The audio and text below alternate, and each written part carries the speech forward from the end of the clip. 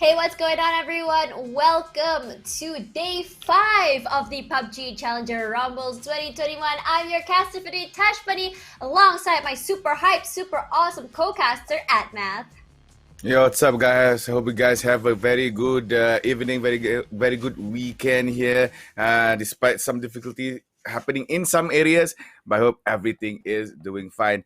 And as said by Tasha, today is the 5th day or the 5th installment of the PUBG Challenger Rumble 2021, where we are trying to find the best 4 teams to go to the next stage of the PUBG Esports timeline, which is the PUBG Continental Series number 4, 2021 for the Asia Pacific region.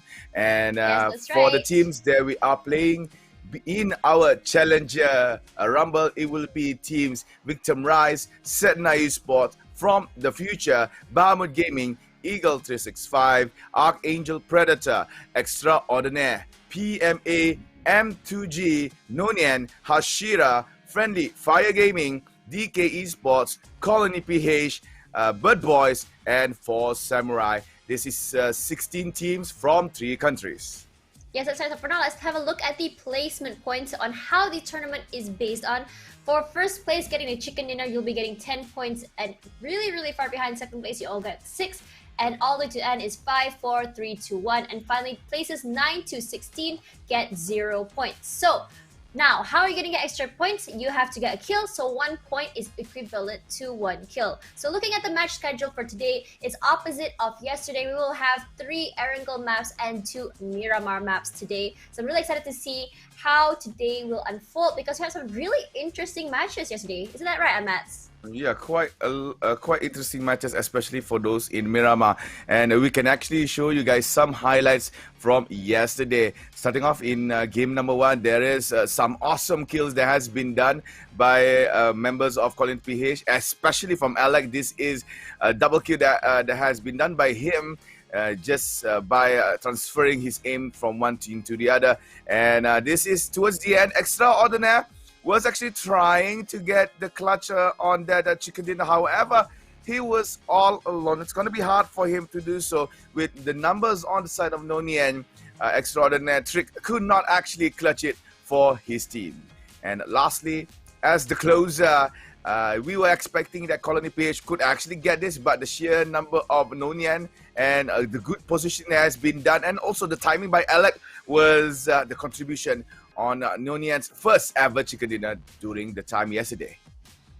Yes, actually so surprising as well. This is another team as well. This is Team Extraordinaire trying to make a move here onto Team PMA. And EDV King trying to move forward, running inside, trying to finish off the kill, but knowing that Team PMA, one more member is outside. So instead of letting him actually come and revive, he actually finishes off, uses the teammates as bait, and revives 3 of his team members. Now for now, let's talk about match 2's awesome chicken dinner here. We have members of Extraordinaire versus VTR, a BG, as well as AAP. The drive-by kill there was insane, but unfortunately didn't really work out for bots, with CJ coming in the rear, and he does the same and manages to get 10 kills total through that amazing kill before coming for his teammate and reviving him eventually.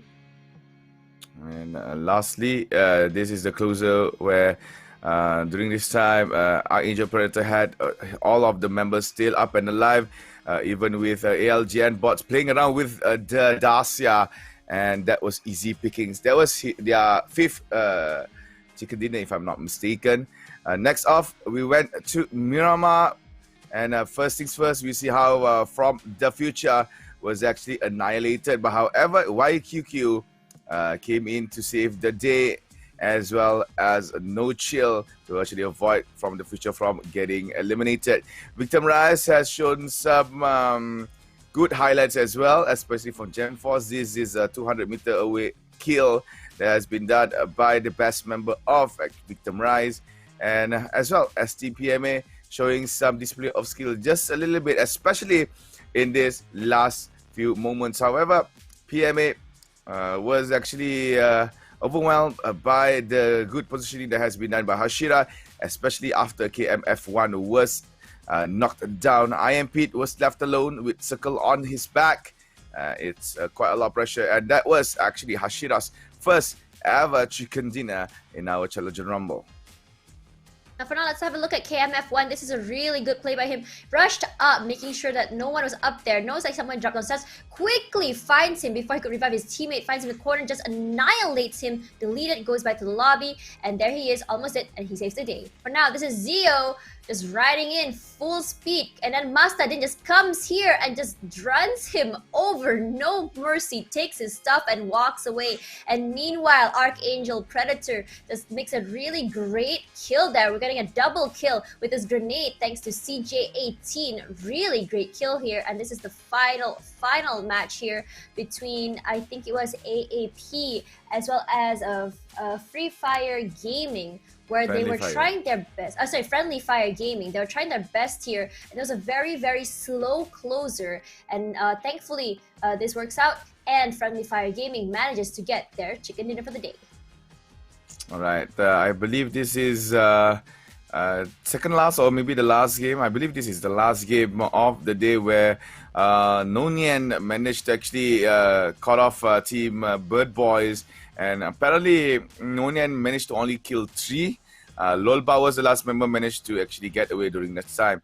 This time, this team Eagle 365 was actually biting something more than they could chew, where Hanzi could actually get the opportunity to revive his teammate. However, there was an enemy still nearby, and he was gone by the time he went there. So DK Esports and Archangel Predator was at the end, where Mastadin has no choice but to actually give away the chicken dinner to Archangel Predator, and this is another secured chicken by the Filipino team. So this is the overall scoreboard as of day number 4. Archangel Predator stands on top with 5 chicken dinner, 213 kills, and totaling up to a whopping 330 points. That is just way absurd in terms of the gap, in terms of the lead, in terms of everything. Kill performance, chicken dinner frequencies, kill per average per game is just over the charts here for Archangel Predator. And coming in on the second place is actually Team Extraordinaire. They managed to actually still hold that particular slot for quite a long time because of the 4, or was it 3 or 4 straight chicken dinners that has been 4. Done by them. It was actually 4 back-to-back chicken dinners in a row. Yeah. It was. I think it was day number 2, or was that it was day number 2? 2 and 3. Yeah, 2 and 3. That was done by Extraordinaire. Victor and Rise slowly rising now at number 3 with 1 kill, 1 chicken dinner, 89 kills and 139 points. Coming at number 4, Colony PH. They were actually climbing from 8th place, and now they are in 4th with 97 kills, 126 points. From the future as well, they came in from the second half of the table, 83 kills, 116 points. Number 6, Eagle 365 with 1 chicken dinner, 80 kills and 114 points. PMA, one of the 2 Malaysia-Singapore team, they are in number 7 with 2 chicken dinners, 65 kills and 106 points. Lastly, from the first half of our scoreboard, it's M2G. This is the epitome of consistency. They do not change much in terms of placement. They have been sitting at 8th place for the past 3 days in a row. This time with 70 kills and 104 points. That's right. So now moving on to number 9, we have Bahamut Gaming, one of the greatest underdogs here, climbing up from 15th place to number 9 with 1 chicken dinner, 65 total kills with 99 total points. 3 points behind is now Friendly Fire Gaming on 10th place, managing to climb up thanks to the chicken dinner they got yesterday. Now 11th place for Samurai, slowly just dropping down the charts with 1 chicken dinner, 59 kills and 94 total points. DK Esports a little bit better but not so great with 2 chicken Chicken Dinners 52 kills and 87 points. Sedna Esports now with 50 kills and 81 points. Hashira now, instead of being at the bottom and 14th place with 1 Chicken Dinner, 52 kills and 78 points. NIAN now on 15th place, dropping down quite a bit with 1 Chicken Dinner, 50 kills and 70 total points. Bird Boy still maintaining the 16th spot with only 27 kills and 40 points, really far away from the rest, and they need to do something to catch up. So for now, let's have a look at the top fraggers. Top fraggers now, all 3 members once again from Team Archangel Predator. This does not come as a surprise, seeing as how much the team has raked in terms of kills. CJ18 with 72 kills with 9.8k total damage. ALJN Bots now with 62 kills but 9.3k total damage. And Mad Dog with 42 kills and 8.9k total damage. All right. So next up, nothing much to be said because our Angel Predator, you see, they have 200 plus kills coming in after day number 4, and I believe that number will actually increase again today after 5 more games. Like yeah, 10 to 15 kills per round. So there's definitely they're gonna get like 40 plus kills today, 100% for sure. Yeah. So in day number 4 yesterday, again, there's not much change. It's the same 3 weapons. It's just that maybe the number of usage. The position yeah, the number changed. of the number of usage. In terms of yesterday, SLR was number 1, and then it was the Mini 14, and lastly it was M416. But I'm guessing because of how many maps were in Miramar yesterday, we had 3 maps instead of 2, right? Which is why there's a shift. Do you agree with this, Admats? Yeah, I think so. It's because that in the current meta of PUBG, 556 is more inclined to be used than 762. Yes, you have that damage, that damage trade-off, but it's all about the accuracy that comes out from the weapon. Thus, you see Mini 14 and M416 is at the top of the weapon picks here by the players, with Mini 14 reaching up to almost 86,000 damage, and for M416 is almost to 60,000 damage. But and both of them actually 556. Because you mentioned that for maps like Miramar, guns that are favorable on this map are more for long distance, which I expected to be more for the M416 and SLR side. But why are we seeing more minis? Mini 14's it's been a staple weapon for quite some time. It is a very good weapon for long range and mid range, and that's why it's more inclined to be used by the players. It has more accuracy than the SLR and SKS, and also the bullets is actually 556, where it's actually easily attained rather than 762. But aside from the weapons, we have some interactions between the teams as well. In day number 4, among the 213 kills that has been done by Angel Predator, most of them in day number 4 was actually done by Bird Boys. From Bird Boys, sorry. Was from Bird Boys. Apparently, our Angel Predator this time around been picking off lower bracket teams, right? We've seen they picked off Hashira, they picked off NIAN, and this time they picked off more of Bird Boys team in day number 4. For Colony PH, on Bird Boys. among the 213 kills. It's not all the 213 kills. That will be absurd. Definitely. Yeah, so for Colony PH, among the 97, most of it was done by Eagle 36. Was done from Eagle 365. In day number 4, we actually do see a lot of interaction between this Filipino and Indonesian team. But most of the time, Colony PH came out victorious. Eagle 365 came out a little bit limping towards the lobby. Meanwhile, Victim Rise had a lot of segments with Sedna Esports. Sedna Esports is one of the passive teams that is in our Challenger Rumble. Nothing much to be said about this team. They were playing very low-key, was not so bombastic in terms of performance and strategy. So for Sedna Esports, they were hunted down quite a lot by Victim Rise. Next off, from the future, loves to have some tug and pull with M2G. yesterday. There are times where M2G won, there are times where FDF won, but most of the time it was on the side of the latter. So from the future, had a lot of brawl with M2G yesterday. And lastly, besides from M2G, from the future as well, had quite a lot of interaction with Eagle 365. However, it is the vice versa, where Eagle 365 is the one that was doing the hell towards from the future. Yes, that's right. So for now, let's kind of dissect yesterday and what we can expect from today's matches. So yesterday we have seen the underdogs actually come up better and stronger than before. Hashira got a chicken dinner. Friendly Fire Gaming got a chicken dinner. We saw a weird moment where Archangel Predator only got 7 kills instead of the usual 10 to 15. So now that we're seeing all of this, is it because Archangel is losing their balance, or is it because that these teams are actually looking to kind of like, you know, kick it up a notch, try to see, like, you know, last 2 days, what can they get out of this? What are you trying to?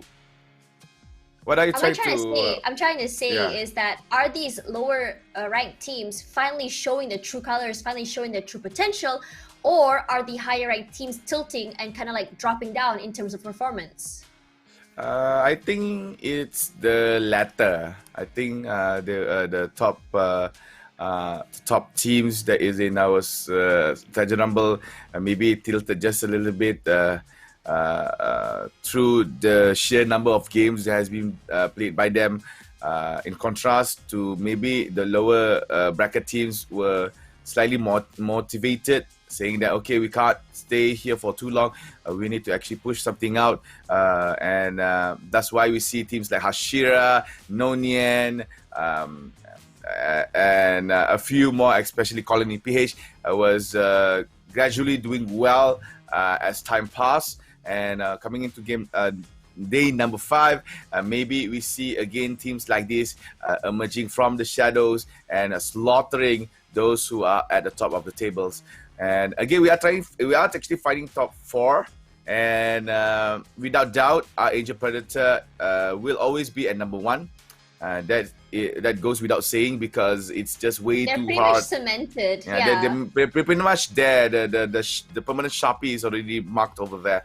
But number 2, 3, and 4, it's up for grabs for everyone inside the series, maybe except for Bird Boys, but this could still do it despite being last place. Points are just way too big for a gap, but miracles can happen. Bird Boys suddenly can get steamed up and just roll down everyone in the game. But again, for the second, third, and fourth slot, it's up for grabs for every team. And that's why teams, especially those in the lower brackets, is actually slightly motivated to actually try to grab that slots away. Yeah, but for now, let's talk about like the plays yesterday. We've seen some more amazing plays. We've seen some more Kobe's that we used to, and then we also seen some clown fiestas as well, such as the motorcycle accident done by Setna Esports. We've seen I can't remember who, they ran over Mastadin from DK as well, and you know, I'm seeing a lot of those kind of more fun plays. I'm wondering if this is a way for the players to kind of like let off some steam, I guess, since they're playing like 5 matches per day, which can actually impact their stamina or endurance, if you may. Also, this month is also Ramadan month. Some of them must be fasting as well. So I'm guessing maybe that might also be the reason why some of the teams are not performing. What do you think? In the spirit of the month, I don't think fasting was a factor of low performance. There are also other athletes from other sports that is actually doing well. Even us here as a caster, we are actually doing quite okay here. So if the players were to be fasting during the gameplay, They should, be prepared physically and mentally on what's to come. So to put that as a factor of low performance is kind of is like putting an argument into a fallacy. So I don't think it's that.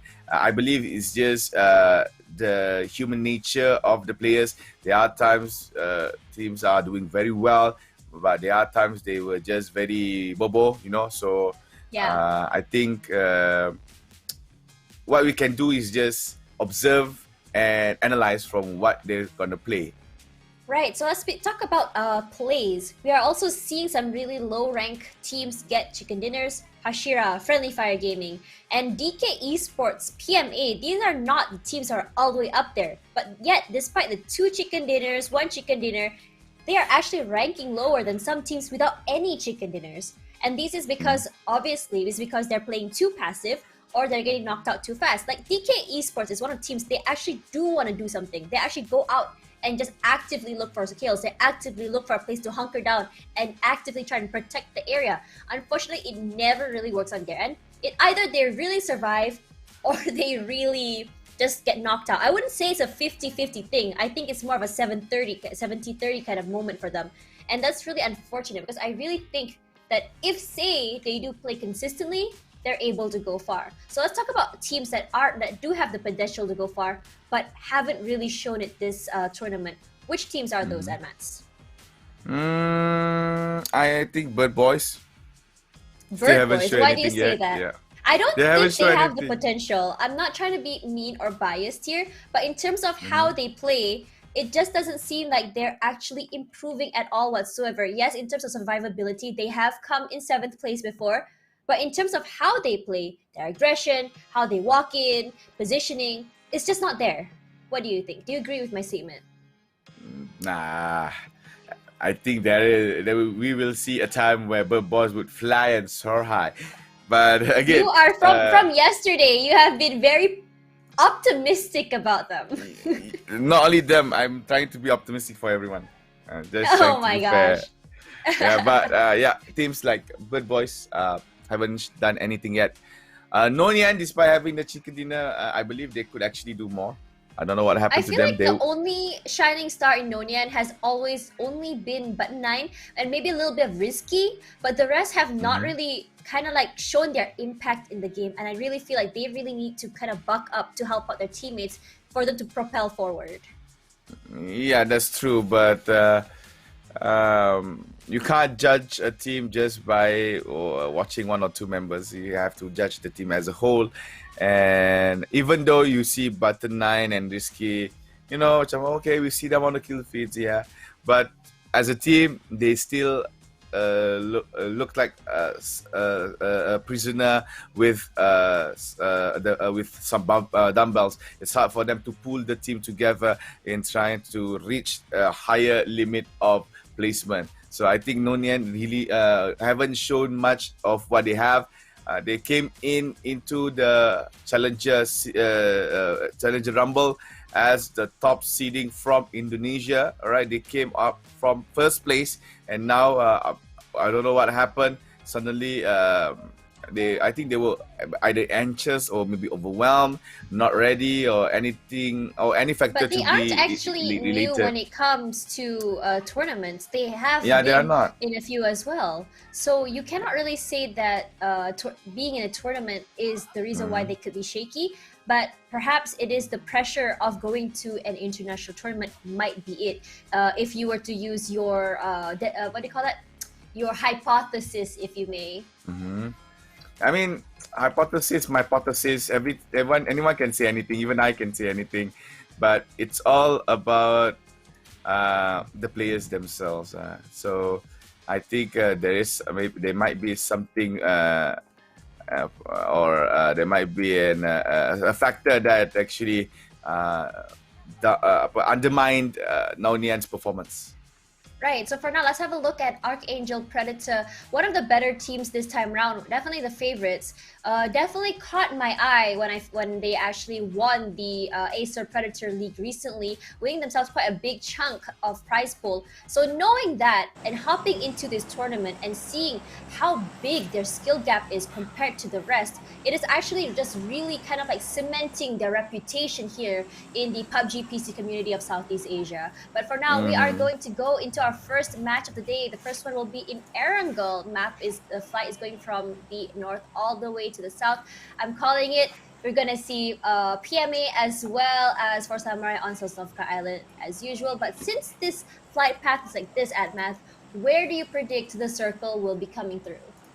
I predict it will be right around Milta Novoripnoye, around that area. Why do you say that? Just a hunch. A hunch. Okay. Let's see if this Seriously, hunch is the only thing that you can do in predicting the circle is just hunch. There's no particular formula that you can follow. There's no shortcut. It's just hunch. right. I agree. So for now, we are seeing actually another team hopping into Sosnovka Island, which is half of M2G as well. Possibly because they actually want to see. They're just going to probably try to scout and see if they can cover more area in the terms of looting. But for now, I'm seeing that the disposition of Team Yeah, Erangel, I that's was a almost circle. right. The disposition of the circle, of players are actually toward the middle. So you can see there, Extraordinaire, really good with the prediction. Almost right smack there, dab there in the middle, in a great area where they can actually just loot comfortably. And DK Esports just coming in close by. We may be seeing DK Esports and Extraordinaire maybe kind of like, duking it out early. Yeah, I think so too. There you got some drive-by done by AAP. Just some random shots, just to instill fear to the hearts of the enemy. But that is just nothing. Just maybe saying hi, hello, with some bullets, and they're gonna look right around the Joker Paul. Right, this is quite far actually for this team. They really need to travel because they are on the left side of the map, but the circle is on the right side.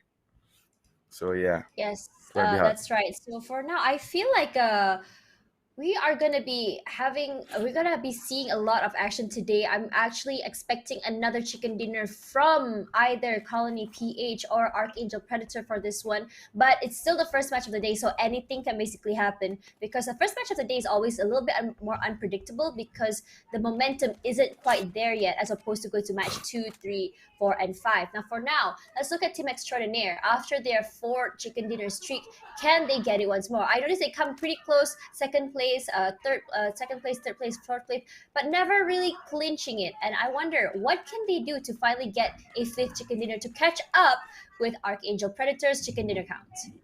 Oh, that is gonna be hard actually, because your team as well as the other 15 team is gonna be going for their particular objective as well. So for teams to chase the amount of chicken dinners that has been acquired by Angel Predator, it's gonna be an uphill battle.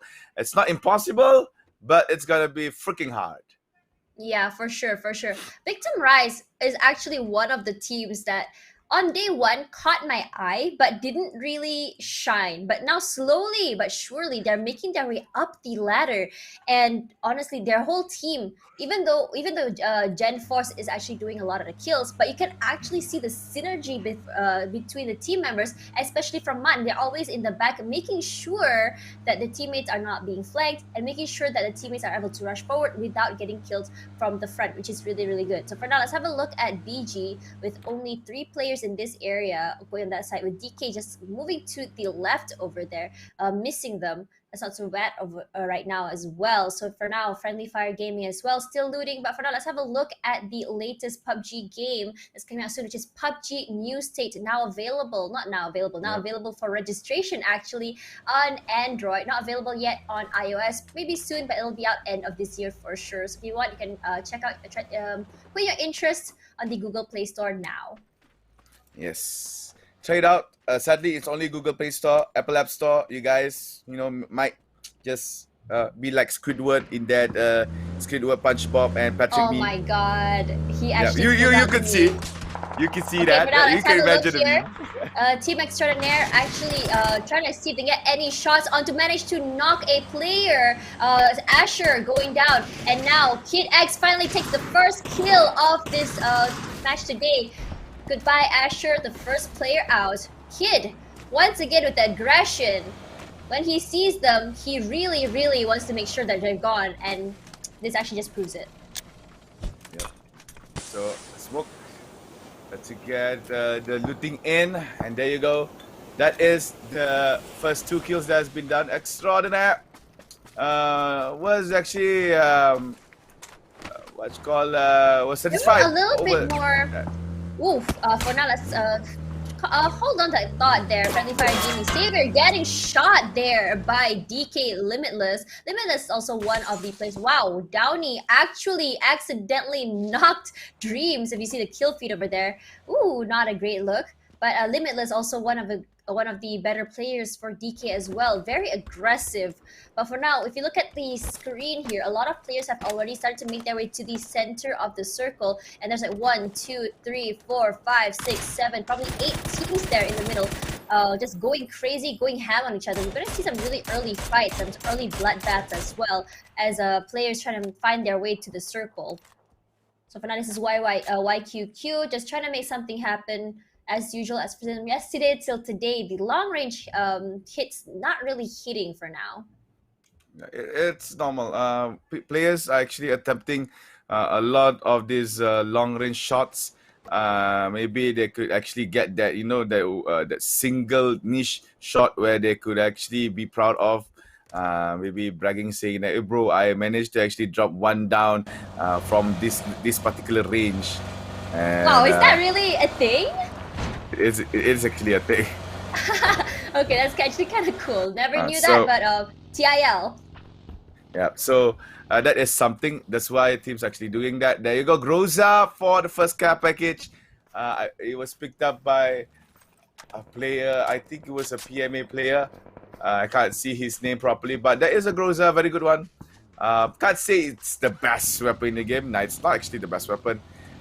In my opinion, okay, this is my personal opinion. I think I prefer the AUG rather than the Groza.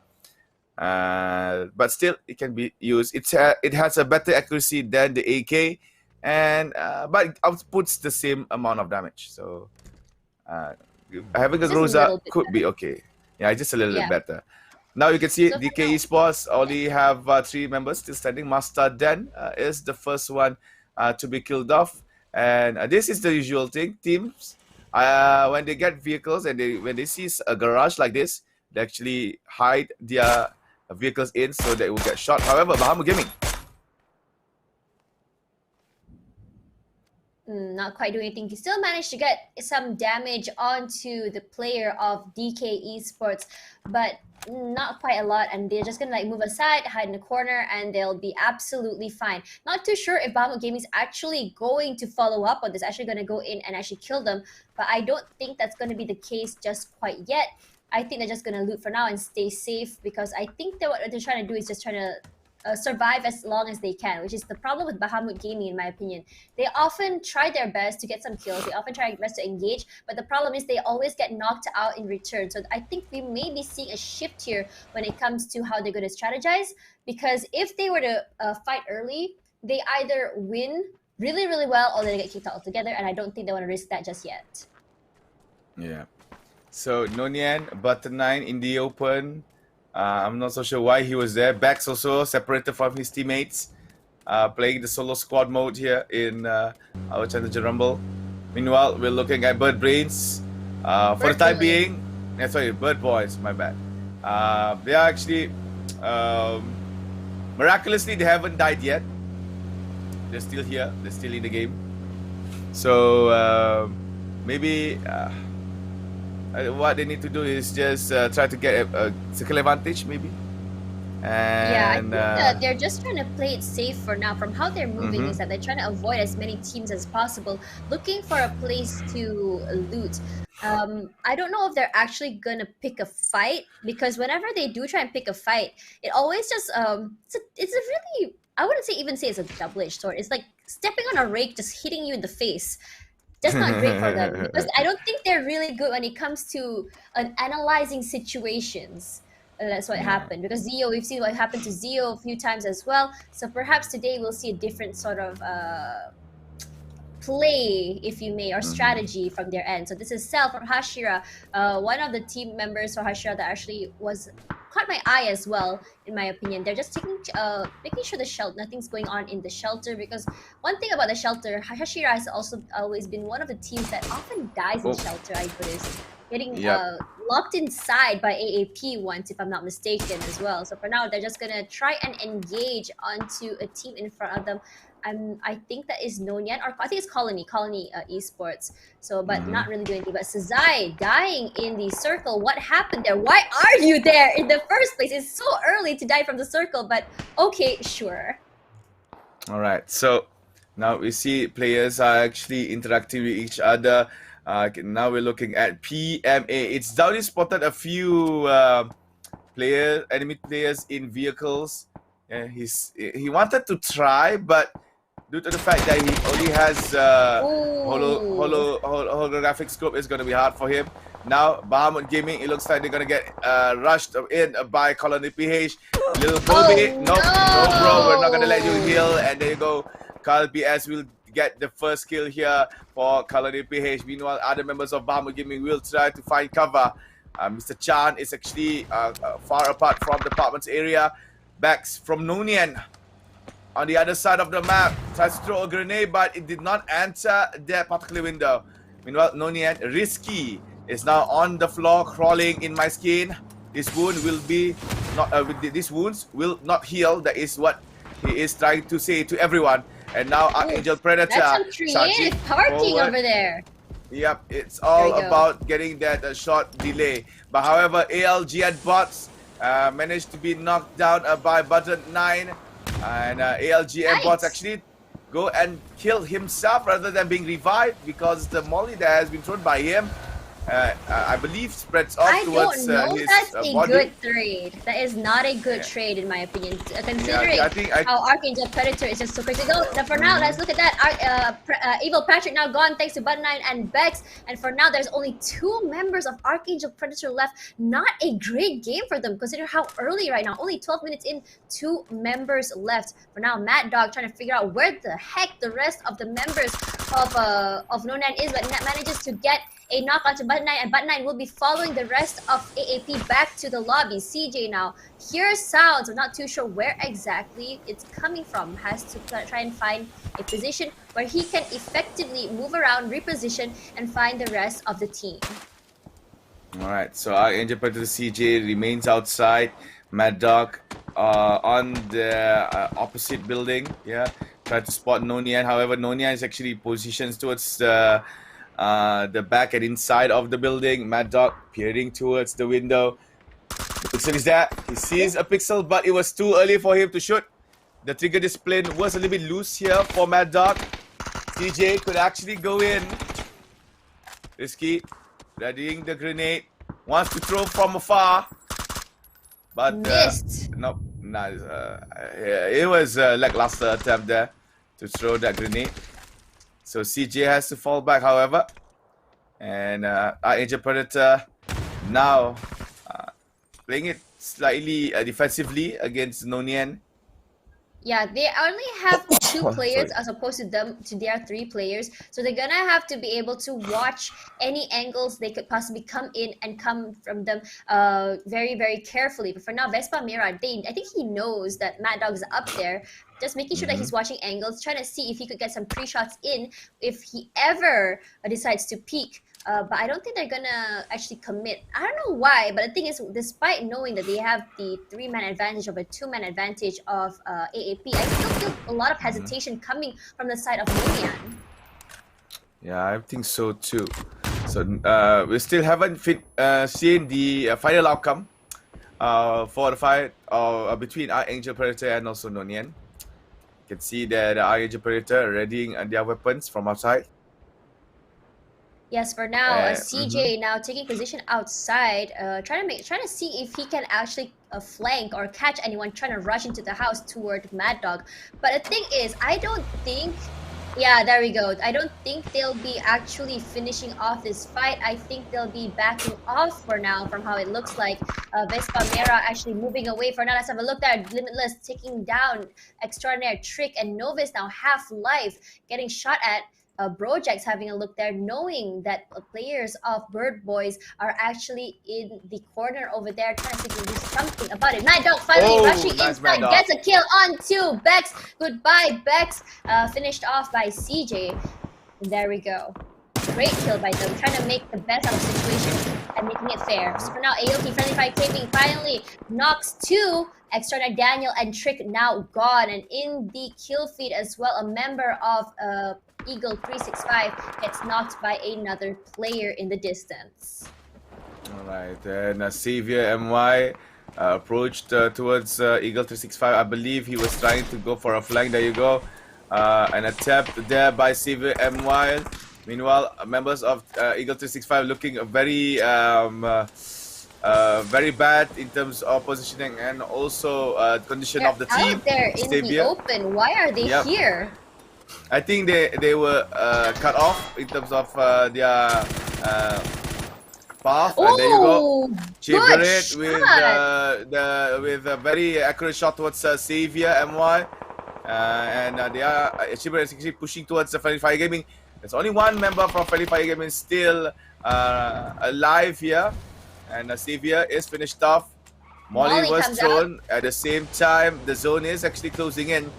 Chibarit stays nearby to actually spot members of Friendly Fire Gaming. There you go. Grenades, flashes, everything has been thrown. And just chuck everything, why don't you? Just chuck everything. You're going to get first. Yeah. Chibarit actually managed to get Kev there. You can see on the kill feed. Chibarit pushes forward. Meanwhile, we're looking at DK Esports making some shot onto us. Extraordinaire at King. And there you go. We come back to Chibarit. And I believe Chibarit clears out Friendly Fire Gaming. Double kill. Kev and our key was actually killed by him. And there you go. Friendly Fire was the first team to be eliminated. And next off, Setna Esports as well got back towards the lobby. There we go. For now, you can look at the kill feed. Hashira Suzunami, one of the star players of the team, gets downed by Hanzi from Eagle 365. Eagle 365 clearly today out for blood despite losing one of their members already. Sorry, they actually got knocked, but he's back alive again. So for now, we're gonna just move forward here. Nova's getting caught out there by BB Zio. Gets knocked, and I think he will be going back to the lobby soon. Yes, I was right. There we go. Now Brojack's now repositioning himself, trying to find the rest of the members of Bird Boys. Nanzi running up, trying to help his teammate Zio up there, all alone, surrounded. Some shots are coming out, and what can they do to make this better? Lolba, again, still late to the party, just like yesterday. Yep. So now, I'm sorry. My vision is a little bit unclear here for me to see. Okay, it's Archangel Predator. Not so sure what the Mad Dog is actually doing. I believe that Mad Dog is trying to get a higher ground here for some better viewership in terms of trying to spot enemy. There you go. Extraordinaire as well. ADV King was caught off. So there is a very early exit done by Extraordinaire. The second placement team is eliminated early in our game number 1, and there you go, some shots done by Colony PH, this time making some action movie by exploding a car. The Dacia flew by, and at the same time you see on the kill feed, Bahamut Gaming Art God takes down and kills actually Chibarit. And the DK Esports Limitless founds Gen Force out of nowhere, and Master Dan is actually proceeding to push. Oof. And that was a nice shot there by CJ. Spotted out Hachi from Hashira and takes him down. But we're gonna go back to DK Esports. They're gonna go and show off some fast and furious skills. However, Limitless was actually knocked by his own car.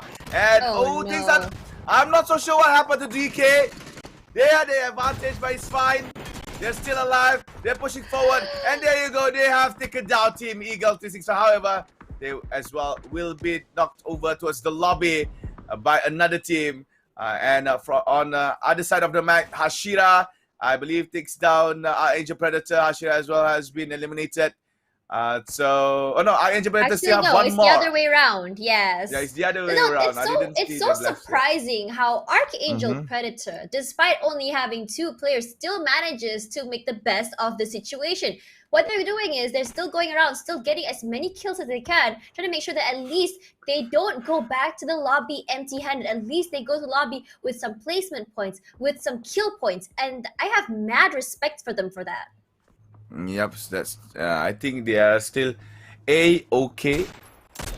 So, there we go. Yeah. For now, Dreams YR from PMA taking some shots there onto a member of For Samurai, and also spots out Team Bird Boys. The thing is about Dreams YR, it's like if you cross my peripheral, you're gonna get shot. I don't care if you're the same team or different team. I'm just gonna shoot at you. I don't think at this point Dreams YR has always been one of the more aggressive players for PMA, and he is out there looking for any kill points he can get. Now Zio getting shot at. Lolba.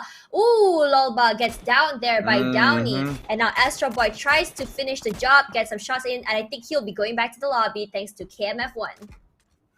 Yep, KFM1 doing very well for his team. So PMA as well showing their true colors from time to time. But I believe that they could actually do better because I still think that team like PMA is the savior for the Malaysia-Singapore team. Despite having Friendly Fire Gaming as well, I'm also having high hopes for Friendly Fire Gaming to actually, make a comeback. That will have to happen next round for sure. Yeah, but for now, we have Zio already knocked there thanks to Archangel Predator. And from the side here, you can see Downey playing the third-party game once more. So Bahamut Gaming hears shots, clearly wants to join in, but gets bothered by Calbs from Colony PH on the way there. Looks like Mr. Chan will be chasing after. He's in the car. He tries to. Car is actually broken, so he can't do anything about that. For now, spots members of Archangel Predator. Knows there's only 2 people. Will they do something about it? But for now, Mad Dog with the double. My God. And Bird Boys goes back to the lobby at 8th place. Alright, so you go shots by Mad Dog from far range. CJ gets Mr. Chan. Actually, Mad Dog's just providing damage, and then you go Mad Dog. They're still getting 10 kills! And there you go, 11 kills for Archangel Predator. With only 2 remaining members left, Bahamut Gaming was dumbfounded in the middle of the field. They were like, what the heck was shooting me? So they were knocked one by one, and now we're looking at a PMA. They are actually observing 2 different teams. Downey actually observing 2 different teams for Samurai and also Victim Rise. Meanwhile, Colony PH pushing forward. Sees a member from NIAN. Vespa Merah is right under that particular hill.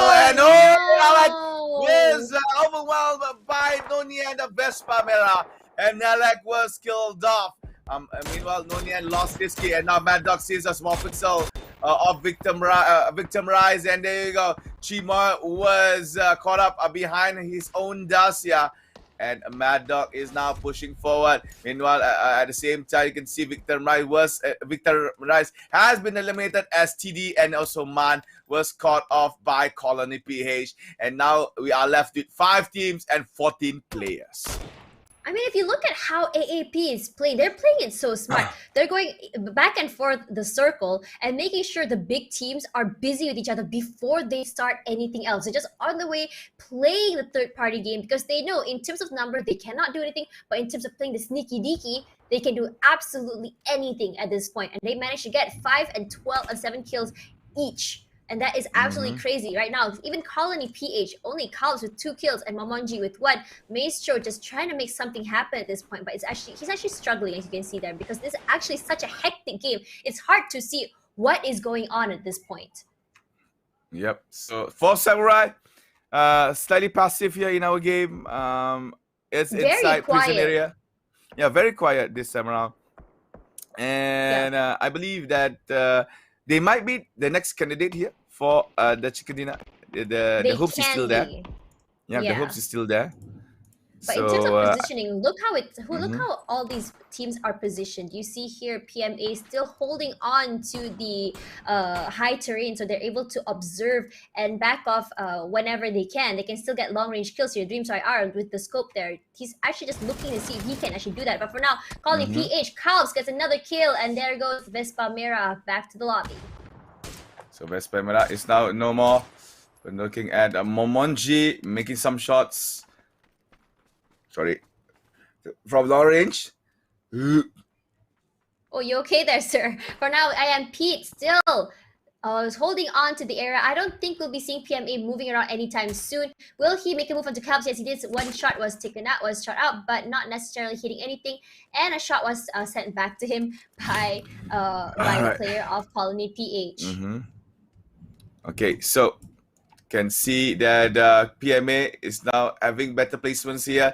They have all 4 members still up and about after getting this top 4. And as usual, we would actually see our Angel Predator be in this position as well. So for the time being, there is actually 2 teams. There is actually the possible candidates for our chicken dinner for game number 1 of day number 5.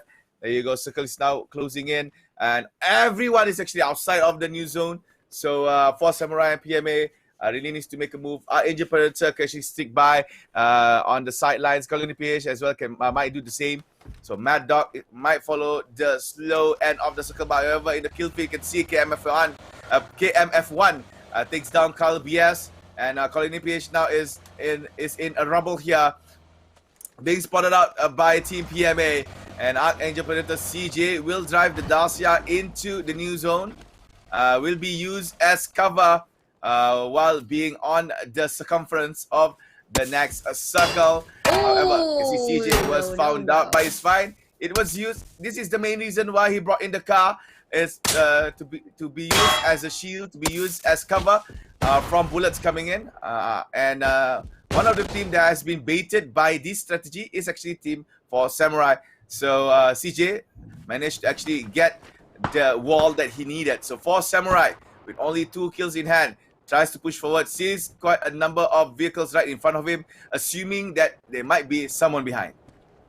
Yeah, but for now, let's have a look at how far away. Look at the PMA actually just shooting at CJ just now, and it's actually right what we guessed, because PMA looking to do long range kills, and it's actually just working out. See how far away they can actually notice that AAP was over there. For now, Colony PH moving forward, trying to make something happen. I think a lot of teams are actually looking at AAP right now, given that their position has been given away thanks to PMA. So they're in actual trouble. They're gonna have to do something about that. For Samurai moving forward, it's Downey. Looks like they're trying to do something as well, but for now, it's Downey taking some shots there onto for Samurai Kane.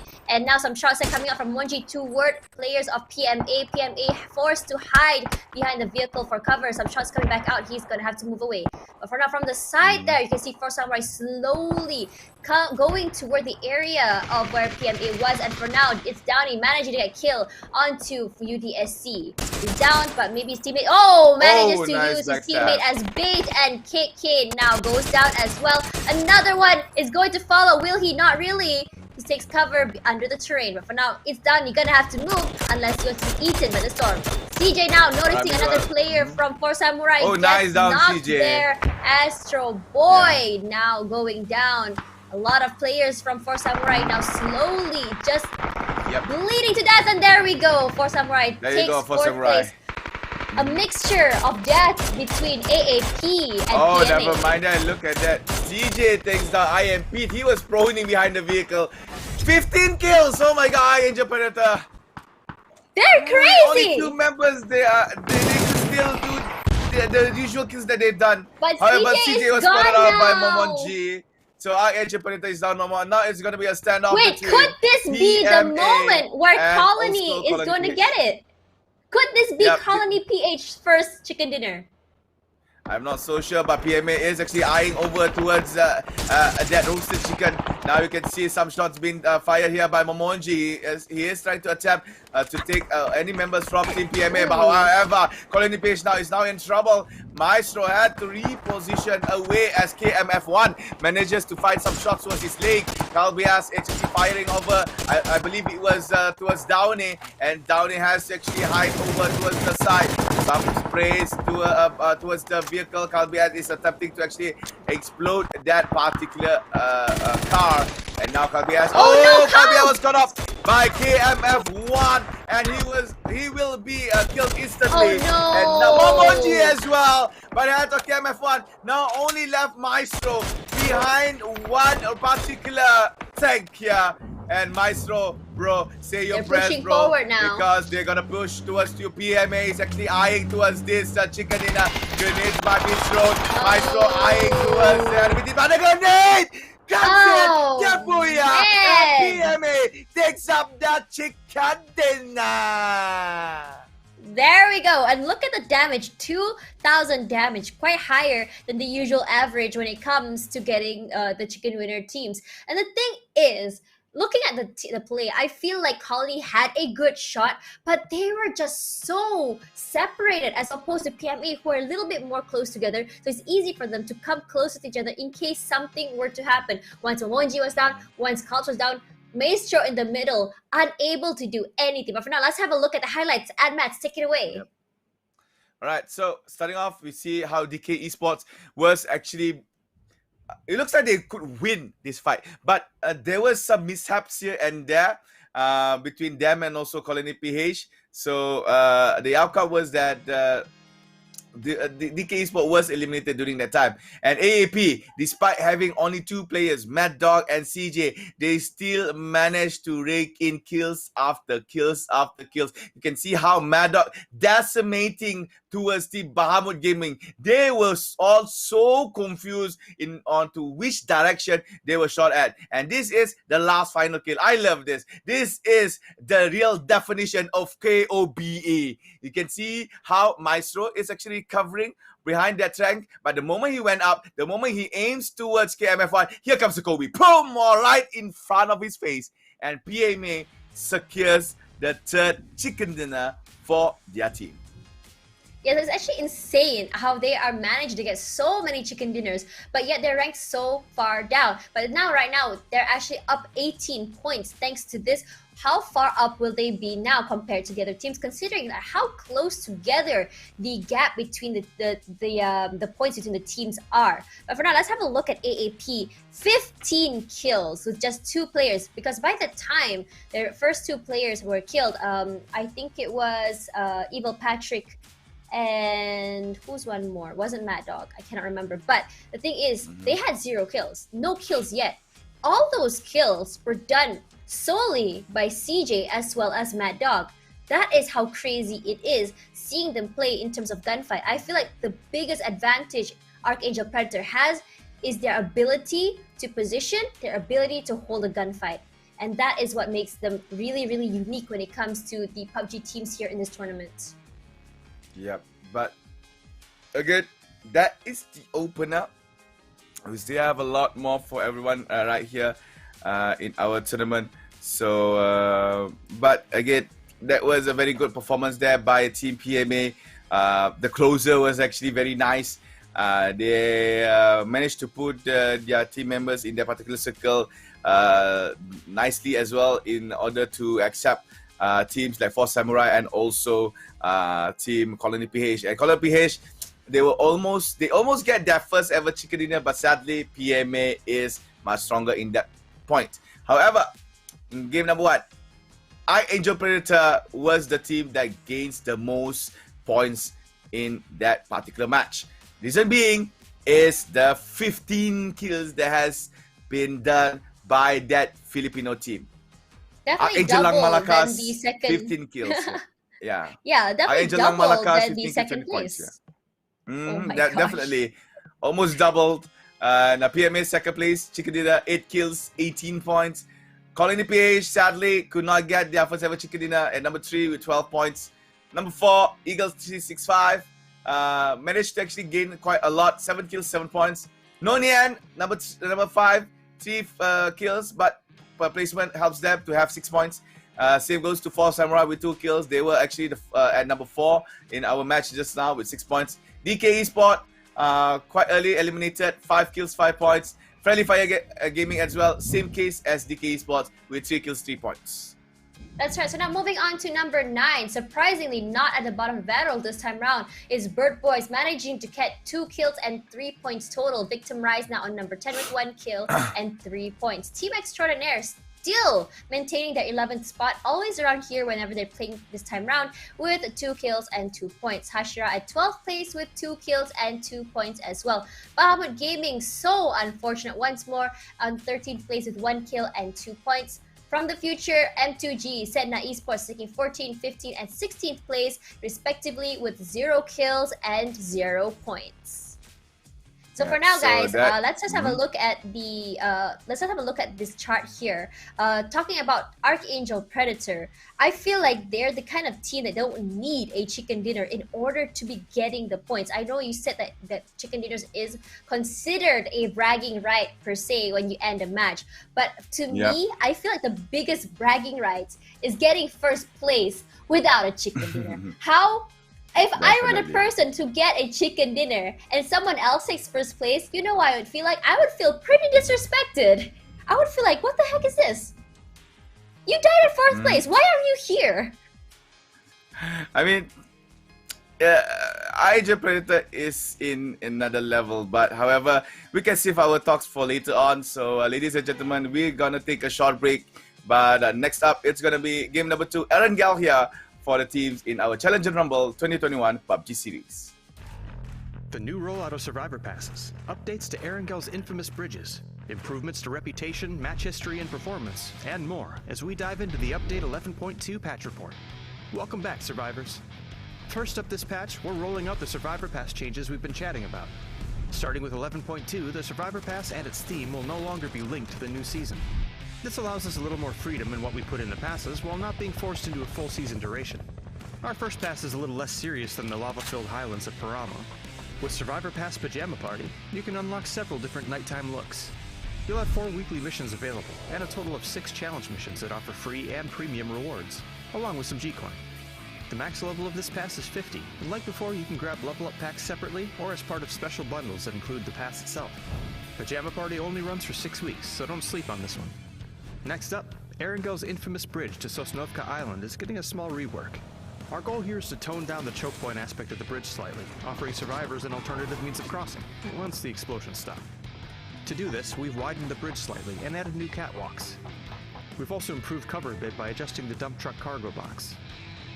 We don't expect this will majorly change how people utilize the bridge, but we'd love to hear your thoughts once you've given the new bridge a few rounds of play. Our reputation system is getting some needed updates as well. We've made it easier to recover reputation if you've fallen below level 1, and your rep will also level up faster past level 4. A max deduction limit has also been added to prevent cases where someone could be falsely reported into oblivion by the enemy squad. We'll continue looking at the system and try to keep it performing as it should and free of abuse, so please let us know if there's anything else that needs to be looked at. Match history has seen some visual design improvements and has some added information, and there have been a number of performance improvements to the game overall as well. And one more thing. After quite a bit of feedback from the community, we've increased recoil slightly for passengers in moving vehicles. We hope this will put a little more challenge into those drive-bys, but let us know if it's too little or too much. Full details on those can be found in the patch notes. For now, pick up the new Survivor Pass, drop into Paramo, and turn your squad's slumber party into a slaughter party.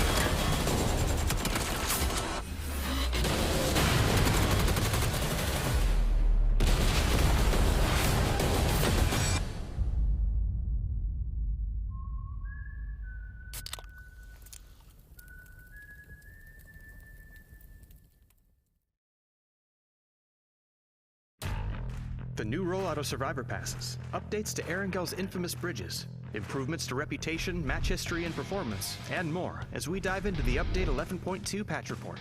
Welcome back, Survivors. First up this patch, we're rolling out the Survivor Pass changes we've been chatting about. Starting with 11.2, the Survivor Pass and its theme will no longer be linked to the new season. This allows us a little more freedom in what we put in the passes while not being forced into a full season duration. Our first pass is a little less serious than the lava-filled highlands of Paramo. With Survivor Pass Pajama Party, you can unlock several different nighttime looks. You'll have 4 weekly missions available, and a total of 6 challenge missions that offer free and premium rewards, along with some G-Coin. The max level of this pass is 50, and like before, you can grab level up packs separately or as part of special bundles that include the pass itself. Pajama Party only runs for 6 weeks, so don't sleep on this one. Next up, Erengel's infamous bridge to Sosnovka Island is getting a small rework. Our goal here is to tone down the choke point aspect of the bridge slightly, offering survivors an alternative means of crossing, once the explosions stop. To do this, we've widened the bridge slightly and added new catwalks. We've also improved cover a bit by adjusting the dump truck cargo box. Hello everyone, welcome back to the PUBG Challenger Rumble 2021. I'm your caster for the Tash Buddy, alongside their super awesome, super cool at-bats. Alright guys, we just finished game number 1 just now. It was very hectic. It was very interesting to watch. We watched how our Angel Predator yet again gaining 2-digit kills in the match, as well as a new team coming in victorious there, winning the chicken dinner, which is Team PMA. So PMA, after that game, managed to actually steal 3 chicken dinners in our Challenger Rumble. And as well, props towards Colony PH. They were so close. They was this close to actually get that chicken dinner, but sadly, the gameplay done by PMA was much greater than them, and thus they were overwhelmed and actually decimated by the Malaysia-Singapore team. Yes, that's right. So for now, we're going to move on to Game 2 later, still in the map of Erengel. So it's going to be the final match in the map of Erengel before we move on to Miramar later. So after this, I'm just really interested to know, like, what do you think about the match earlier? It was very hectic, very fast-paced. We're seeing fights very, very early. And why do you think there's a change of pace now compared to before? Because I think it's because of the fly path. Because the fly path was directly inclined in the middle of everything. So teams are actually in the middle of the map. They were actually close by to each other, nonetheless. But that's why there were very early interactions between the teams, and there were fights where it was done. On the first circle, it was done on the second circle, and that's why the game seemed to be a little bit more fast than usual. Yeah, it's more action-packed than the usual ones that we see. But however, Tasha, the overall scoreboard.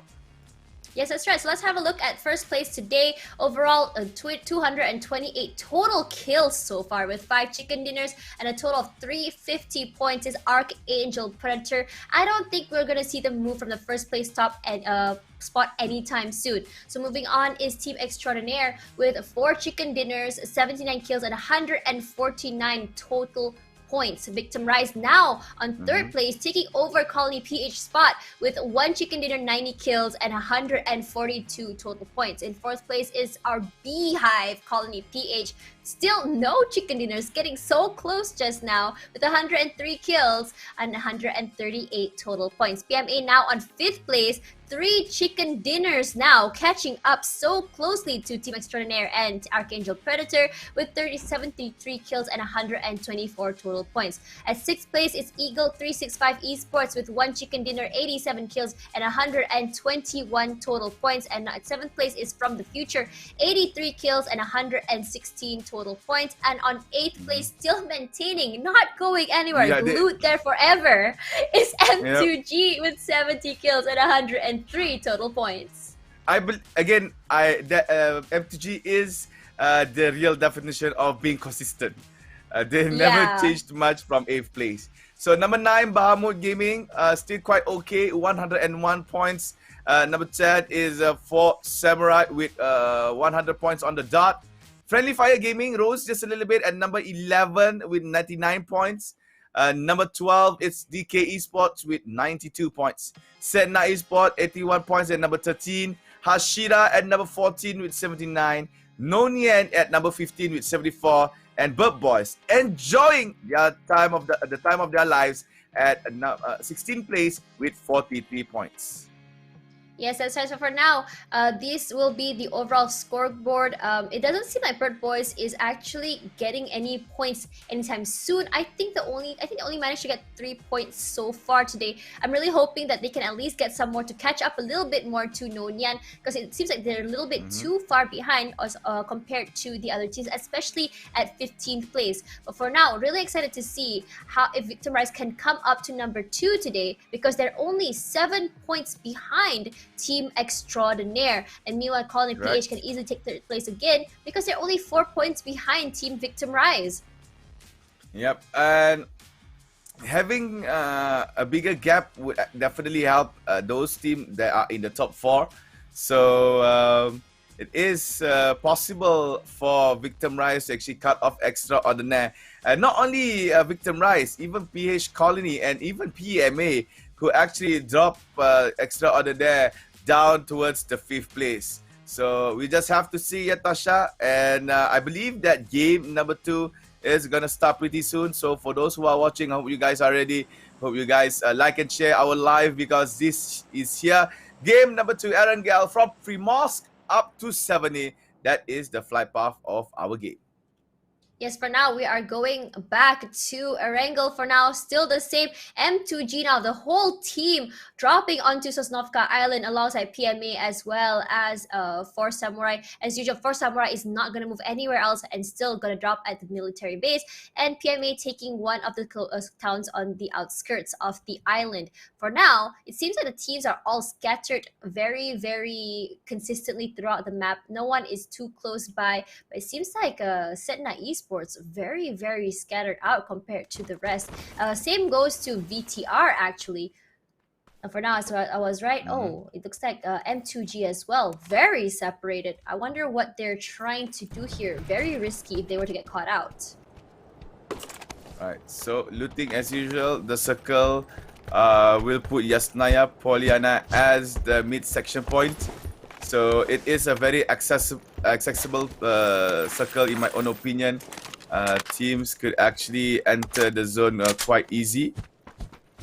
And now, as usual, the looting phase, nothing much to be said. We're gonna see teams looting in areas of where they dropped. However, we heard some shots here. I can't judge well just by watching the map, but I believe it is right around from the Future's vicinity. I believe it was in Rozok, but I'm not so sure. And again, early game looting, but I'm pretty surprised that there are some teams that actually went into Sonovska Island to actually gain some loot right around military base, despite the circle saying that they're gonna put Yasnaya Poliana as the midpoint. So they're gonna travel quite far to actually enter the first zone of the game. If you look at Sosnovka Island here, you can see Brojax as well as M2G, YKNAV actually watching the, I'm guessing they're watching the two bridges, possibly to try get a pick perhaps, but we have to wait and see for now, because I'm really hoping if that were the case, that will really make for a very, very interesting match. And for now, most of the teams are not still inside of the circle. Not a lot of teams are actually packed around. So we're not actually seeing a lot of early fights like before. But for now, we are actually hearing some shots coming in here. No, but nothing, right? I think it's actually Teddy just doing some shots for now. For now, let's talk about AAP. They're quite far out as well, taking the area outside of the circle to comfortably loot before they decide to go in and just go ham on everyone like they usually do. Now, another interesting thing I'm seeing on the map as well is Bird Boys, how they're very, very separated, despite knowing that in terms of a gunfight, they don't really have the upper hand once they're caught out. So I don't know why they're still separated this way, even though they know the risk that comes with being separated like that. I'm not so sure. I think they have their own strategy to avoid themselves from entirely annihilated by the enemy team, so it's better off to actually be apart from each other, avoiding that risk of being wiped out. So maybe that is what plays in the minds of the players, and that is actually a very good strategy. But at the same time, it's a very tough one to execute because it relies on the individual skills of the players themselves. So they can't just simply, all right, guys, I'm gonna go this far, and I'm gonna go help. I'm gonna go try to, avoid getting killed. But now we're looking at PMA a little bit more. Just need that one more bullet. Nope, could not do so. PMA missed the opportunity. However, from the kill feed, Extraordinaire finally making some noise in the kill feed by taking down a member from Setna Esports, which is Vexify. Yep, for now, let's have a look at the from the future right now. From the future today, not really making an impact as they did yesterday. Perhaps it's only the first match and they're just actually warming up still. But Hexagon yesterday was doing some pretty interesting kills as well. Very brave picks. And I'm really expecting to see more from him today as well. This is Trick just getting the kill. Seeing if he can do another long range kill as he did before. 1 shot, 2 shot. And not really quite doing any damage. Didn't notice that the player of Setna actually ran into the building. For now, he's just gonna loot up and just stay healthy. And EDV King just coming close by. I think they're actually looking to engage onto this team now that they know where they are. Friendly Fire Gaming is who I'm guessing is in the building, but he is actually all alone. If he goes inside, it's absolutely sure he's going to die. And he actually passed by a member. There we go. All the shots there. And ADV gets caught off guard. Nandu sends him back to the lobby. There you go. From the future, actually gets a kill towards Extraordinaire. That is actually a very big impact for Extraordinaire. The Indonesian team is starting off pretty unluckily, as one member was actually eliminated quite early. He did not clear the rooms as he ran in. I was actually surprised that he did that. I mean, I think he was in a rush, but however, you look at that cell from Hashira, takes down YK and AV, so YK and AV instantly be killed down, and Hashira also as well gets their first kill of the match. This is the bridge onwards to Sonoska Island from Milta. So yeah, actually, it was a very good I was actually right, because if you saw that, I did say they were waiting at the bridge to get some picks, and he did actually get a pick. Really good strategy, and I'm very happy that worked out for them. Yep. Now we're looking at Eagle 365. As usual, the open gameplay by this team. These guys really have guts of steel here, as they do not require a lot of cover in order to try and bait out enemies to actually fight against them. So yeah, in terms of Eagle 365, Chibirate is always the one that is super aggressive. Look at that. He's already trying to drive past forward if he can. But for now, Hanzi just trying out some shots there to see if he can provide some cover if Chibirate decides to move forward and push. But in the area, you also see Extraordinaire as well close by. I think they are very aware, and they're just trying to third party the two teams over there that are trying to fight each other. But for now, I don't think they're going to do anything just yet, because it looks like they've been interrupted. But they already know that over on that side. For now, let's look at the kill feed. But 9 manages to down my boy, and Risky taking down Fruity. Let's see if they'll be able to revive. All right. So Eagle 365, their open gameplay. Hanzi trying to actually get any shots in. However, button 9 with the Knobi, nicely done. Actually hitting towards Mustadan. And now 2 members of DK Esports is now on the floor. Trying to find the other members, but could not do so. 3 because players might dead. be find a There's way. one more. Yeah. But oh no, button 9 was actually picked off by an enemy team from somewhere in the map. AAP. And now button 9 crawling on the floor. It was actually AAP. And now it's actually Archangel Predator moving towards team NIAN. NIAN is now in quite a pickle here, as the Filipino team is engaging towards their particular compound. NIAN inside, you can see Risky is actually trying to revive bottom 9. I'm not so sure he has the time to do so. There you go, a grenade was thrown inside. And some shots was done, but the 9 was down by CJ for the second time. And at the same time, Patrick takes backs. But CJ from outside was caught up. CJ instantly killed off. But Evil Patrick is not giving any chances. Mad Dog as well goes down. This might be the first ever game by Archangel Predator, where Archangel Predator showing a lot of weaknesses coming in here and also there. And but ALGN bot is still inside. The game is not yet over. ALGN tries to rotate towards the side. Almost spotted out one, but could not find so. And now an attack by ALGN. We did the grenade. Oh, the timing! Oh, no! The timing was good for the side of NIAN and Archangel Predator.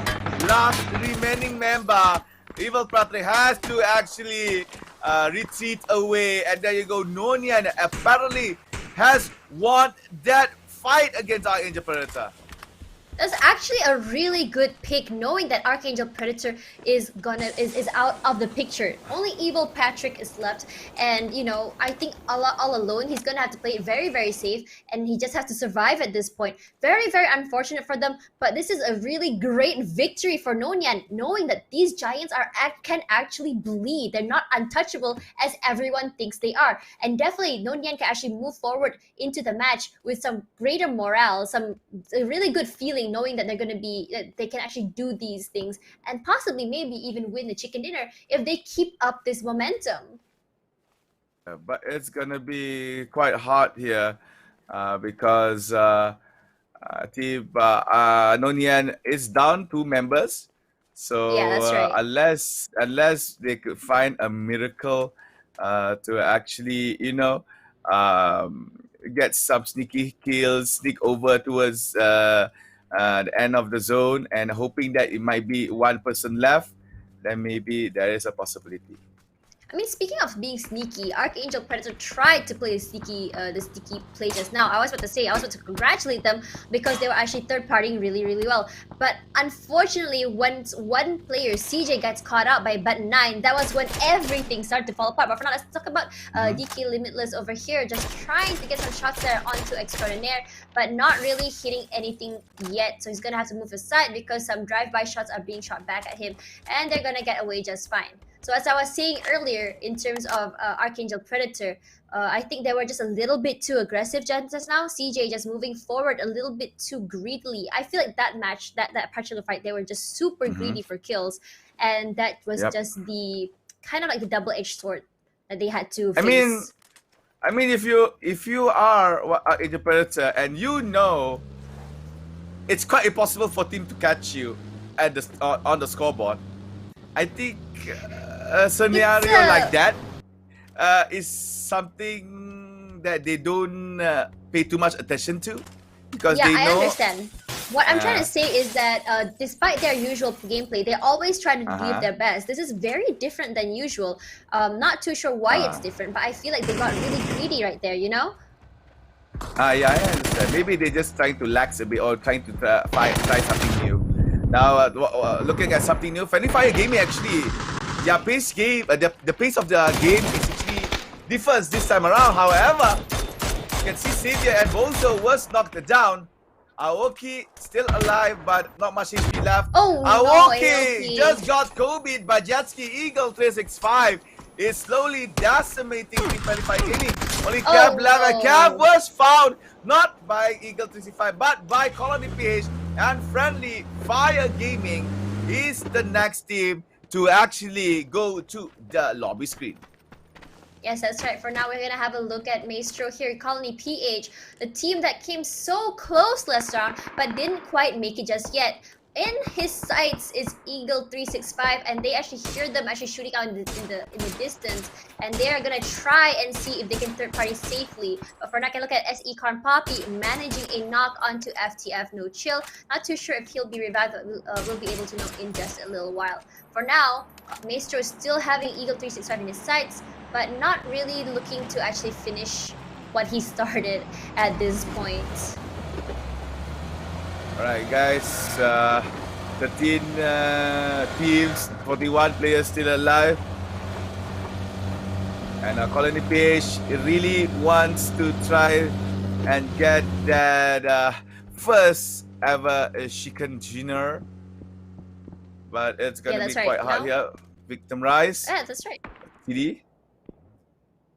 Aiming? Oh, No. I don't think he's actually going to do anything about it. But the thing is, I'm pretty sure Victim Rise knows that there's only one more player from AAP left if they were actually paying attention. So I think we can actually see an actual engagement onto Evil Patrick later if Evil Patrick is not being careful. But for now, there's Novice trying his best to drop some shots there into PMA, getting some damage out. But no one actually is going to die just yet. But Dream's actually quite low there thanks to that. Yep, so Mr. Cell repositioning, but oh, Cizai can see how the kill feed actually managed to get a knock onto his team PMA, but we're now looking at Victim Rise engaging towards team Colony Philippines, and Victim Rise is actually moving forward. Colony Philippines is actually awaiting to accept Victim Rise towards their area.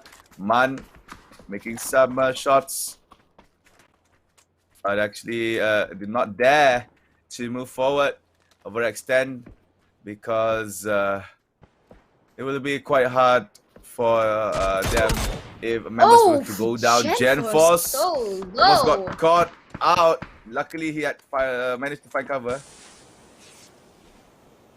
Here we have Teddy actually just trying to keep healthy for now. The thing is about that fight, BTR's other two team members were actually super far away and they can actually help out. But for now, Mr. Cell M2G getting a knock onto PMA's KMF1. So I think, oh no, he's actually gonna go to the lobby for now. Brojack's trying to see if he can make something happen for a trade-off there, but not quite getting anything just yet. You can see here onto the map, it's just literally them as well as the circle closes. M2G is trying to push into the circle, but PMA is not letting them happen. But the thing is, once they do that, M2G is trying to make the best decision, getting a catch there onto Dreams YR, nice, and Dreams YR will be following his teammate out to the waiting room. And for now, there's only one more member of PMA, and they are on the hunt, looking for the final member of PMA. For now, will they find him? We'll find out. We're gonna have to find out later. As the circle closes, they're gonna have to skedaddle out of there and make their way into the circle. The Colony PH as well, waiting as well, wondering if there's anyone outside the circle, just waiting to see if get any picks as anyone runs toward where they are. Alright guys, so still left with 13 players. PMA almost been eliminated in that match. And I believe that Team Colony PH could actually get this chicken dinner in. Yeah, that's right. But for now, I think Colony is not done yet with Team Victim Rise. They're still waiting around. And I think the thing is, this is a very interesting Mexican standoff. They're not necessarily looking to really do anything about it. For now, oh no, Mr. Cell now knocked by PMA. It's Downey, and Bahamo Gaming manages to send Rizky back to the lobby. Novice now just running to help his teammate, sends out some cover, but now Novice getting shot from behind from PMA. PMA just holding a great angle there against M2G's players, and PMA is just like, you know what, we're not gonna let you into the circle, despite PMA only having, I think, only one player left. That's crazy. For now, Zio sends Eagle 365's Hansies to the lobby, and DK Limitless manages to get kill onto Extraordinaire's Kid X. And then Chibirit manages to get killed. Oh, there we go. Eagle BB actually in trouble now. Jexy running inside. BB Nonzi as well as another player now crawling for the left. Zio follows back, and Trick manages to get a kill onto Limitless. Now for now, DK Esports now gone out of the match for now. Vandal9 trying to see if he can finish the rest of the players of Bird Boys. Where is one more player? Can he find him? It's all the way at the end there, but I don't think Vandal9 knows that just yet. Yep, the last remaining member from Bird Boys managed to actually escape from the clutches of Eagle 365. However, now we're looking at Victim Rise. They're still yet to find a kill, but we're not transferring our camera on towards From the Future, and they go NIAN from the kill feed. It looks like they have been decimated there by From the Future. Now we're gonna continue on. FTF, 2 kills in hand. We're looking at YQQ playing at this small bridge. I believe that is near Stalber area, if I'm not mistaken. I might be wrong. Meanwhile, Victim Rise making some attempts. You can see on the kill feed, PMA, its Downey was found. So PMA was eliminated at 11th place. With 10 teams right now from the future still hunting. Is the last member from the brain side tries to go for the headshot and gets the shot. Nicely was done by No Chill. But boys, then number 10 and Extraordinaire making their own attempts as well. It was so close, but the accuracy was not there. And Victim Rise as well inside the smoke. Colony Page comes out easy, picking them. Might get accuracy. No! He's the one that will be dropping down onto the floor. Colony Page replies back with their own shots. Oh no, meanwhile we have Archangel Predator manages to get a kill but yet dies in return. At least it's not too bad knowing that they did get some points going back to the lobby, but still very unfortunate seeing them actually not end up at least in 4th place like they usually do. But for now we have Extraordinaire only with 2 players left and 3 kills, and Daniel and Trick gonna have to do what they can to survive all the way to the end. Hexagon ID manages to get a sight onto Eagle 365 Esports, but not quite getting any damage onto them. Gonna have to move on unless they want to get caught in the storm. Yep. So from the future, very nice pickings there. 4 kills altogether for this team. And Nandu, it looks like he wants to hunt for more. This is actually a very good thing here for From the Future because it will help them to try to go to the top 4 of the scoreboard. Meanwhile, Bahamut Gaming still struggling, but they still are okay. 4 members with 2 kills.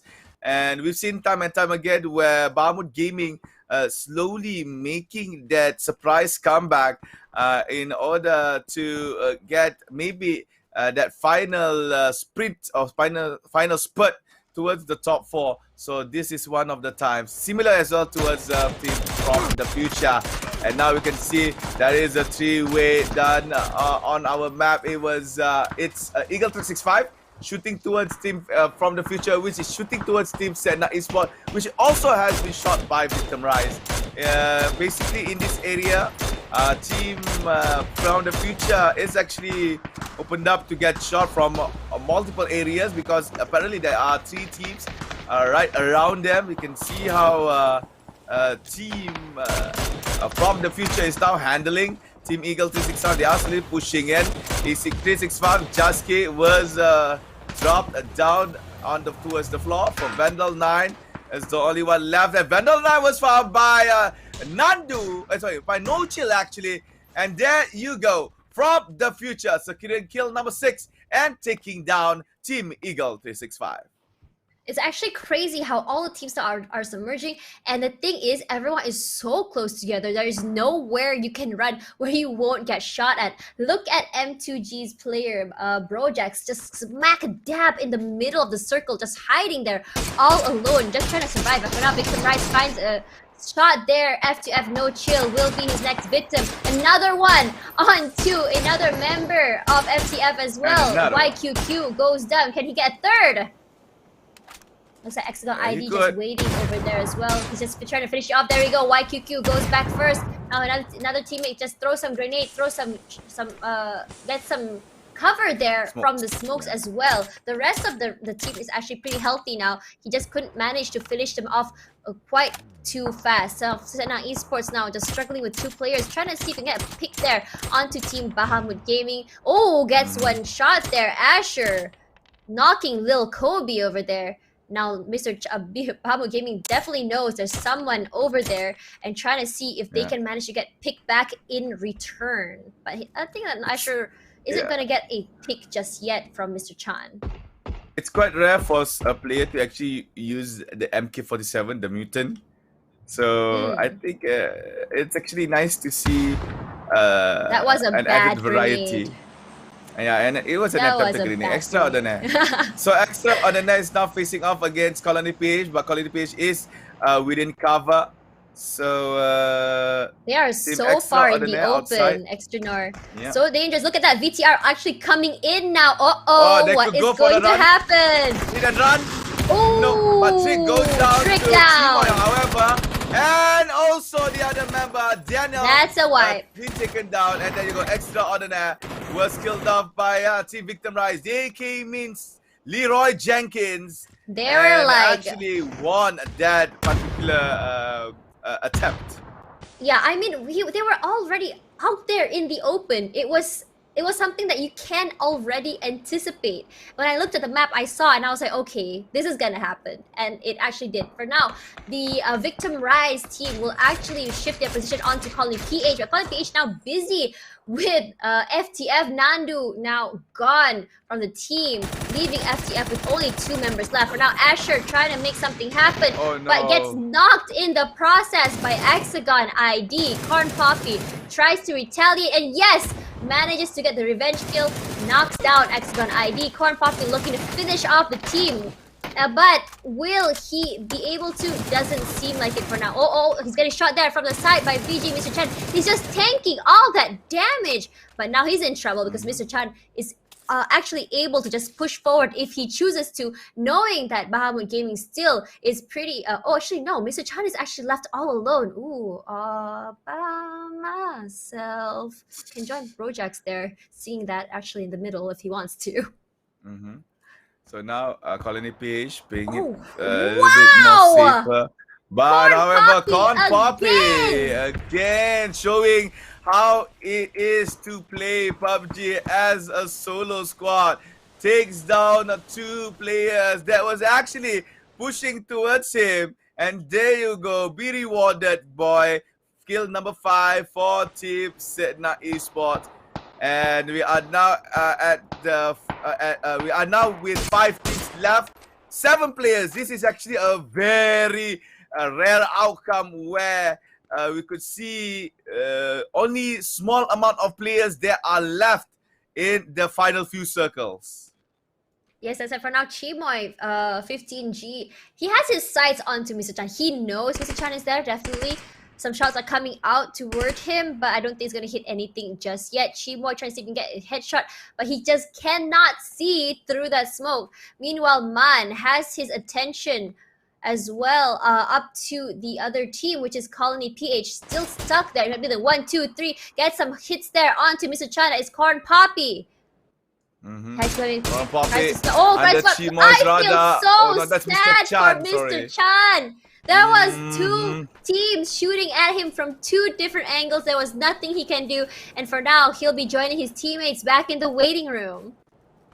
All right, so Mr. Chan, with Mr. Chan from Bahamut Gaming gone, we are now left with 2, 4, 6 players from 4 teams. And now it's going to be a 2 versus 2 versus 1 versus 1. And I think it's a pretty even playing field when you think about it. Yeah, it's quite even. Maybe the teams that has 2 players still up and running could actually be, a little bit advantageous in terms of trying to, push forward.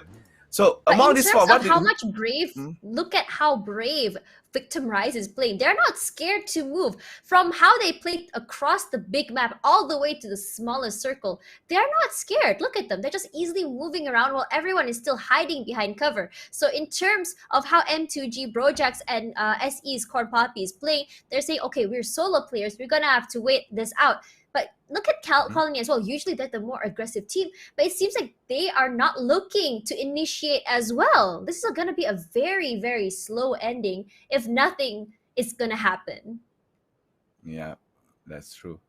So now the final circle, the second final circle has shown in the minimap. Players now... It's a very open area. Yeah, a very open area. Players are now... staying quiet just a little bit here, trying to avoid being caught up by anyone that is nearby. They know that there are players nearby around them, so they just have to wait and see. Victim Rise Chimoy might see Bojack here if Brojack were to move just a little bit. And the circle is gonna go, it's gonna close soon.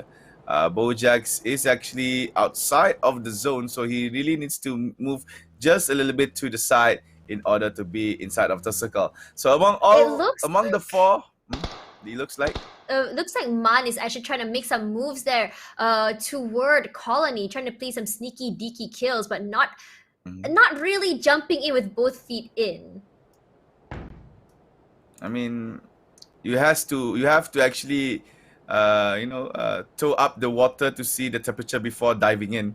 So that is what is being done by Man. Oh, however, you can hear Chimoy some there getting shots from somewhere. There we go. Chimoy gets knocked there by Brojax. Brojax with the sneaky deaky this time round, and Chimoy will be the first. Oh, he just blew himself up. I don't know if it was intentional or not, but that is super unlucky. For now, Corn Poppy trying to move forward, but unfortunately gets caught out by Colony. Kalp sending him back to the lobby with his teammates, and Man getting the knock just now as well. Alec now all alone moving forward. The only team is a one-on-one for now, unless Colony will be able to get Kalp's back. Shots now being shot out there. 1-2. He knows that he's over there. All right, it's gonna be a Mexican standoff, guys, from 3 players. There you go, Man finally kills down a member from Colony PH. Now it's gonna be the moment to see whether Colony, Victim Rise, or M2G gonna get this chicken dinner. M2G goes down, so Victim Rise goes down as well, and there finally, we go! after a failed attempt in game number 1, they managed to get one in game number 2. Chicken dinner belongs to Colony, Philippines. Yes, that's right. But only despite that, they only have 7 kills and only 800 damage, which is the lowest we've seen in a chicken dinner for this tournament. But it was such an interesting match. This is one of the few matches we've seen where teams are just so down bad at the end. But for now, let's have a look at the highlights. Here we have Extraordinaire, EDV King just dying to Nando. It was just such a fast rush over there. And now you can see Hashira Cell getting some shots into YKNIV and just demolishing him so fast.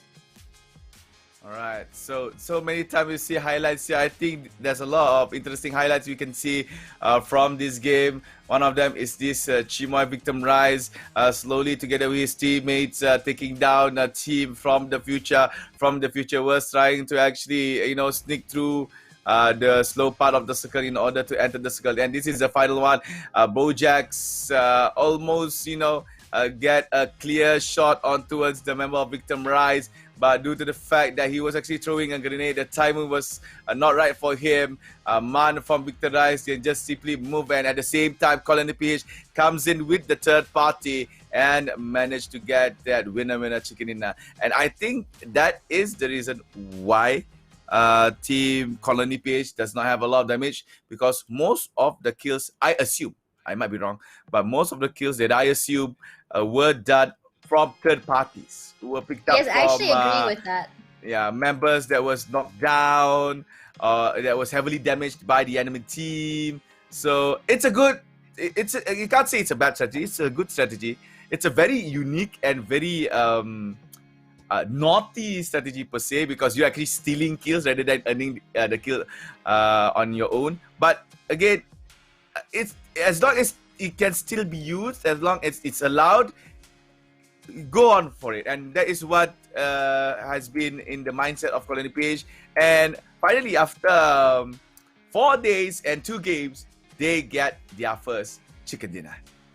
Yes, that's right. For the thing about Colony PH is that the way they play, not only are they third partying, I think compared to before they were more aggressive, but this time around how they play is a little less aggressive than before. I think they changed it up, trying to see if a different strategy will be working out for them, and it actually did. So for now, this is them with 1 chicken dinner, 7 kills, and 17 total damage. And number 2 is Victim Rise. Very rare to see them up here, number 2. Very happy to see them here actually with 7 kills and 13 points total. M2G taking 3rd place. Finally seeing them up here makes me so happy as well. The bottom team is now rising up, and it's actually such a fun thing to see with 11 total points with 6 kills. For now, Senna Esports takes 4th place with 5 kills, 9 points. Still less aggressive than anticipated. Want to see more from them in the future, Speaking of the future, From the Future takes 5th place with 6 kills and 8 points. Eagle 365 Esports at 6th place with 6 kills and 7 points. Bahamut Gaming surviving quite long now with 3 kills and 6 points. NIAN at 8th place with 5 kills and 5 points.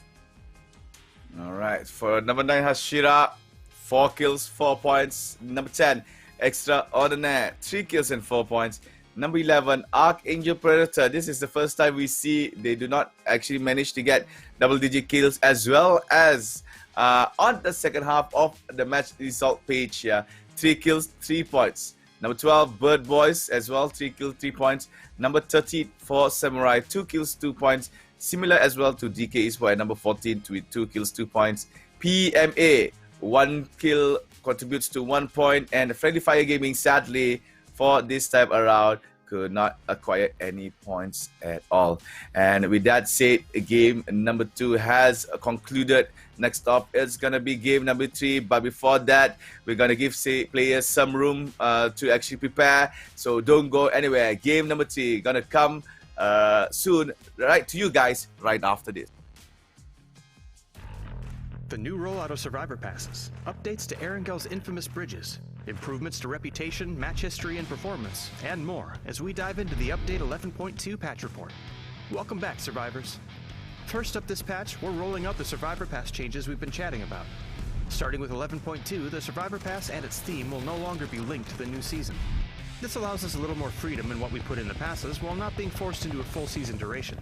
Our first pass is a little less serious than the lava-filled highlands of Paramo. With Survivor Pass Pajama Party, you can unlock several different nighttime looks. You'll have 4 weekly missions available, and a total of 6 challenge missions that offer free and premium rewards, along with some G-Coin. The max level of this pass is 50, and like before, you can grab level up packs separately or as part of special bundles that include the pass itself. Pajama Party only runs for 6 weeks, so don't sleep on this one. Next up, Erengel's infamous bridge to Sosnovka Island is getting a small rework. Our goal here is to tone down the choke point aspect of the bridge slightly, offering survivors an alternative means of crossing, once the explosions stop. To do this, we've widened the bridge slightly and added new catwalks. We've also improved cover a bit by adjusting the dump truck cargo box. We don't expect this will majorly change how people utilize the bridge, but we'd love to hear your thoughts once you've given the new bridge a few rounds of play. Our reputation system is getting some needed updates as well. We've made it easier to recover reputation if you've fallen below level 1, and your rep will also level up faster past level 4. A max deduction limit has also been added to prevent cases where someone could be falsely reported into oblivion by the enemy squad.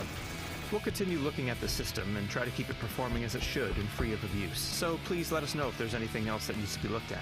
Match History has seen some visual design improvements and has some added information, and there have been a number of performance improvements to the game overall as well. And one more thing. After quite a bit of feedback from the community, we've increased recoil slightly for passengers in moving vehicles. We hope this will put a little more challenge into those drive-bys, but let us know if it's too little or too much. Full details on those can be found in the patch notes.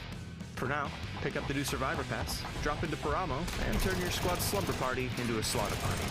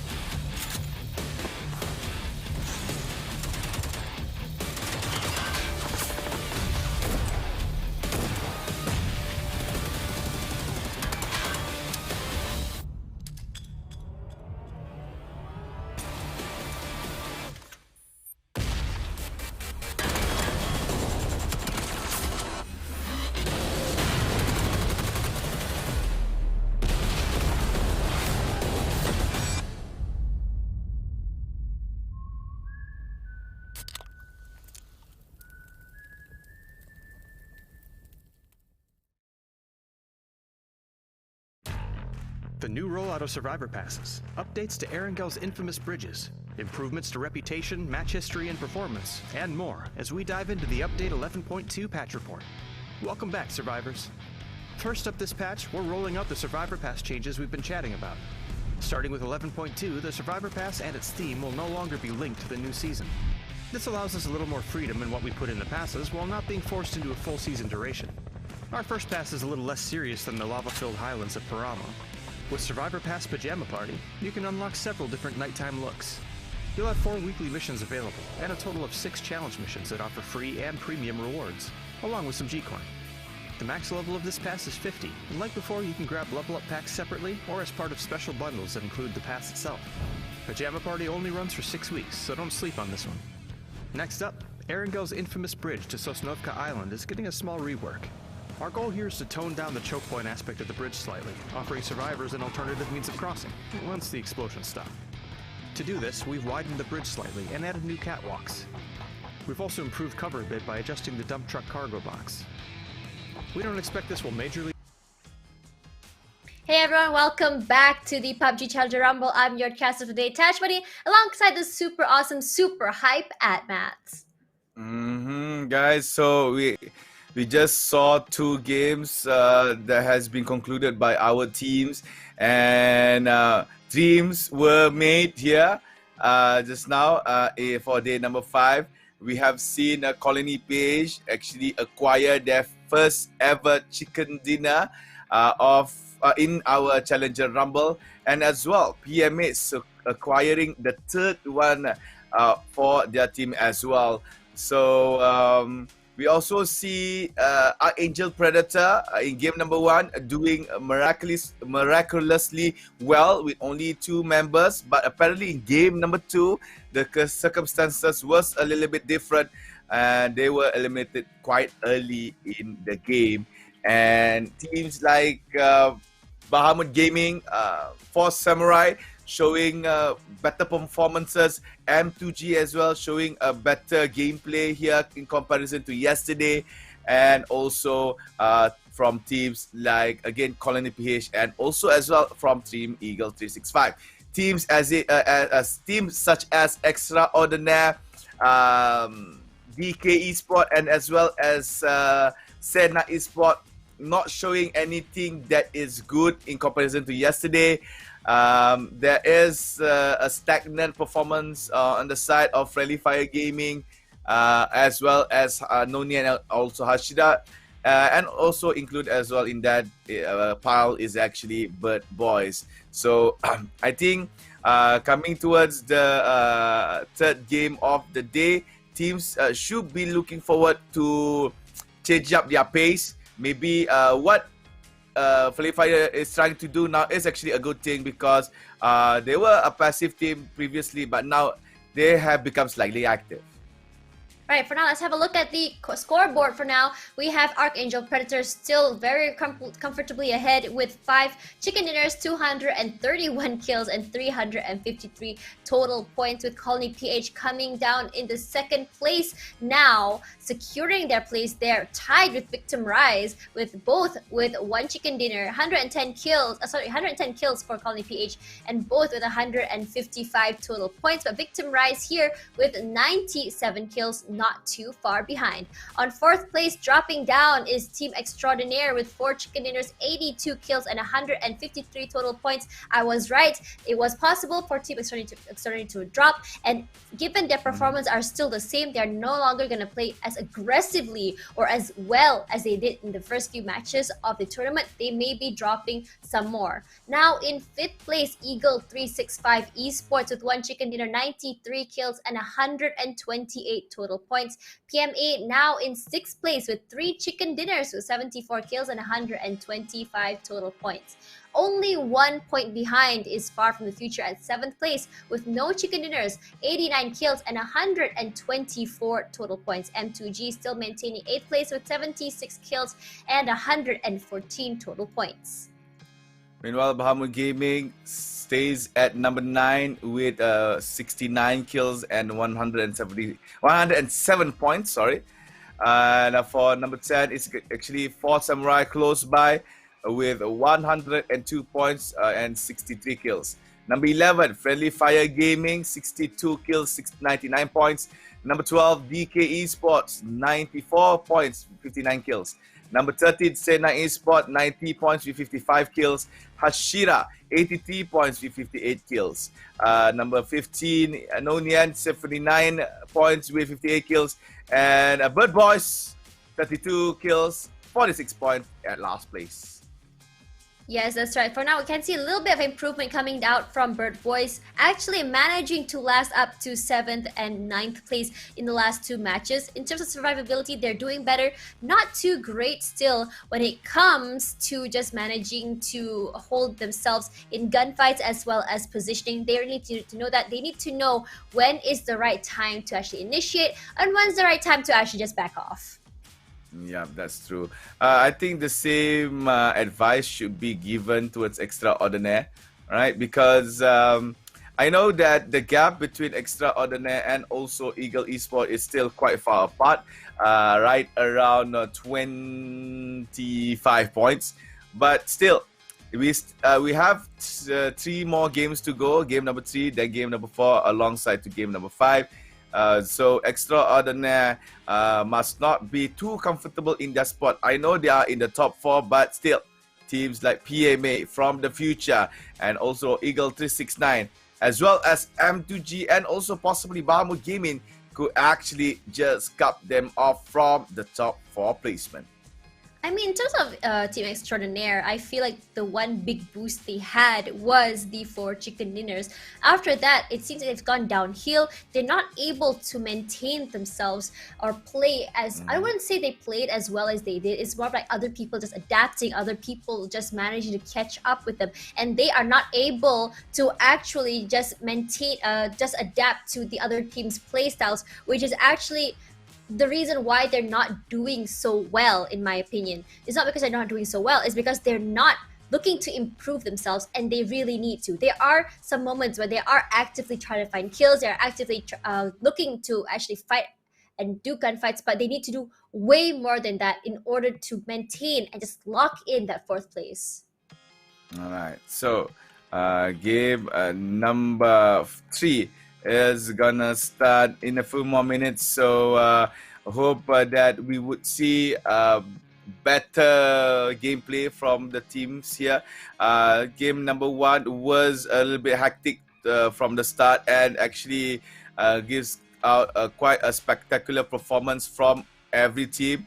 And game number 2 was no much difference.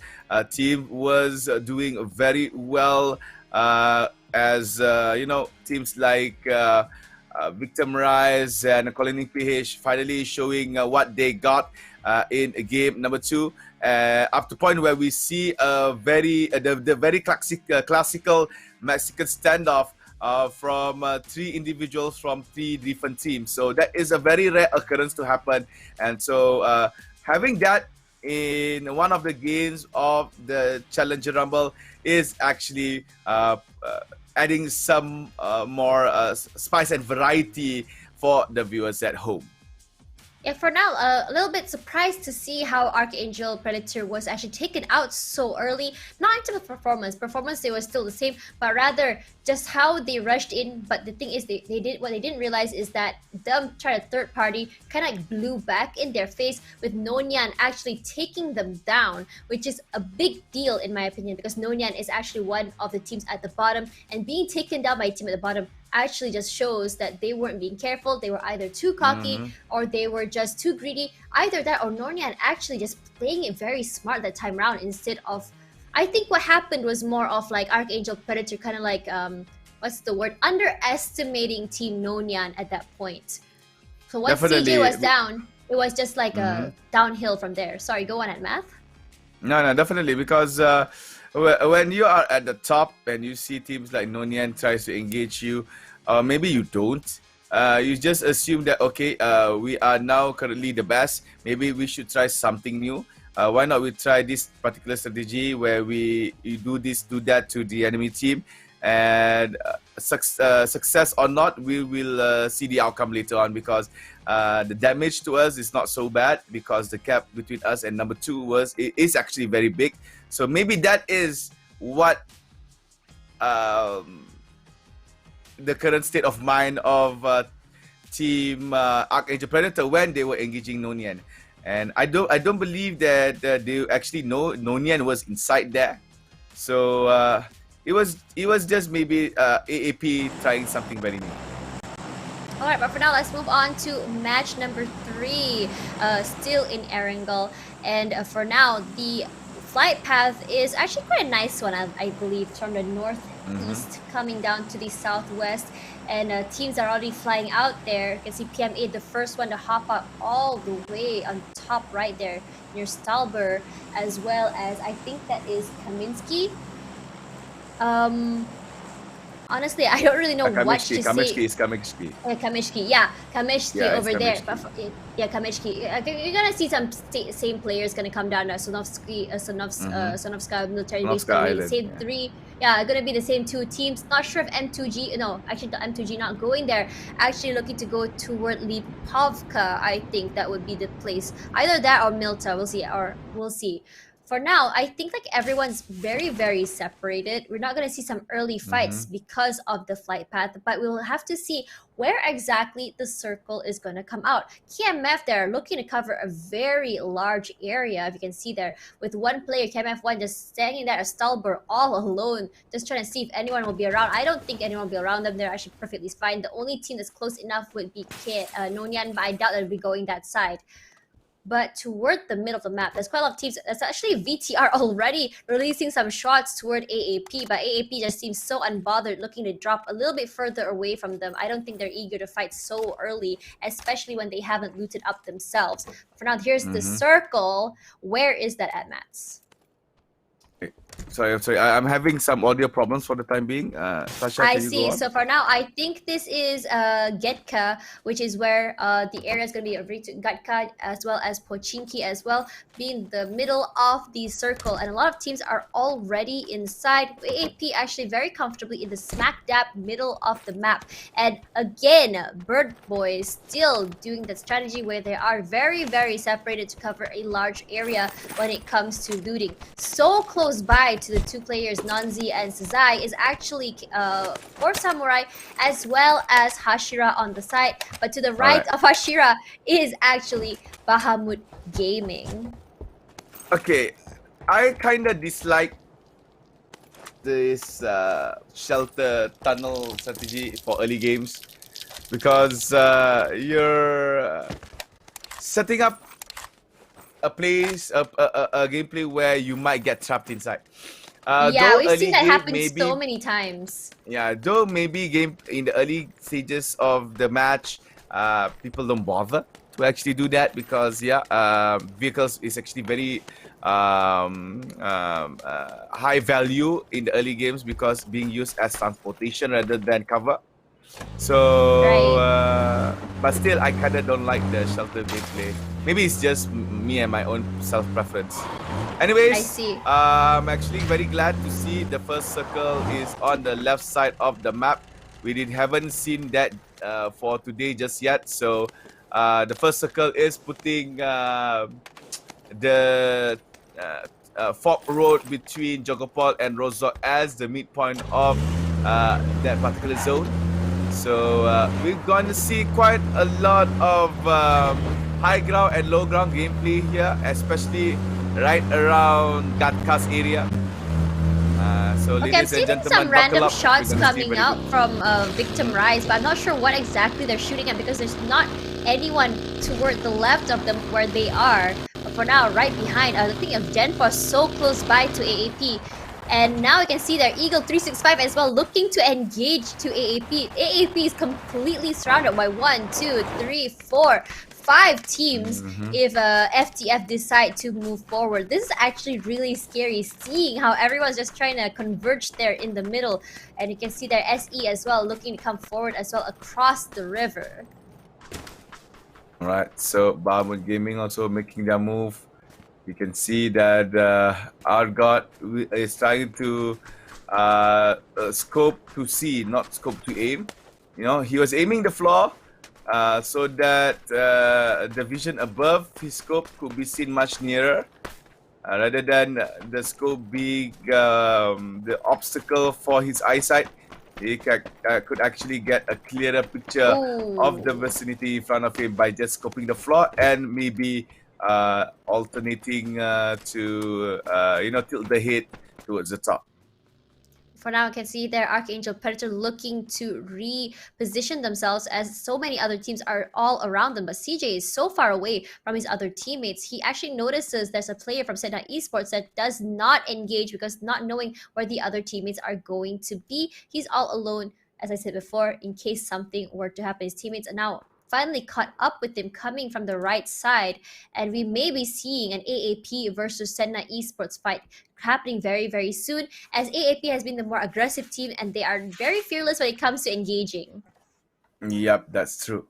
So CJ is actually aiming with an iron sight. No, I thought it was an iron sight. Never, he had the scope.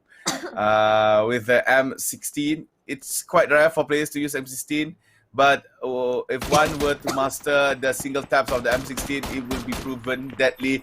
As you can see here by CJ, masterfully using the M16, providing damage towards, I believe it was team DK, or it was Sedna. It was Sedna. However, you can see on the kill feed, ALGN managed to actually get a headshot on towards a member from Sedna inside church. And there you go. First blood. I mean, second blood actually belongs to Team Archangel Predator. And maybe this is the start of the kill spree that will be done by the Filipino team. You see that CJ is still not done yet with that person. He is just like, ugh, I really need to kill, but then for now, and Mad Dog manages to knock Corn Poppy and finishes him off. CJ's very, very thankful because he's been staring at him for quite some time now. Sedna now only with 2 players left. I think AAP is going to move forward and look to finish the team if they can. Now one shot coming in from that side, and there Sedna Esports looking to run away, gets hit there, and there we go. On the kill feed, we already see Vespa Mira knocking Trick and Kate Kane as well, getting a kill for himself. Dipro ID manages to get a knock onto Cell, which is finished by UD at C. You can see the very aggressive start from 4 Samurai, playing very differently, seeing the kind of 4 Samurai we saw in game 1 of our tournament last week. Right, so Extraordinaire, sadly, again, a very horrendous start for this team, but they could still do something because still engaging towards Team Hashira, which is, oh, never mind, NIAN is the one they are targeting, and there you go. NIAN is the first team to be eliminated from our match, but now 4 Samurai having a difficult time fighting against Team Hashira. Hashira pushing forward. They're still in the flash mode, but it's fine.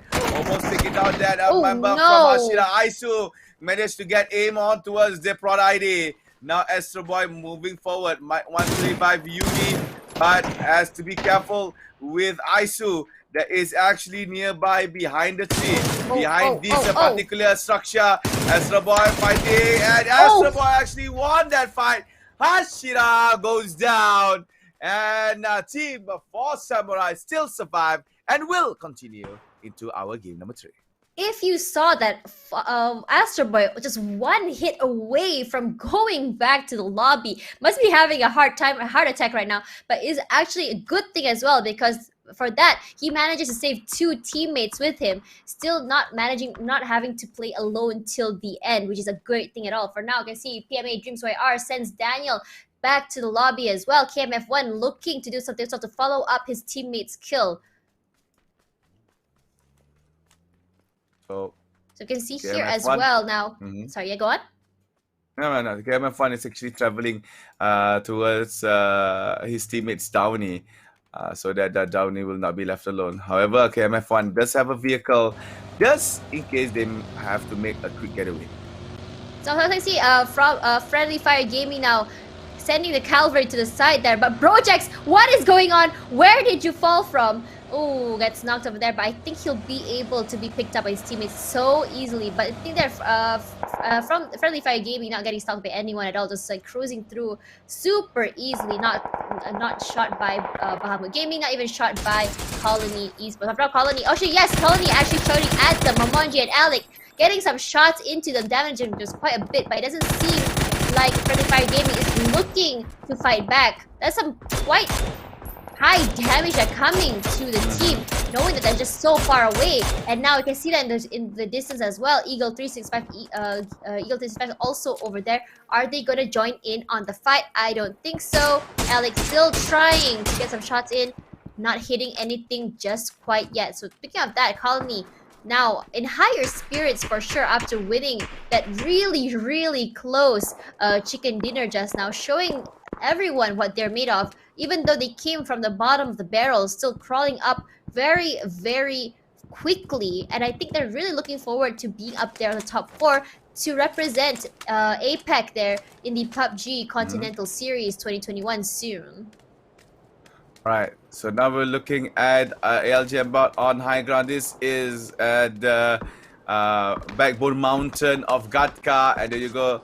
The circle is actually using that mountain as the midpoint of the new zone, and you can see from the left side of your screen here on the map, players are actually moving in towards the new zone, and you can see there will be a convergence of 5 teams in one particular area, and one of the teams actually might converge soon is actually Colony PH. You can see they are attempting, Maestro is actually attempting random shots. He did not care where it would land, for as long as it will hit an enemy team, it would suffice. However, from the kill feed, you can see Eagle 365 fighting against him from the future, and at the same time, Friendly Fire Gaming, Bozo is, it seems that he was spotted by someone outside, and a member from Friendly Fire Gaming, Bozo, who was actually being fired at. But however, there you go, Friendly Fire Gaming fighting against from the future, FTF versus FFG. Xavier will try to go from the back, but he has to go to the second floor because Aoki really needs someone to revive him. Bozo was left to die because he could not actually be saved by his teammates, and Aoki finally goes up. Friendly Fire Gaming now left with 3 members. Frame from the future is still outside. On the kill field, you can see numerous teams making their own kills as well, especially Artgop from Bahamut Gaming. But now we're looking at Archangel Predator. We're gonna go back to Friendly Fire Gaming to FTF. Xavier takes down YQQ, and Xavier has to go prone behind his window because he almost been taken down by Team FTF. And now things calms down for a little bit. Bahamut Gaming almost eliminated. Team DKE, grenade goes down. Nice one there, takes down Fruity. And Team Friendly Fire Gaming, it looks like they have won the fight. From the future has been annihilated, and they have went back towards the lobby. And Friendly Fire Gaming can finally take a sigh of relief as they are still well alive and well aware that they are still in the game. That was actually a really good fight there, coming on from a third party there. If you can see their AAP managing to get a great kind of like a position there on the high part of the terrain, just comfortably third partying whenever they can, which is really helping when it comes to Team Friendly Fire, to win that fight. Honestly, I feel like without AAP, they may have been in a lot bigger trouble. But for now, Kid X managed to get knocked on Victim Rise Gen Force over there somewhere on the map. With now, you can see Kid X is healing up, trying to stay healthy, and I see that Gen Force is still bleeding. They're gonna have to slowly try and move forward. There's a grenade coming out there. Not too sure where it's coming from so far. Another one comes out. Oh my god, Kid! So in trouble there. Evil Patrick just going ham over there whenever he can, getting an angle and taking advantage of it when he can, and it's actually paid off in the end. That was a massive kill from them. Alright, but apparently Victim Rise TD manages to get that kill. So Extraordinaire, another game eliminated very early here, but they managed to secure 4 kills nonetheless. So now we are left with 12 teams, 39 players. Eagle 365 has lost Hanzi. They only managed to actually rake in a single kill.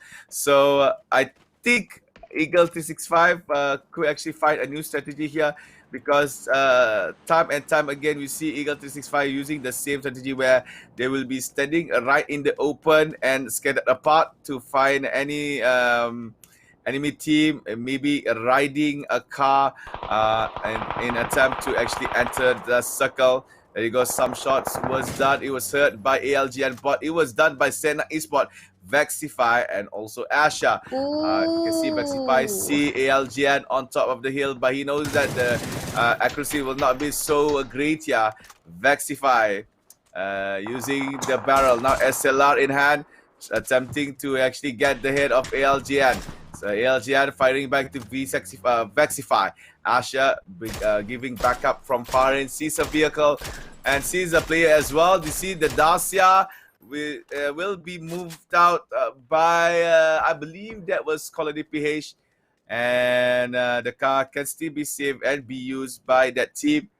And team Predator ALGN still could not actually find that sweet spot to take down Senna Esports at the bottom. For now, let's see Archangel Predator having such a great site over there. They know where Senna Esports is. And I think Matt Bots is looking to engage whenever he can. Being very careful, get some shots are in 1, 2, 3. Whoa, he is almost there. A grenade comes out. Will it hit though? And oh no! There we go.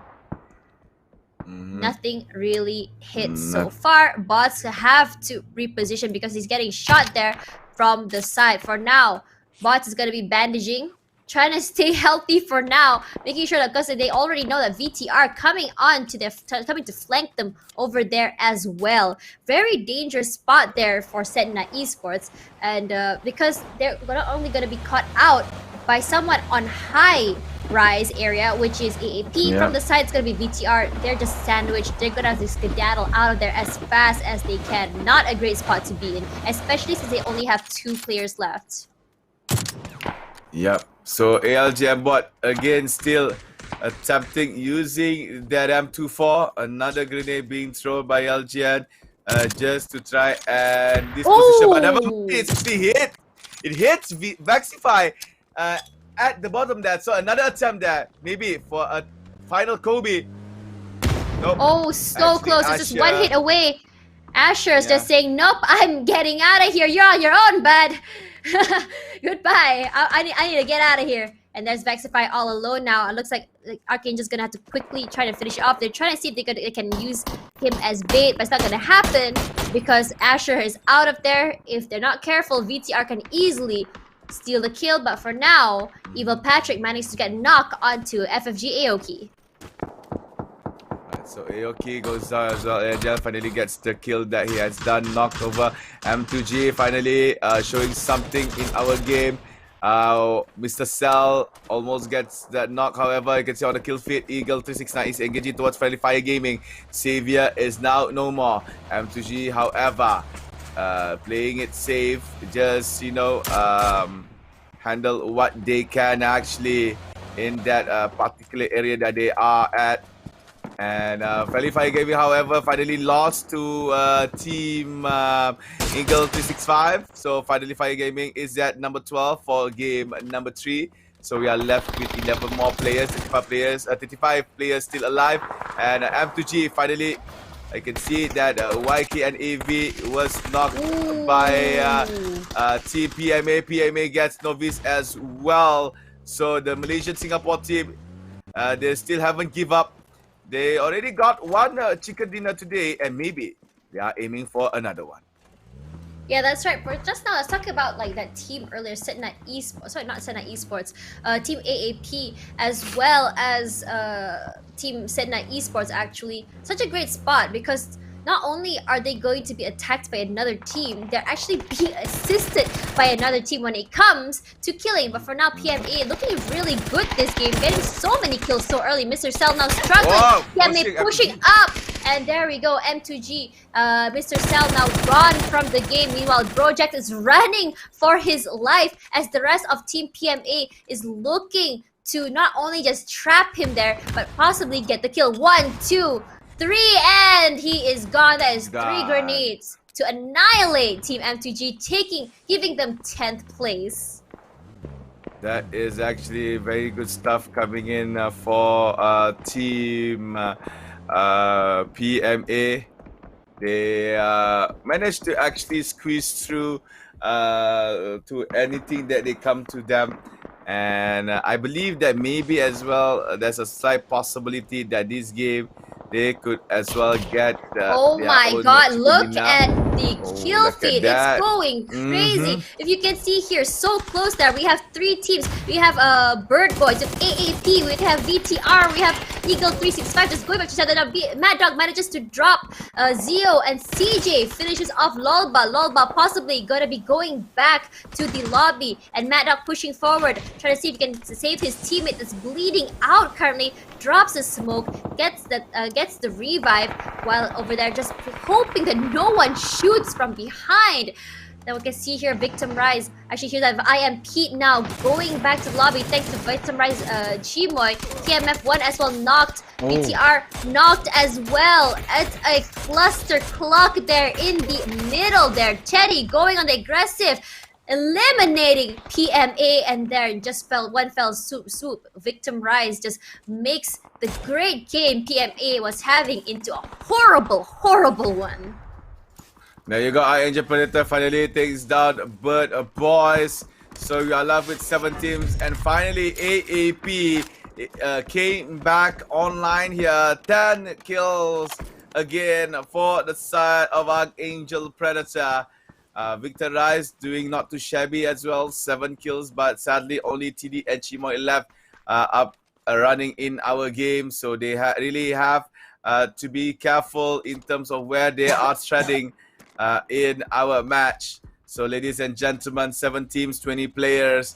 Gatka will be the final location for our game number 3. Chimoy spotting enemies from far range. Might attempt for a long range shot, but it's gonna be lackluster for him to do so. And let's see now. Yeah, for now, let's have a look at PH. Colony.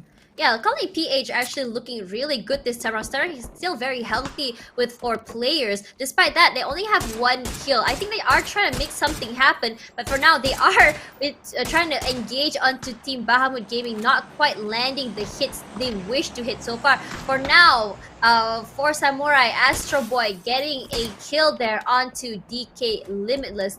DK is not having a good game right now. I know they're actually trying, but they're just getting caught out so many times, which is super unfortunate by so many different teams.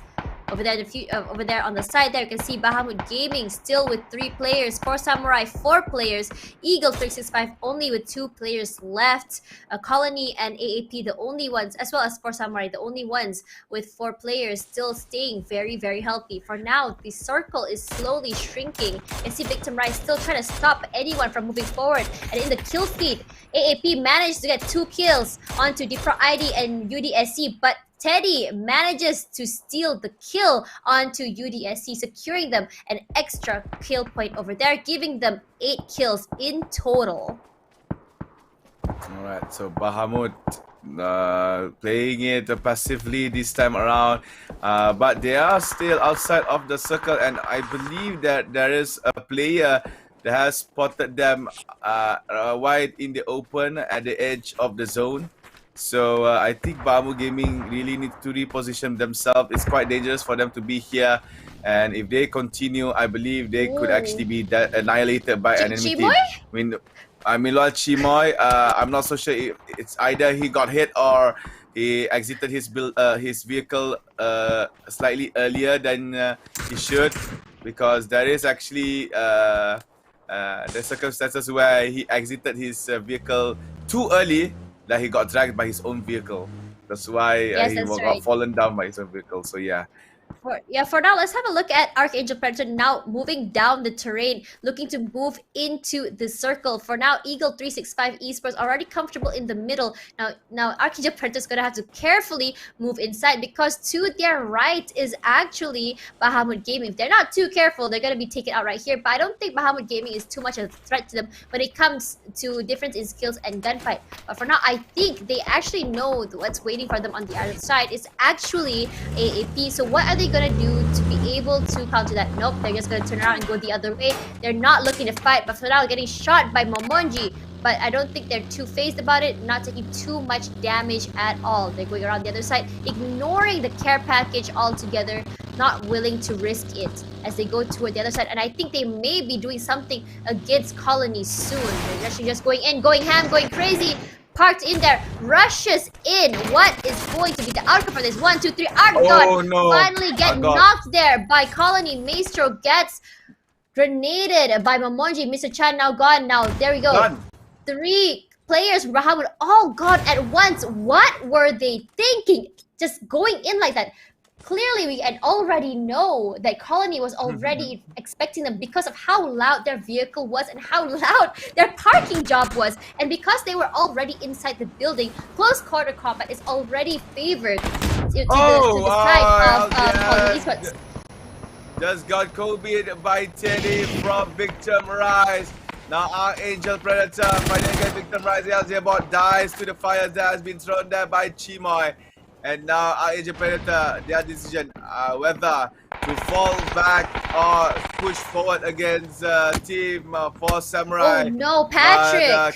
Colony from Calvi S manages to find Evil Patrick.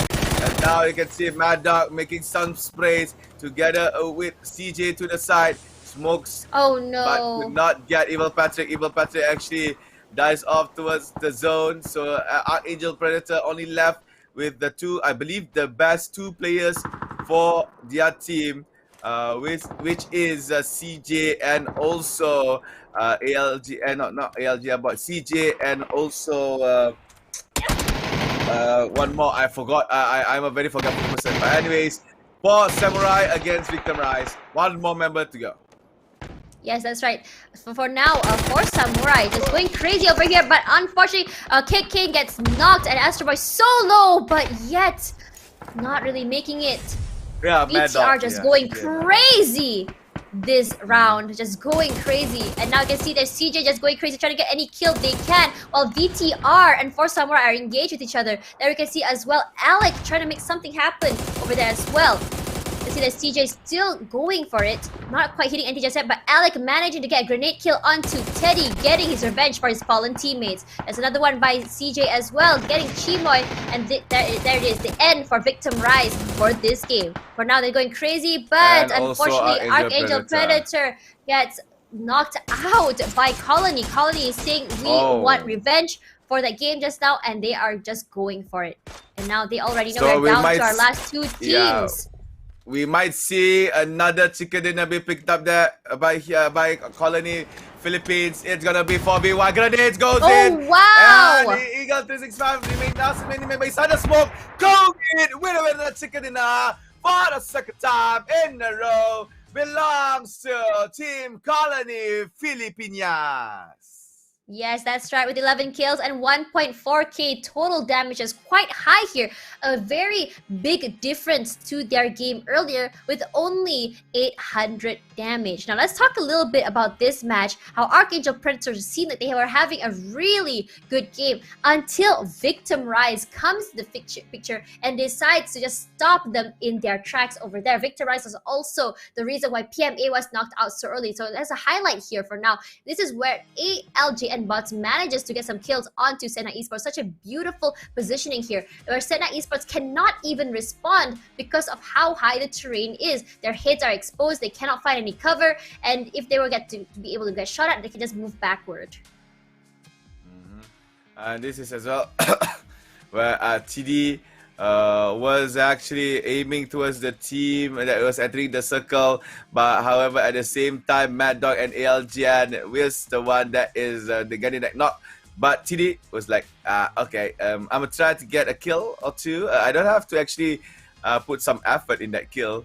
So that is the way. And now this is the final push by Team Colony PH. They did not kill him with bullets, but instead killed him with grenades. And he has nowhere to go. Grenades raining down like the danger zone.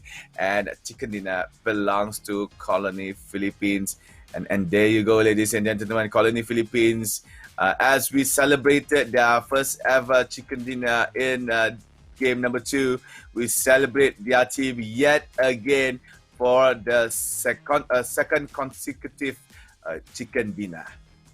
Yes, that's right. It's back-to-back chicken dinner for them, which is really insane. But the thing is, you can see a stark difference in their performance from previous game and this game as well. That chicken dinner was actually so clean, managing to down both players together and ending them together, which makes it such a great game altogether for them. They were very patient, not too hasty in the beginning, but going crazy toward the end there, just taking advantage of the chaos and the havoc and trying to invest to third party. As you said before, Colony always tries to third party in the beginning. It didn't really work out, but as they lose games, they are actually learning, and I'm glad to see they're actually learning enough to actually push them all the way up to where they are today. So big congrats to the back-to-back chicken dinner to Colony PH.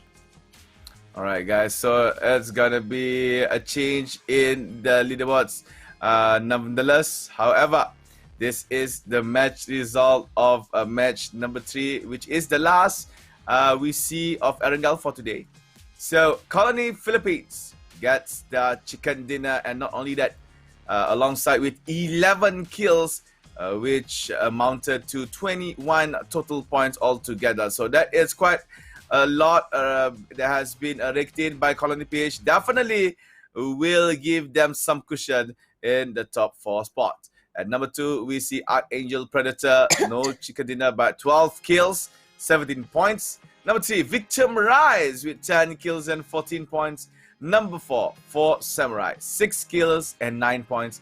Number 5, Eagle Esports, not much kills here, 3 kills, but quite okay points here, 9 points for them. PMA at number 6, 5 kills and 5 points.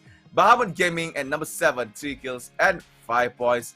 Extraordinaire being dropped out quite early, but thanks to the fact that they managed to get 4 kills, so they have 4 points in game number 3. That's right. For now, at number 9, we have Friendly Fire Gaming. So unfortunate for them in that game. With 2 kills and 2 points. DK Esports with 1 kill and 2 points. NIAN doing a little bit better this time with 1 kill, 1 point, 11th place. M2G dropping to 12th place this time round with 1 kill and 1 point.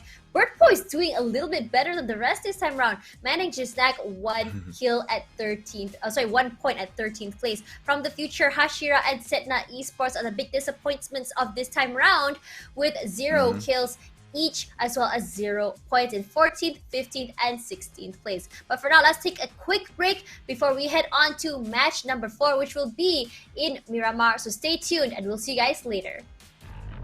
The new rollout of Survivor Passes, updates to Erangel's infamous bridges, improvements to reputation, match history, and performance, and more as we dive into the Update 11.2 patch report. Welcome back, Survivors. First up this patch, we're rolling out the Survivor Pass changes we've been chatting about. Starting with 11.2, the Survivor Pass and its theme will no longer be linked to the new season. This allows us a little more freedom in what we put in the passes while not being forced into a full season duration. Our first pass is a little less serious than the lava-filled highlands of Paramo. With Survivor Pass Pajama Party, you can unlock several different nighttime looks. You'll have 4 weekly missions available, and a total of 6 challenge missions that offer free and premium rewards, along with some G-Coin. The max level of this pass is 50, and like before, you can grab level up packs separately or as part of special bundles that include the pass itself. Pajama Party only runs for 6 weeks, so don't sleep on this one. Next up, Erangel's infamous bridge to Sosnovka Island is getting a small rework. Our goal here is to tone down the choke point aspect of the bridge slightly, offering survivors an alternative means of crossing, once the explosions stop. To do this, we've widened the bridge slightly and added new catwalks. We've also improved cover a bit by adjusting the dump truck cargo box. We don't expect this will majorly change how people utilize the bridge, but we'd love to hear your thoughts once you've given the new bridge a few rounds of play. Our reputation system is getting some needed updates as well. We've made it easier to recover reputation if you've fallen below level 1, and your rep will also level up faster past level 4. A max deduction limit has also been added to prevent cases where someone could be falsely reported into oblivion by the enemy squad. We'll continue looking at the system and try to keep it performing as it should and free of abuse, so please let us know if there's anything else that needs to be looked at. Match history has seen some visual design improvements and has some added information, and there have been a number of performance improvements to the game overall as well. And one more thing. After quite a bit of feedback from the community, we've increased recoil slightly for passengers in moving vehicles. We hope this will put a little more challenge into those drive-bys, but let us know if it's too little or too much. Full details on those can be found in the patch notes. For now, pick up the new Survivor Pass, drop into Paramo, and turn your squad's slumber party into a slaughter party.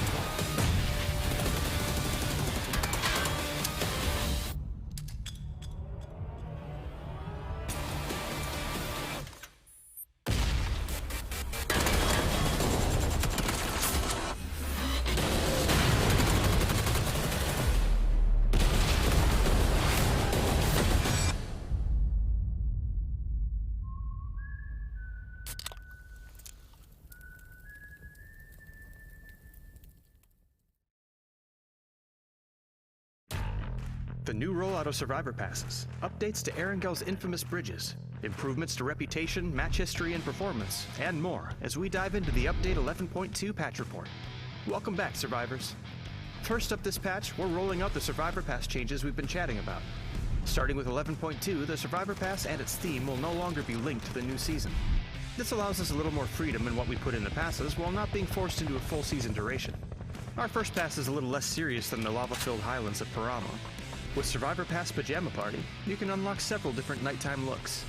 You'll have 4 weekly missions available, and a total of 6 challenge missions that offer free and premium rewards, along with some G-Coin. The max level of this pass is 50, and like before, you can grab level up packs separately or as part of special bundles that include the pass itself. Pajama Party only runs for 6 weeks, so don't sleep on this one. Next up, Erengel's infamous bridge to Sosnovka Island is getting a small rework. Our goal here is to tone down the choke point aspect of the bridge slightly, offering survivors an alternative means of crossing, once the explosions stop. To do this, we've widened the bridge slightly and added new catwalks. We've also improved cover a bit by adjusting the dump truck cargo box. Hey, what's up everyone? Welcome back to the PUBG Challenger Rumbles 2021. I'm your caster for today, Tash Bunny, alongside a super cool, super loud AtMath. Alright guys, so we have finished halfway through of our day here. 2 more matches to go before we end day number 5, and we are done with Erengale, so we're gonna go for Miramar, right? Miramar will be the final 2 matches that will be played for the rest of today. And we've seen in Miramar yesterday, teams showed up quite a lot of amazing gameplays. But before we get into our first game of Miramar, let's take a look at our overall scoreboard. Archangel Predator, Rain Dominance, and still at first place with 5 chicken dinners, 243 kills, and this amounts them to have 370 points. And at number 2, with Colony Philippines gaining 2 chicken dinners for today and 121 kills, they will have a very comfortable lead at number 2 with 176 points. At number 3, Victim Rise, same situation as well, 1 chicken dinner, gaining more kills today, 107, and with that they have 169 points. Team Extraordinaire, a little bit shaky here with 4 chicken dinners, but they managed to get a few more points through the kills, through their kills, 86. With that, they have 157 points. At number 5, not so far behind, Giggle 365, 1 chicken dinner, 96 kills, 137 points. Number 6, PFA, even closer than ever, 3 chicken dinners, 79 kills, and 130 points. Number 7, From the Future, 89 kills with 124 points. M2G, and number 8, 77P with 115 points. That's right, so let's move on to number 9, Bahamut Gaming now with 1 chicken dinner, 72 kills, and 112 total points. Only 1 point behind is 4 Samurai, taking 10th place with 1 chicken dinner, 69 kills, and 111 total points. No difference yet just now in terms of kills for them. So number 11 now is Friendly Fire Gaming, dropping down a little bit now with 1 chicken dinner, 64 kills, and 101 total points. DK Esports at 12th place with 2 chicken dinners, 60 kills, and 96 total points. Setna Esports now in 13th place with 55 kills and 90 points. Hashira on 14th place, dropping down now with 1 chicken dinner, 58 kills, and 83 total points. NIAN as well, still maintaining 15th place with 1 chicken dinner, 59 kills, and 80 points. And Bird Boys with 0 chicken dinners, 32 total kills, and 47 total points. Now bringing them up just a little bit, but not quite enough to catch up with NIAN, who is now 80 points. Yep, definitely. So, ladies and gentlemen, Gabe, number 2 will start actually we'll start real soon. Again, number 4, sorry. We'll start real soon actually. So, ladies and gentlemen, buckle up. We're gonna go to Miramar in a few more seconds actually. And for those who are interested in the mobile version of PUBG, do note that there will be a new IP, a new intellectual property that will be published by PUBG, which was created by Krafton, called PUBG New State. So for those who are interested to try it out, go and pre-register right here, right now, in the link given in the chat, or you can just find it and search it in Google Play Store. Type in PUBG New State. Yes, go find it, register, and it's only open for Google Android users for the time being. But I believe later on we will see Apple users being able to try out the game as well. So here you go, ladies and gentlemen. Game number 4, Miramar, for our Challenger Rumble day number 5. It's going to be from El Pocho up to Impala.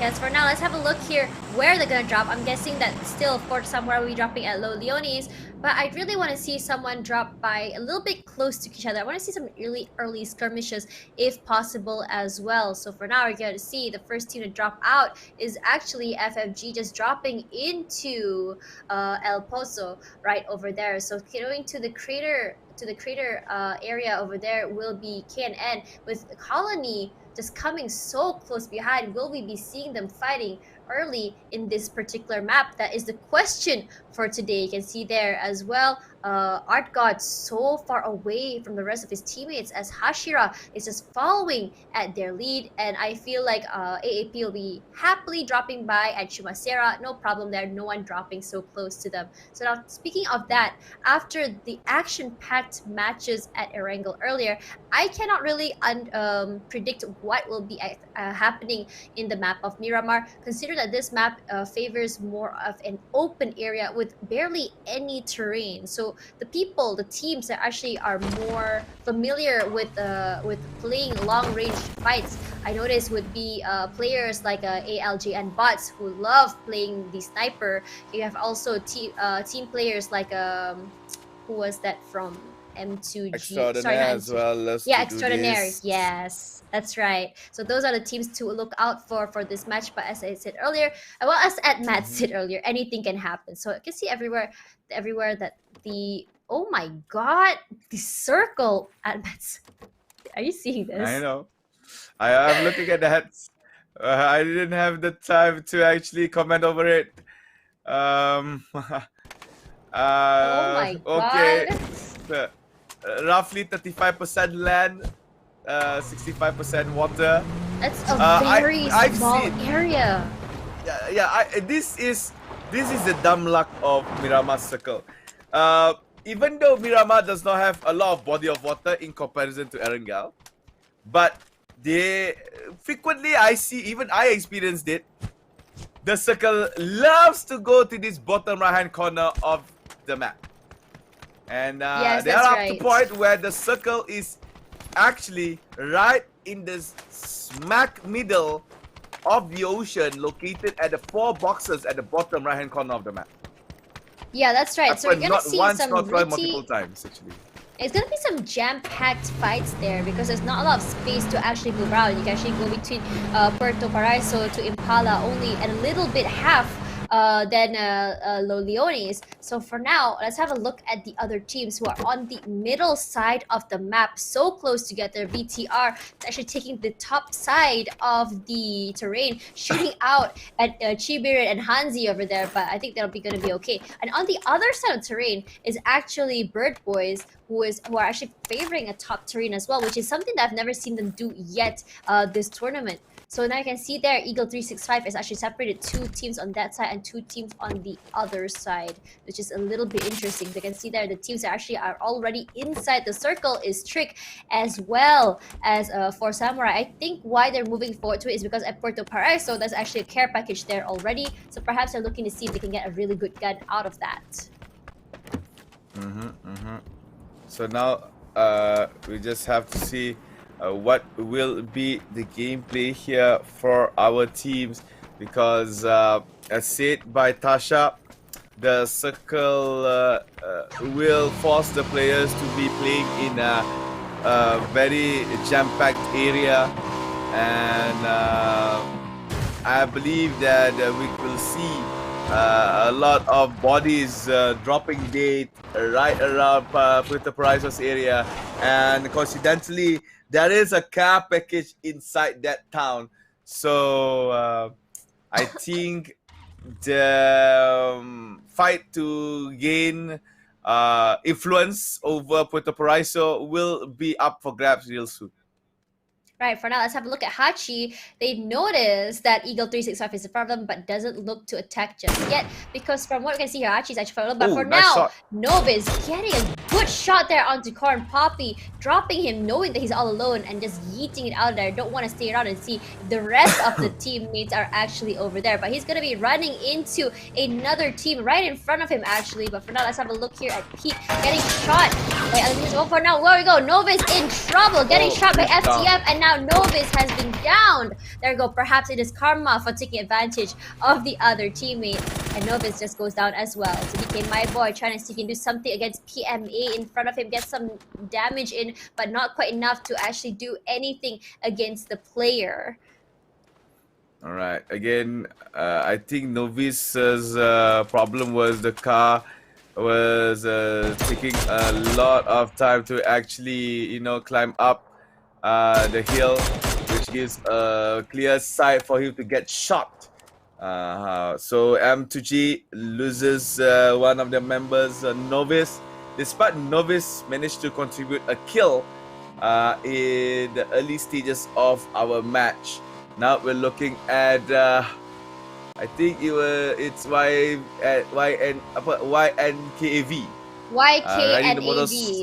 YKNAV, yeah. Riding the motorcycle. Have to be careful though. One flip he could actually go down. But now we're looking at Vexify. He hears the rustle of vehicle that sees the enemy's buttocks coming up towards the hill. Has to aim properly, but never mind. There you go. Vexify manages to catch a Dreams YR, and a PMA now lost a member just because Vexify managed to find the backstab in. The AK Esports Fruity again is looking at another vehicle gameplay here. Almost takes down to whomever was driving that car, and that person managed to actually make a pit stop at Minas Generales. It's actually Mr. Bird Boy's Cizai with 23 HP left. He has to actually skip Minas Generales and have to go for another place. Meanwhile, Zio from another area of our map has been taken down by DK Esports.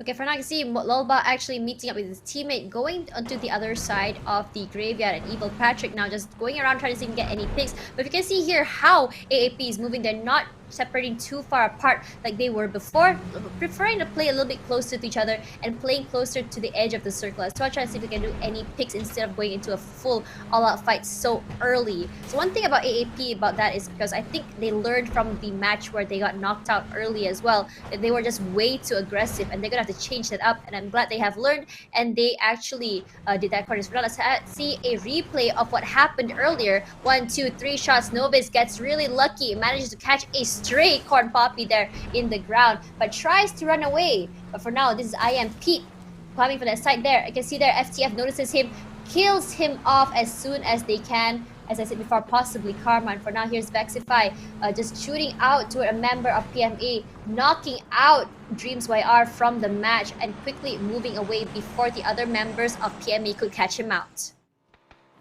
Alright, so you can see from the kill feed, Eagle 365 might be engaging against Bahamu Gaming as Jack Z has been found and knocked. You can see Hanzi as well managed to actually get the kill on towards Art God. So Bahamu Gaming only left with 3. Eagle 365 manages to get the first kill of their team, and Jet Z was actually instantly killed there by a little Kobe.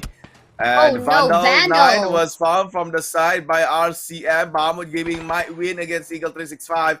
And we're looking at Hanzi right here. Tries to push forward from outside. Chiberet, where is Chiberet? I cannot see Chiberet. I can see Chiberet is on the coastal side of this particular compound. goes in. Hansi sees the enemy team, takes down one. Might go for another one. Nicely done there by Hansi. Needs one more. Just one more to clear out the whole team. But Eagle 365 will try to actually kill off anyone that has been knocked. And one more enemy left here. Chibirit is actually hunting. He's climbing on top of a building to see RCM still knocked over. Where is that one Pasky member? There he is underneath. Team, he got there him. You go. Underneath Chibirit. Hansi gives sight. And there you go. Team Babu Gaming has been annihilated by Eagle 365. Meanwhile, FTF. FTF now getting some kills there onto NIAN. NIAN but 9 now knocked as well and sent back to the lobby with his teammate. But they're now in trouble because they're outside of the circle and now NIAN takes 15th place from the future now. Very happy with that wipe. Knows that they are one step closer to getting chicken dinner from day. Mr. Cell now trying to engage onto Friendly Fire Gaming, but Friendly Fire Gaming running for their lives, but unfortunately getting out and just slowly dying. Poor Aoki. And over there you can see there FFG Kev also sent back to the lobby thanks to Asher. Great pick by Setna Esports, honestly, for how they're working there, just flanking them and catching them off guard. O-Kicks as well, trying to do some damage there onto Bozo, not quite getting it, but Bozo very, very low, just taking a refuge behind the rock. O-Kicks now going on the offensive, throwing out, but unfortunately doesn't manage to climb up in time, gets knocked out by O-Kicks, and that's the end of them. All right, so from the future, 5 kills now. Getting a boat ride to, I think, one of the islands here. That is the plan. I think this is the first time we're seeing them do a boat ride in this tournament. Yep, because circumstances of the circle forces them to actually ride a boat to one of the islands of Miramar. There's only 2 small islands here.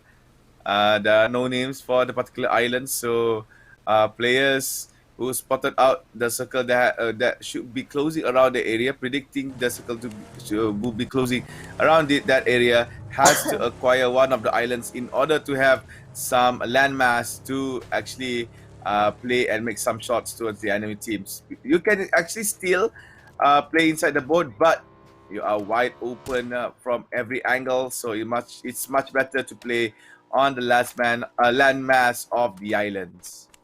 Right, for now we still have Team DK Esports playing outside the circle, trying to see if we can get any picks. Notices M2G's player coming in there, getting some shots in, but not quite getting any impact on it. Gets the ride on the Scooby-Doo little machine over here. They call it what? The mystery machine? Yeah, that's what I'm gonna call it from now on. Master Den, very slow machine over there. So that Kid X getting some shots out onto M2G, manages to knock Mr. Cell. Mr. Cell falls off and goes back to the lobby. So unfortunate. But meanwhile, Lolba manages to get a knock onto Brojax, putting M2G in such a very, very dangerous position. And now they are gone from this match. Alright, for Samurai. Haven't attempted any kills yet. They are at the northern side of Puerto Paraiso.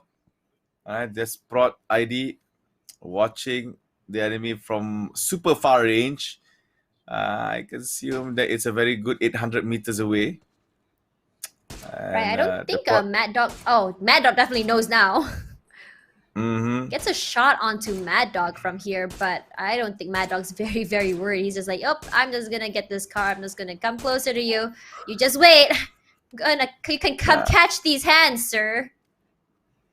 I don't think so that Mad Dog will actually try to go closer towards oh the Prot. My god! Oh my god! Now you can see on the kill feed, PMA eliminated Team Friendly Fire Gaming. So FFG is eliminated at number 12, and PMA secures 3 more points for the team. And look, the next circle is gonna closing in towards Puerto Paraiso. So it's not gonna be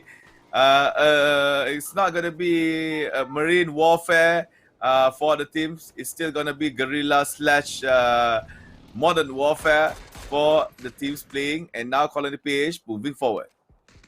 Yeah, for now, let's have a look at Alec over here. Not quite close by to anything. Actually, they're actually quite close by to Eagle 365. But are they going to engage? I actually really want to see them engage. Colin PH has one of the sickest engages play they have done so far. But let's have a look at Kid X. Manages to get some shots there onto Lolba. Lolba almost did. Daniel throws out a grenade. Will it hit? Yes, it does! And Lolba finally just bleeding to death over there. Where are the rest of his teammates? Daniel moving forward, just looking to finish him off before his kill gets stolen. But the rest of the team, there you go, Mastaden, there we go. Mastaden getting the steal there. So unlucky for Team Extraordinaire right over there. Alright, so Extraordinaire, 2 kills in the bag. And still well alive in our match right here. So I think Team Extraordinaire, they really need to just have to be careful for the teams. Oh my god, they have no choice but to swim. Their prediction was so off, and now they're in so much trouble. Astro Boy just having a field day, just shooting them like fish, just swimming. I say, I'm gonna go fishing. I wonder which fish I'm gonna get to shoot out first. They're not letting them come back to land, and that was just such a bad decision by them to go there in the first place. They were just too overconfident about where the circle will be spawning. Yep. So now they have to suffer and also face the consequences. Shooting at them. That is so unlucky. They are being hunted like fish. Like fishermen going fishing in the sea. But for now, right behind DK, you have Bird Boys as well. Suzai in trouble, so low right now. And I think DK is looking to engage. You're going to push up. And right behind them is actually Team Extraordinaire. Such a bad position for them to be in right now, because they're actually sandwiched between two really, really scary teams. There you go, Nonzi in trouble, stuck in the fire. He's gonna burn to death. Oh, he's gonna burn to death. Yeah, definitely. He can't actually play it well, because the fire will be the demise of him. DK Esports now approaching on towards anyone that is nearby. Nope, Limitless is actually waiting for Bird Brains to come out. Sizai goes down. Bird Brains is now no more. 10 teams left here. 4 Samurai is still yet to get their first kill. However, on a kill we can see Extraordinaire managed to get a DK Limitless. So Extraordinaire with 3 kills right now, facing on towards the coastal areas of Puerto Paraiso to spot out enemy teams nearby. You can see Extraordinaire scouting, and there you go. Daniel takes down as Sagan ID. That is from team from the future. And Extraordinaire still controlling very well. However, from the future, not only been shot by Team Extraordinaire, they have been shot by Team DK Esports as well as 4 Samurai. And you go, my boy will get that KS on towards the knockdown, no chill. So DK Esports 5 kills altogether, and my boy is doing a smoke path for him and his teammates to actually enter the zone safely. And there you go, from the future has been eliminated, been taken down by a majority members of 4 Samurai, and as well from a member of Team Extraordinaire. It's super unfortunate for them because of that really bad decision they made earlier to go onto the island. They are paying for it so dearly. They cannot ride on the boat because they're being clumped up too close together, and they would just die in one go. So they have to swim, and swimming just by the time they get to land, they're just being knocked out one by one. Just such a bad decision making from them, and I hope they learn from this, because that was a very heavy price to pay at 10th place. So now PMA still in our game, trying to find areas for them to actually, you know, get enemy teams around. But however, we are now towards Victor Moraes, but in the kill feed, it's actually Eagle. Oh my god, Hanzi doing kills. so well. Alec now out now because thanks to that. Hanzi trying to move forward now, trying to make a kill, trying to revenge his fallen teammate. For now in the kill feed, we see Deeper ID get downing. It's Downey for now. Grenade comes out into there. Maestro forced to move back as Hansi pushes up, not quite getting it, falling down on the side again. Maestro, now, meanwhile, on the kill feed, Aisu manages to get knocked onto ALJN bots. Will they be able to revive him? Who knows? We'll just have to know in a bit. So for now, whoa! Eagle 365 gets eliminated. Hansi was just staying there way too long. That's the problem. And oh my god, that's 2 players now that's been downed. Thanks to Hashira. Cell just going crazy over here, trying to see if he can do something to stop the reign of Archangel Predator. For now, I think they'll be okay with getting ALJN bots. He'll be healthy again once being revived, but they're gonna have to be careful because other members of Hashira are just slowly moving forward. Yep, slowly moving forward. Hachi and Aisu, he needs to reposition themselves because they're actually quite in the open.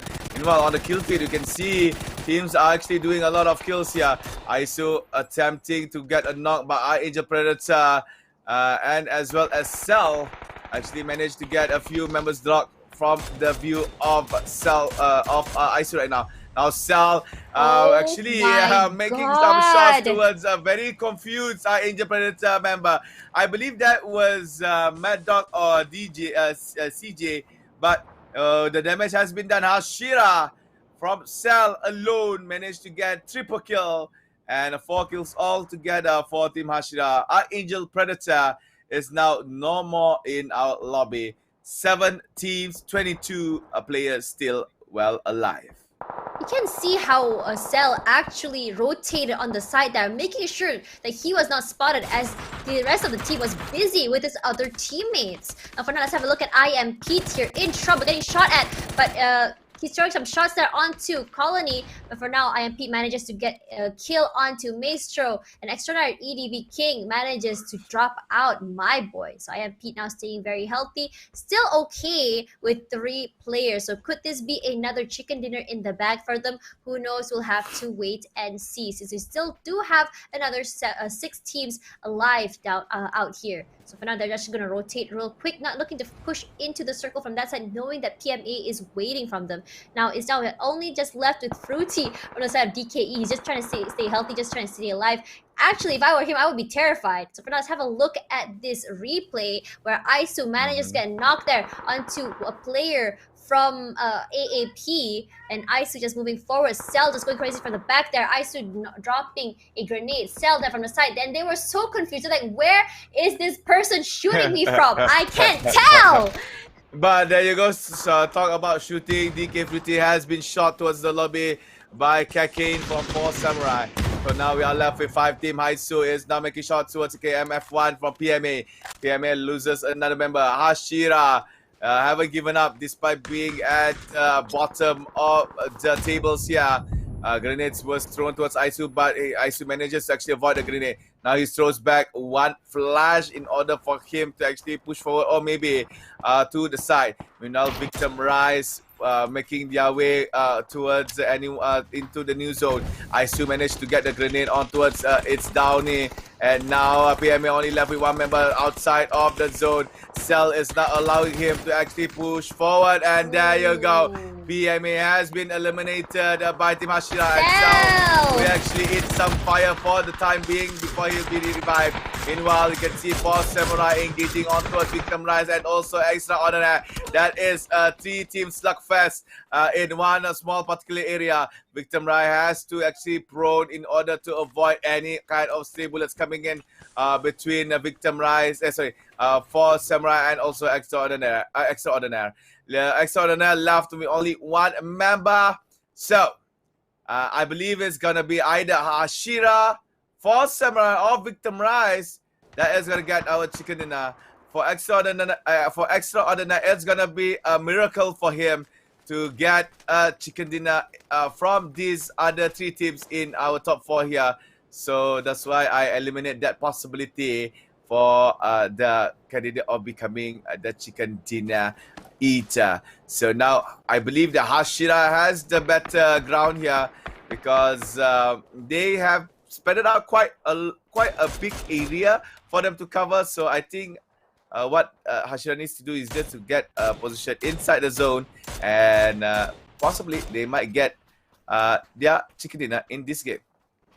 Alright, for now, let's have a look there. You can see that Trick just waiting outside the circle. GenForce as well, making sure that no one flanks his teammates for the back. Hachi as well as the rest, as well as Cell outside the circle, and Suzunami and Aisu inside. They're trying to make sure that their backs are safe as well as their front. For now, UDSC, they're dropping some shots there onto VTR, knows where they are. I think these two teams are actually trying to fight for that care package in the middle. I cannot be sure. Trick now making his way into the circle, try to be really sneaky about it so he doesn't get caught, because after all, it's only him just left. So VTR, if they are smart, they can be able to take this if they want. But the thing is, Hachi looks like they're going to move up toward VTR, and same goes for Samurai. Looks like they're going to be sandwiched here. It's going to be a three-way fight, but will they actually commit? I don't think so. For Samurai looking really hesitant to move forward. The only team that's actually looking a little bit more brave is actually Team Hashira. UDSC drops in some more shots there toward GenForce, and GenForce going for KK. No one really hitting anything quite yet. So what will happen on this? It's going to be a very slow one. Hachi and Cell slowly making their way toward where VTR is, being very, very quiet and very, very sneaky, wondering if they can actually third party this. Actually, if I were them, I would do that too, because it's easier to go against. But for now, let's keep quiet for that. Trick now has been spotted all alone with 4 members of Force Samurai shooting at them with Deeper ID so low, but manages to drop him anyway. Thank God for that. For now, the circle has got smaller with Suzunami right now in the middle. Force Samurai gonna have to move forward, as well as Team VTR, who was already at the corner of the circle, is getting so tight in here with so many players still alive. A 4-4 and 3 players, something we rarely ever see in the end of a match. Yep. So now for Samurai, controlling, I think controlling majority of the circle area. Yeah, right here. Kakin spotted a member from a team of Victim Rise in a particular compound right in front of him, right around 150 to 200 meters away. Meanwhile, at the same time, Hashira is on top. They have the high ground currently, and they could oversee quite a big spot here in our final circle. So Victim Rise, what they need to do right now is just maybe wait for the time being and see where is the next circle gonna be, because if they were to go outside right now, it will be treacherous for them because they will be aimed by 2 teams. As you can see, Man also having some difficulties to be gathering with his teammates. So for Team Victim Rise, they just have to wait. Meanwhile, Hashira playing in the open here has to really get into a good formation. If not, there is a possibility for them to get backstabbed by Team for Samurai. And as for Samurais, similar team for Victim Rise, they just have to wait in the compound that they are in to see where will the next circle lead them be. And now some shots by Victim Rise on towards Team Hashira. It's gonna be a very hard shot here. Very small pixel with the times 8 on that mini 14. Meanwhile, times 6. However, for Kakin, no, not Kakin. I think it was UD. There you go. Kakin switches to the AKM. Sees an enemy team in the compound. That is a member from Team 4 Samurai. And Hashira Cell prepares for the pathway to enter the next zone of the circle. For now, the circle is getting so tight. Everyone's playing it very, very slowly, with one member of Hashira just leading to that. Suzunami playing way too aggressive, just not gonna have to move back to his teammates and reposition. You can see that UDSC all alone looking to flank, and will he be able to? Grenade comes out, trying to kill his teammate, but Aisu will be alive. Gonna have to try and keep healthy as fast as he can. Hachi moving forward, GenForce as well, looking to move into the circle. VTR has been very quiet, just waiting to see if they can do the third party into the circle, but I don't think that's an option now. As the circle gets smaller into the wider area, everyone is going to be forced to fight. So for now, they're just slowly waiting at the end of the circle, not looking to commit yet into the circle. For now, Kane manages to see where the rest of VTR is, get some shots in, but not quite hitting anyone just yet. All right, so now Kakade with the ×8 in his hand on that Mini 14, trying to spot Team Victim Rise, but Smokes actually obscure his own vision, attempted to throw a grenade instead. And we still haven't find that final outcome for the teams. You can now see UD with the Mini 14 manages to get a member from Victim Rise for Samurai. Might actually get this one. And however, Chimoy at the back, at the front, Victim Rise was shot just a little bit. And Man is still up for Victim Rise to actually accompany Chimoy to enter the new zone. Meanwhile, for Samurai at the back, manages to get 2 knocks from Hashira and gets another one. Hashira eliminated. No chicken dinner for them. So now it's between 4 Samurai and also Victim Rise. 3 versus 2 for the time being. 4 Samurai playing it safe. Almost getting that shot in. Both Chimoy and also Man is in one small area. If a member from 4 Samurai manages to actually slip in one grenade to them, then the team 4 Samurai could actually get that chicken dinner here. So what they need to do is to assign one player to just scope down. Meanwhile, the other players from Team 4 Samurai might actually slowly push forward, but not too close, and maybe throw or slip in a grenade in between Chimoy and also Man. And there you go! What a great grenade! There you go, double kill for I believe it was the Kakade. And there you go, chicken dinner for Team 4 Samurai. Yes, that's our 13 kills, 2.4k total damage. It's an impressive feat by them. And this is their, what, second or third chicken dinner. And the thing is, they are a team that actually has so much potential. I'm glad they are finally actually really utilizing it. For now, let's have a look at some highlights. This is the highlight here where Nobis manages to get killed. Unfortunately, gets caught out and gets sent back out to the lobby. This is Vexify over here trying to make something happen. Manages to get killed very fast there onto Dreams YR before yeeting himself out of there. He doesn't want to stay there. And this is Mr. Cell just going on the aggressive as to Aoki as he tries to run away. Motorcycle 1, 2, 3, and now he's dead, going back to the waiting room. Yep. So again, very good stuff here from the teams. Much better action here in for the day number 5. Again, as I was explaining what they should be doing, they actually did it, and the grenade actually slips through Chimoy and also Man. So I mean, it's common to do this kind of strategy, but the grenade throw was just too nice. It literally slips through between Man and also Chimoy. So kudos for Samurai. That is their this is the second grenade finisher dinner that we've seen. Yeah. So far this tournament. Just now was from Colony PH, and now from what it was from sorry, I am actually blanking out just a little bit here.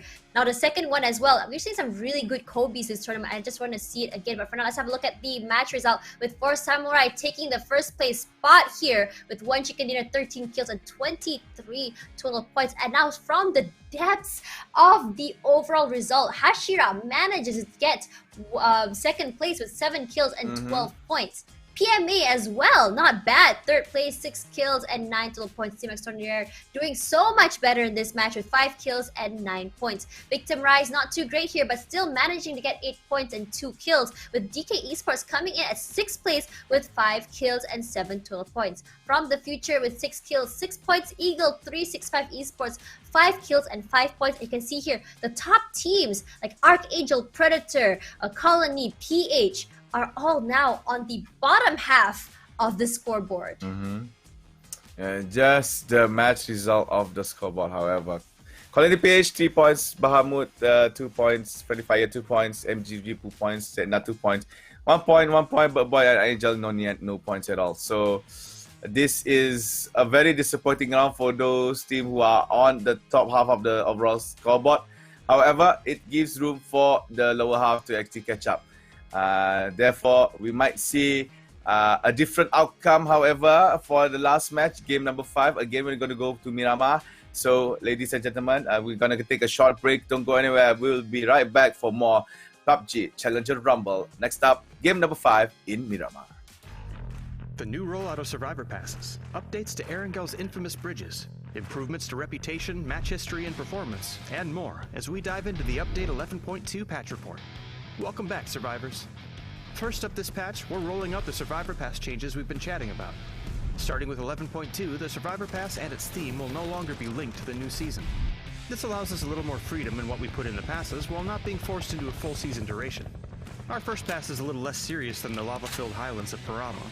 With Survivor Pass Pajama Party, you can unlock several different nighttime looks. You'll have 4 weekly missions available, and a total of 6 challenge missions that offer free and premium rewards, along with some G-Coin. The max level of this pass is 50, and like before, you can grab level up packs separately or as part of special bundles that include the pass itself. Pajama Party only runs for 6 weeks, so don't sleep on this one. Next up, Erengel's infamous bridge to Sosnovka Island is getting a small rework. Our goal here is to tone down the choke point aspect of the bridge slightly, offering survivors an alternative means of crossing, once the explosions stop. To do this, we've widened the bridge slightly and added new catwalks. We've also improved cover a bit by adjusting the dump truck cargo box. We don't expect this will majorly change how people utilize the bridge, but we'd love to hear your thoughts once you've given the new bridge a few rounds of play. Our reputation system is getting some needed updates as well. We've made it easier to recover reputation if you've fallen below level 1, and your rep will also level up faster past level 4. A max deduction limit has also been added to prevent cases where someone could be falsely reported into oblivion by the enemy squad. We'll continue looking at the system and try to keep it performing as it should and free of abuse, so please let us know if there's anything else that needs to be looked at. Match history has seen some visual design improvements and has some added information, and there have been a number of performance improvements to the game overall as well. And one more thing. After quite a bit of feedback from the community, we've increased recoil slightly for passengers in moving vehicles. We hope this will put a little more challenge into those drive-bys, but let us know if it's too little or too much. Full details on those can be found in the patch notes. For now, pick up the new Survivor Pass, drop into Paramo, and turn your squad's slumber party into a slaughter party.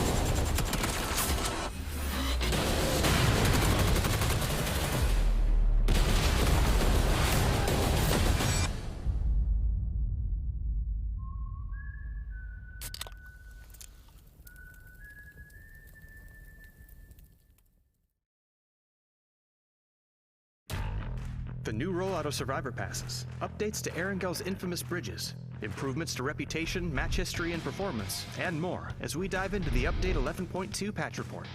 Welcome back, Survivors. First up this patch, we're rolling out the Survivor Pass changes we've been chatting about. Starting with 11.2, the Survivor Pass and its theme will no longer be linked to the new season. This allows us a little more freedom in what we put in the passes while not being forced into a full season duration. Our first pass is a little less serious than the lava-filled highlands of Paramo. With Survivor Pass Pajama Party, you can unlock several different nighttime looks. You'll have 4 weekly missions available, and a total of 6 challenge missions that offer free and premium rewards, along with some G-Coin. The max level of this pass is 50, and like before, you can grab level up packs separately or as part of special bundles that include the pass itself. Pajama Party only runs for 6 weeks, so don't sleep on this one. Next up, Erengel's infamous bridge to Sosnovka Island is getting a small rework. Our goal here is to tone down the choke point aspect of the bridge slightly, offering survivors an alternative means of crossing, once the explosions stop. To do this, we've widened the bridge slightly and added new catwalks. We've also improved cover a bit by adjusting the dump truck cargo box. What's going on, everyone? Welcome back to the PUBG Challenger Rumble 2021. I'm your caster for today, Tashmoney, alongside ATBats, and we are heading to match number 5, the final match for today. All right. Sorry, something in my throat. We have seen for a magnificent game from our players, from our teams for today, and we had a very slow start from the first game. However, second, third, and fourth game was magnificent. It was fun to watch. It was interesting to see. However, before anything, let's see the update from our overall scoreboard. Angel Predator, not much to be said by them, still at number 1 with 371 points. Colony PH maintains at number 2 with 179 points. Victor Rise as well maintains at number 3, 177 points. Number 4 is Extraordinaire with 166 points. Number 5, Eagle Esports 365, 142 points. Number 6, PMA, 139 points. 4 Samurai came into number 7 after that chicken dinner with 134 points. From the Future drops to number 8 with 130 points. Right, for now, let's look at number 9. We see M2G here dropping down to number 9 from the Future, taking the 8th place with 79 kills and 117 points. Maintaining 10th place is Bahamut Gaming with 1 kill, 74 kills. Sorry, 1 chicken dinner, 74 kills and 114 total points. FFG with 103 total points, tied with DK Esports. Hashira now coming up to 13th place with 95 points. Sitna Esports now with 92 points. NIAN maintaining 15th place with 80 points. And Burt Boys looking a little bit better now with 48 points. You can see it here. Just now's match was extremely interesting, in my opinion, where we are finally seeing not the top side of the team, but the bottom of the barrel now coming up to the top and showing everyone how they too can dominate and why they are actually here in this tournament. One of the biggest letdowns of the tournament is actually last match for AAP, only managing 1 point for that tournament as well. I don't really know what's going on because today they're a little bit off. I'm not sure if they're playing around, they're testing out some new some new stuff, or they're just trying to see if they can just play for fun at this point, because they're just so far ahead. It's going to be almost impossible for them, for anyone to get up to the first place at this point. They're basically just cemented that they're going to the PUBG Continental Series soon, happening in June. Alright guys, so it looks like game number 5 is almost ready, okay, judging from what the invigilator has indicated. So ladies and gentlemen, the last game of the day, it's gonna be Miramar. We have seen in game number 4, Miramar chicken dinner was picked up by 4 Samurai. And for game number 5, I think I would like to see Team Friendly Fire Gaming to have another chicken dinner, because I think they really deserve one more. They had one yesterday and it was a celebratory moment, but for today they performed on a low par, a little bit low par. So I think for the last stretch of the day, they should actually try to get that chicken dinner. Yes, that's right. But for now, as we wait for the game to start, let's talk a little bit about previous match, about how the teams actually performed. You can see that VTR actually trying their best to play. The way they play is actually really, really good, but it's just really unfortunate how they are getting caught out. The way Hashira's play was actually very different than normal, more aggressive, but in a more controlled manner, where they're able to get kills, reposition, and quickly finish it off, which I am really, really liking, especially from Cell, who was just going crazy that match, just shooting anyone that you can see, getting some really good sprays, getting some double kills as well. I really like looking at that. So speaking about sprays and stuff, we also see a really good game coming from team not Hashira, what was the team name? Eagle 365 as well. They were trying their best to play sneaky deaky, coming from the back, good positioning, getting some kills here and there. Unfortunately, getting knocked out quite early. It's a very interesting circle just now as well, where we saw just like me 30% landmass to water, where everyone had to go to a different area altogether to kind of get inside, because when you have only one way to come in, it's already pretty sure that someone's going to be waiting there, stopping their advance into the circle. Now for FTF, that was the biggest letdown I've seen from them this season, this series actually, because they were actually thinking they were smart. I was actually quite surprised because we have not seen anyone using the moat yet this time around, but yet I was a bit suspicious, I guess. Like, has the circle ever been in those two little islands before, Mats? And multiple times it does happen, but a very low percentage. But it's still there. It's still has the frequency to actually happen. So we might not see it again here in our Challenger Rumble, but there is still that chance to actually for the same circumstances happening again, because we've seen in Erangel there was one game where we had almost a marine warfare coming in, but due to the fact that there is still some land, so players opt to play on the landmass rather than on water. So if, let's say, this time around the circle is a little bit evil, and in Miramar the circle really wants to play on water, I don't see any impossibility for that to happen. Yeah, for now, let's talk a little bit about that. I feel like FTF was really punished very severely as they swam back. Two teams, DK as well as 4 Samurai, I think it was just shooting at them, just getting picked off one by one. By the time they got back to land, they were just basically just nearly dead at that point. And I feel like it is something that they need to learn in the future, that perhaps it is best to not get ahead of yourselves when it comes to these sorts of situations. Now for Archangel Predator, I am not really understanding what happened to them. They at least never go down without at least getting like 1 or 2 kills, but this time around only managing to get 1 point. What happened? I'm not so sure. It's just that my brain is actually quite fried right now. There's so many things that happen in our particular games here, especially coming into game number 5. So I'm actually just want game number 5 to just start, because I really want to see Bird Boys do a surprise for everyone.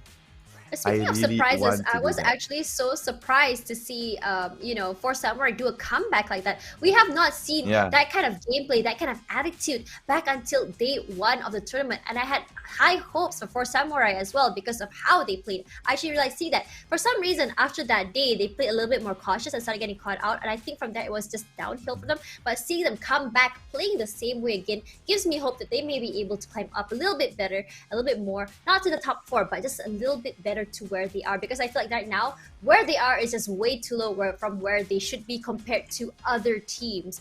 As well as Extraordinaire, I noticed that they will try their best, but they're just getting picked off over and over, and I wish that they would be able to watch their flanks a lot better, because I feel like once their top players just go down, everything just goes downhill from them, and they can't really do much to stop the bleeding at that point. Same goes for AAP. Once CJ goes down, once Mad Dog goes down, or once what's the other player? CJ, Mad Dog, and Bots. If any 3 of them goes down, it's already the end for them.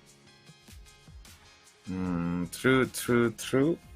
But then again, it's all about the circumstances. It's all about how the players would move about, in what position would they be okay or not, or in what situation should they be doing. So I think for our Angel Predator, they're just maybe trying out something new, so that they would just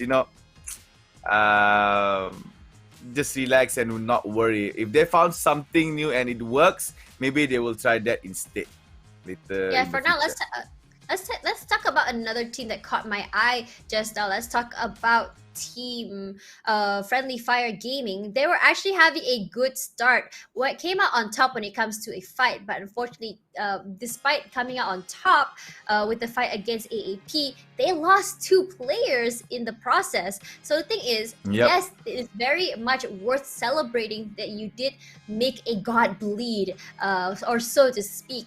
But rather, the thing is, because of that trade, it's not really that worth it in my opinion, because when you lose that much players and not being able to get up so far, getting more points, getting more kills, there's no point in actually winning a fight against AAP in my opinion, and they honestly shouldn't have engaged.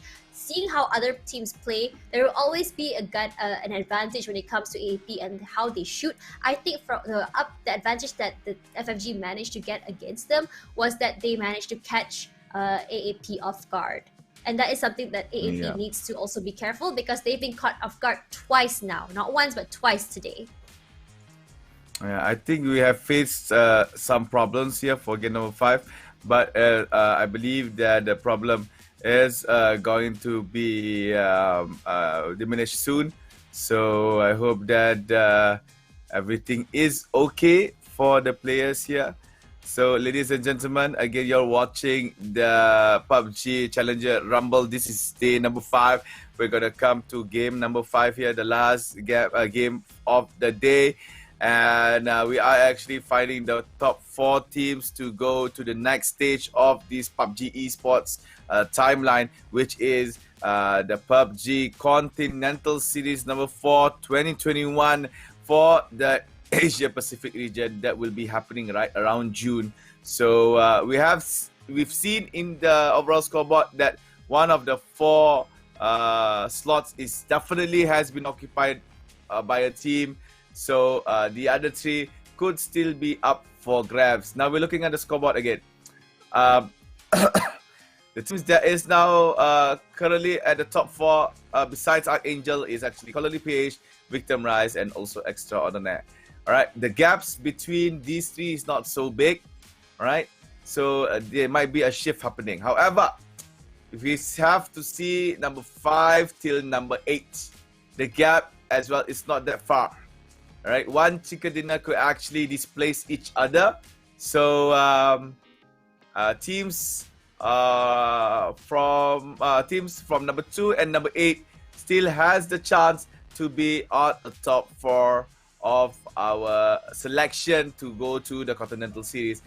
Therefore, teams like Venom Rise and also Extraordinaire must not be in a very comfortable state, because teams like Eagle 365 and also PMA, as well as Night Samurai and also from the future, could anytime exceed or cut off the teams at the top of the table. Yeah, but for now, let's have a look at M2G, how we were just making jokes about how they were actually going to be stuck at 8th place. But for now, their performance has actually gone down just a little bit from the future, getting a little bit more kills in them, going a little bit more crazy and getting a lot more points because of the kills. M2G now has dropped down to 9th place and not too far behind. From Bahamut Gaming, just like 5 points behind. Bahamut Gaming can easily catch up if M2G does not do anything to stop. If M2G does not do anything to stop the bleeding and from them dropping down to 10th place. So for now, let's have a look as well. From 11th place all the way down to 103. So from places about 11th and 12th is now just linked together, just in a tie with 103 points each. So now Hashira, Setna Esports are just so close together. Anyone can be taking that. And NIAN and Bird Boys are just going to have a hard time trying to catch up back to go back up there. So for now, let's see over here. Colony PH actually looking very comfortable up there. I think if they maintain the way they play, they don't have to worry about losing second place, and they'll be very happily they're having a slot there for the PUBG Continental Series. Speaking of PUBG Continental Series, did you know that the top 6 teams for this tournament will be getting a direct invite to the next PUBG Challenger Rumble, which will be happening next July? There's also that at stake as well. Yep. And also PUBG New State, all right, is also up and running for anyone who wants to try the game. It's still open up for Android users only for the time being, but however, it's gonna come out for Apple App Store real soon. So for the current time being, for those who are on Android, you guys have the opportunity to pre-register to play PUBG New State. And for those who might not know, 5G New State is the new intellectual property that has been crafted by PUBG alongside with the main developer, which is Crafton.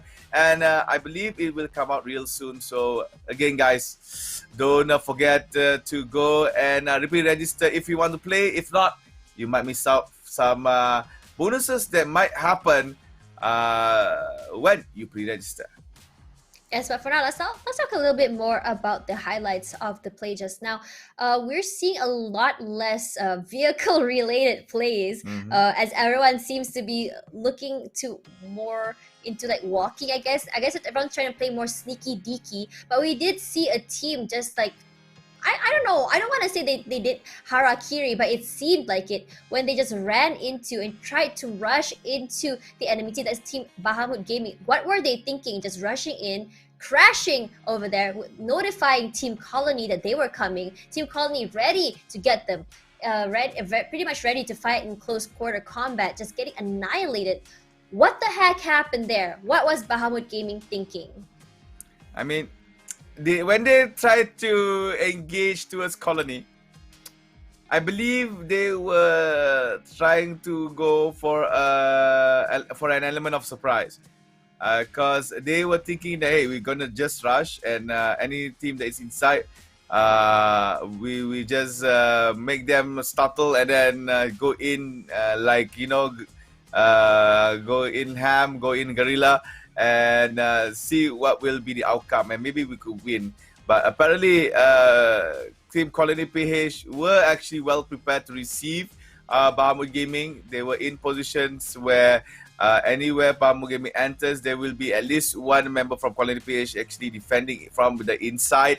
And another factor that would actually contribute to the downfall of that particular execution is because Bahamut Gaming did not use any kind of utilities. There was no thrown of grenades, there was no thrown of molotovs, there was no much flashes to cover up the area. So that is another reason why Bahamut Gaming went I was surprised that Colony. They just randomly just rushed in, did not flash them out, did not even check. And I think that is one of the biggest mistakes you can do when you go to a fight with a close quarter combat. We've talked about this when it comes to Hashira in the beginning. We talked about this when it comes to Bird Boys, you know, just jumping in without thinking. I'm not too sure if that's the right way to go when it comes to this. But I feel like a lot of teams are starting to get a little bit too comfortable, are starting to stop looking before they do anything. And honestly, that's the reason why these other teams are going up, because teams that are at the bottom are starting to learn, and teams that are on top are just way too complacent at this point.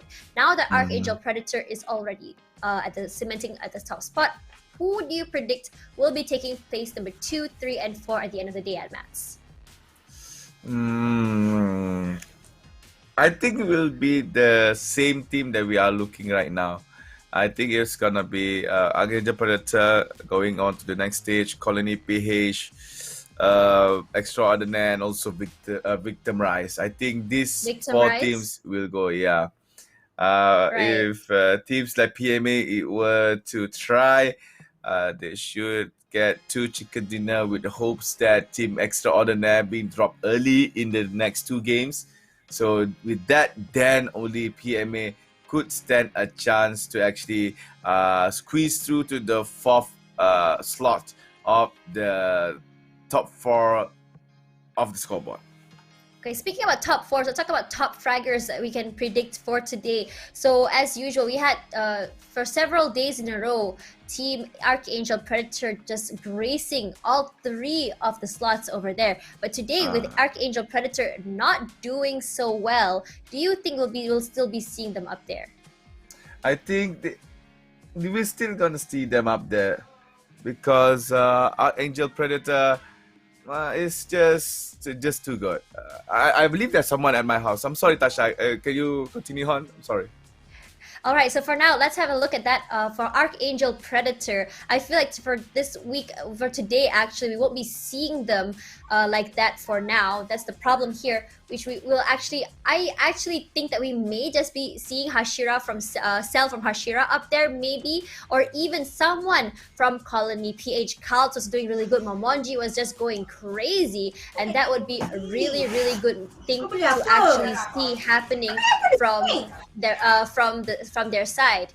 Okay, so another thing as well that I really want to highlight is the way the teams have been playing through the storm. The storm, which, despite having to actually open up in different weird areas, teams actually find different ways to actually go into the circle. We've seen FTF trying to take the boat. Unfortunately, while their guess was a little bit out of the way, it wasn't honestly the best way for them to go about it, and they actually had to pay for it. But honestly, a great effort by them if it actually did work out.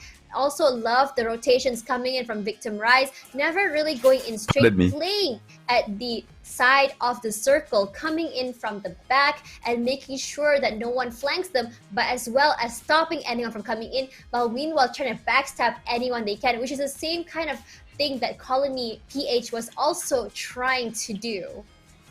Yeah, right. Pardon me, ladies and gentlemen. As you can see, this is the circumstances when you are casting at home. So I got some packages coming out of nowhere, and my art is actually quite bursty on the sides. So pardon for that view. Anyways, yeah. I think that. I just want to see how the teams is gonna pan out later on, because I believe next tomorrow it will be the day number 6. It will be possibly the last attempt for the teams before we go to the grand finals for the Challenger Rumble.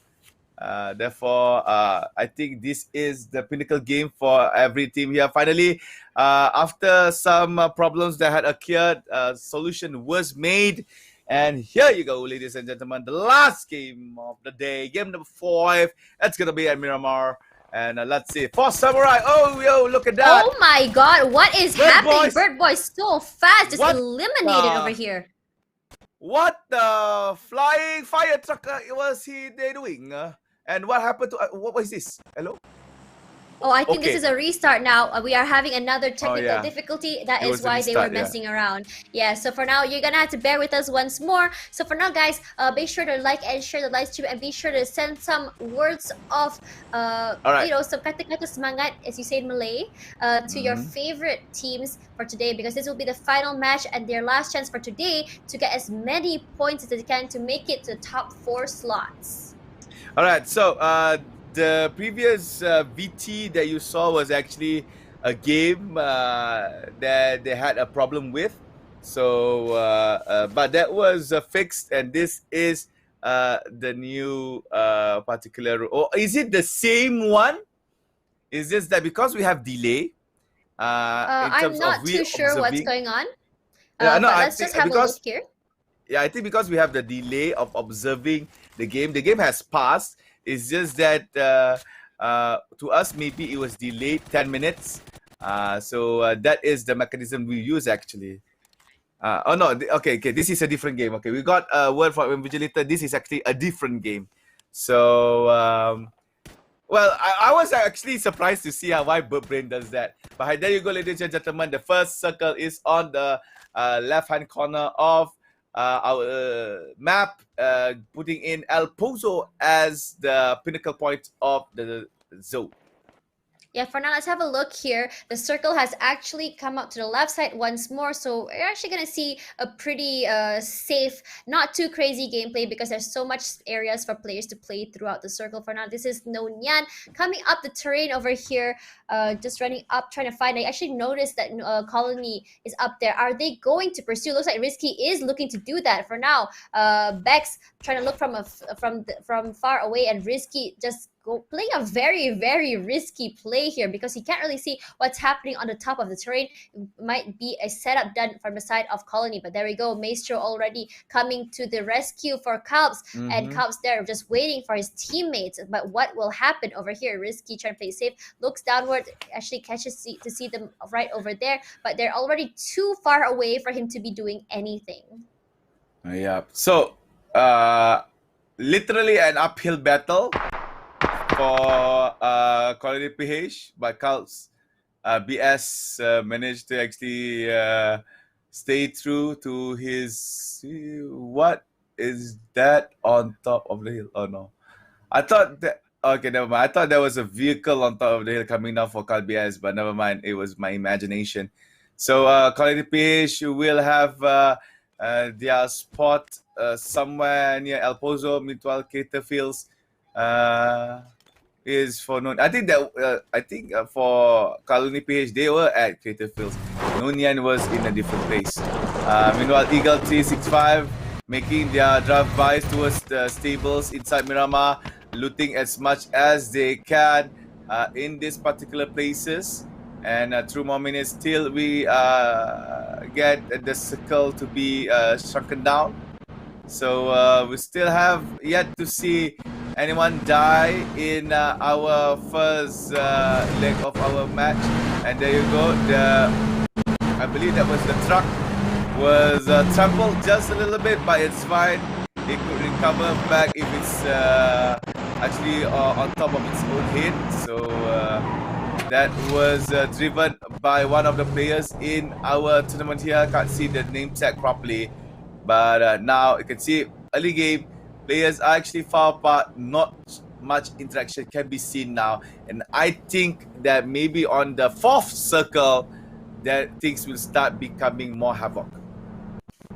Yes, that's right. For now, we can actually see players are making their way into the circle. Everyone's actually to the side there, just taking their time, not looking to fight real soon. But for now, we see two teams, which is DK and FTF, so close to each other. Some shots there coming out from Bird Boys toward FTF as well as DK. DK not looking to actually engage with FTF. But here we are. There we are.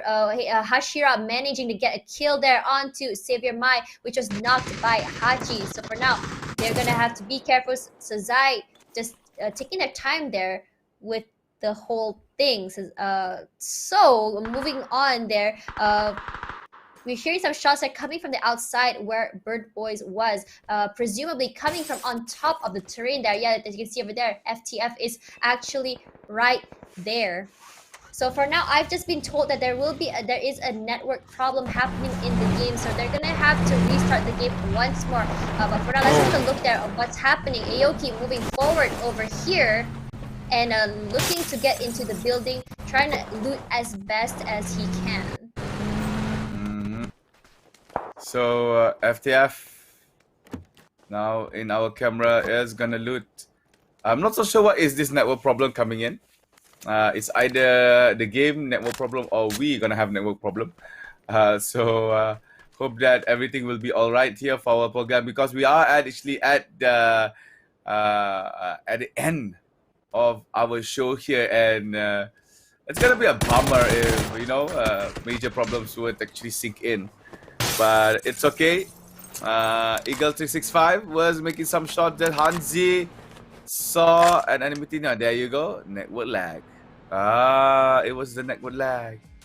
Yeah, that is actually the reason why there was a technical difficulty earlier, and it looks like it hasn't been solved just yet. But for now, that was a very interesting circle coming to the left side. It was a very big one as opposed to the circles that we've had today. So I doubt we'll be seeing that again. The thing is, when you have a larger circle, which means that you can actually have more larger plays and players can actually play a little bit more safe, which is why sometimes at the end of the match you see players with like 4 members still pretty much alive and healthy. But when you watch the match where the circle is actually a little bit been an odd area, a very small area. We actually see players with only one teams with only one player left, teams that are already down bad, which is why the circumstances of Circle actually affects how the outcome of the matches would be.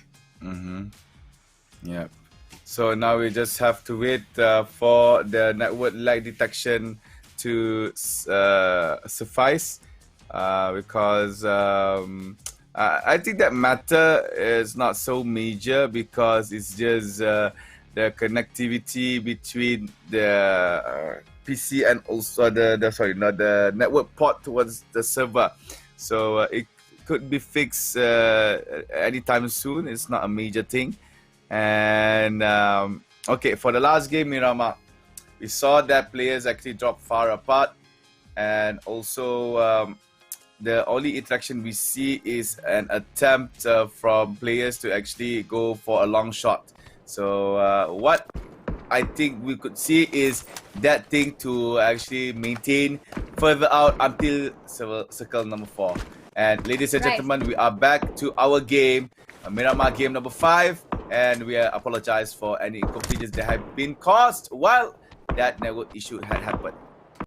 This run on, this is Eagle 365, Chiber, Hansi, and all that. They're actually very, very safe here in the area. Not many other teams close by. But Sazai, they're all alone, driving in his mystery machine. 1, 2, 3 shots coming through, but not quite hitting anything. Sazai will be able to get away very, very safely. Vandal9 just trying his best, trying to get a single hit onto him, but nothing is hitting so far, and that is going on. So let's talk about Eagle 365 a little bit more in terms of their performance. Their performance last week was actually pretty good, with only dropping off at day number 3, and now we're actually at day number 5, and they don't seem to be improving. I'm actually very disappointed about that, because they were actually one of my favorites to actually be making it up there onto the top 4. All right, top 4, and a little bit of an FPS Skaduza here, and to be honest, I'm not so sure. Tasha, can you see anything? No, I don't think so. No, actually, that it was a black screen. I think we're having another technical difficulty once more. So speaking about that, let's continue our conversation about Eagle 365. One of the teams that actually started off so good, but started to go down as well. Another team that has been doing that was actually 4 Samurai. Glad to see them back today. Yeah. So what are the teams that you think did so well in the beginning, or actually went down toward the end at math? I think Hashira's today doing very well, apparently. That's out of 4 games that they played, 1 game they were eliminated early, but the other 3 they were pretty well. Twice it was twice that Hashira went to the top 4, and I believe there was one they were in number 7. So I think that today Hashira was actually doing pretty well. It's just they're having a really good day. Yeah, the only problem that they have right now is that the gap between them and the team that is above them is just way too high for them to make any kind of displacement in terms of place in the scoreboard. I feel like that's very unfortunate, because I feel like if they were to play like this, it would be better for them to play in leagues that go for weeks and weeks, because it seems like it takes quite a while for them to find momentum to finally find that little sweet spot for them to actually perform, which is super unfortunate, because this tournament only takes place for 6 days. Also, another team that is starting to not look very great is AAP. Not sure if they're burnt out, tired, or just trying to play around since they're just so comfortably ahead up there. But the thing is, even if they don't do so well today, they're still gonna be up there in the top spot, because let's face it, can you really chase about 150, 160 points forward in just 5 to 10 matches? It's just almost impossible to be doing that. Yep, that's true. And it's gonna be, I mean, even for Colony PH that is currently in number 2, it's gonna be, what you call it, it's gonna be superb for them to actually try and cut away our Angel Predator. And we're not back into our game. It looks like we have our few kills already. Victim Rise was seen getting 1 kill in the kill feed. And we actually elapsed 10 minutes into our game, Tasha. Oh my gosh, we actually missed quite a lot, but for now, let's just pick up where we left off. Mad Dog knowing that Bahamut Gaming's on that side, but trying to see if we get a shot there over there in the distance to a player, but we're not quite sure who's that. But in the kill feed, the best Merah getting a kill onto Brojack. So unfortunate. So for now, Archangel Predator looking to eliminate some space between him and the enemy, I think. But now, for now, let's look at DK Limitless just dropping Colony Maestro. Very unfortunate, since I really wanted to see Colony actually make it to the top 3 at the end of this match. And then meanwhile, Cell getting a knock onto Kid, but not too sure if Kid will be able to make it out alive. So here we are. He's still looking for the member of our gaming, but not. I think it's Art God over there in the distance, and not quite seeing anyone just yet. Still trying to get a kill on that player up there, but nothing is gonna hit. It's just way too far away, despite the scope. All right. Okay. So right now, Mad Dog. There we go. Try to go. Wow, Mad Dog really attempting that thing. That is freaking hard.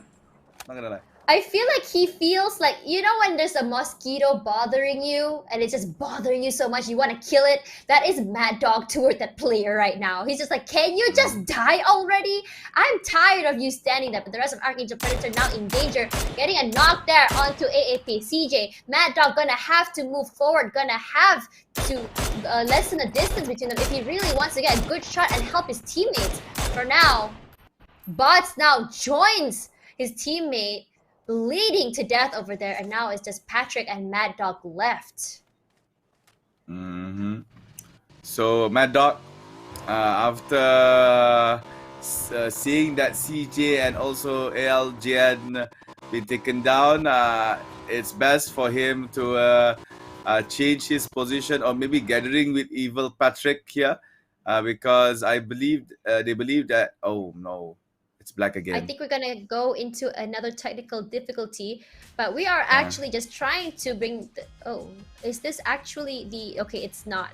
Okay, so for now, we're gonna have to try again while the team actually tries to reconnect the game. Technical difficulties cannot be avoided, especially if it's an online event. That is how it's supposed to be. So let's talk a bit about that match now. AAP, if they have to continue that match, it'll be very, very unfortunate because they had lost 2 players. So for now, just continuing again where we left off. This is Mad Dog getting a kill there onto Lil Kobe.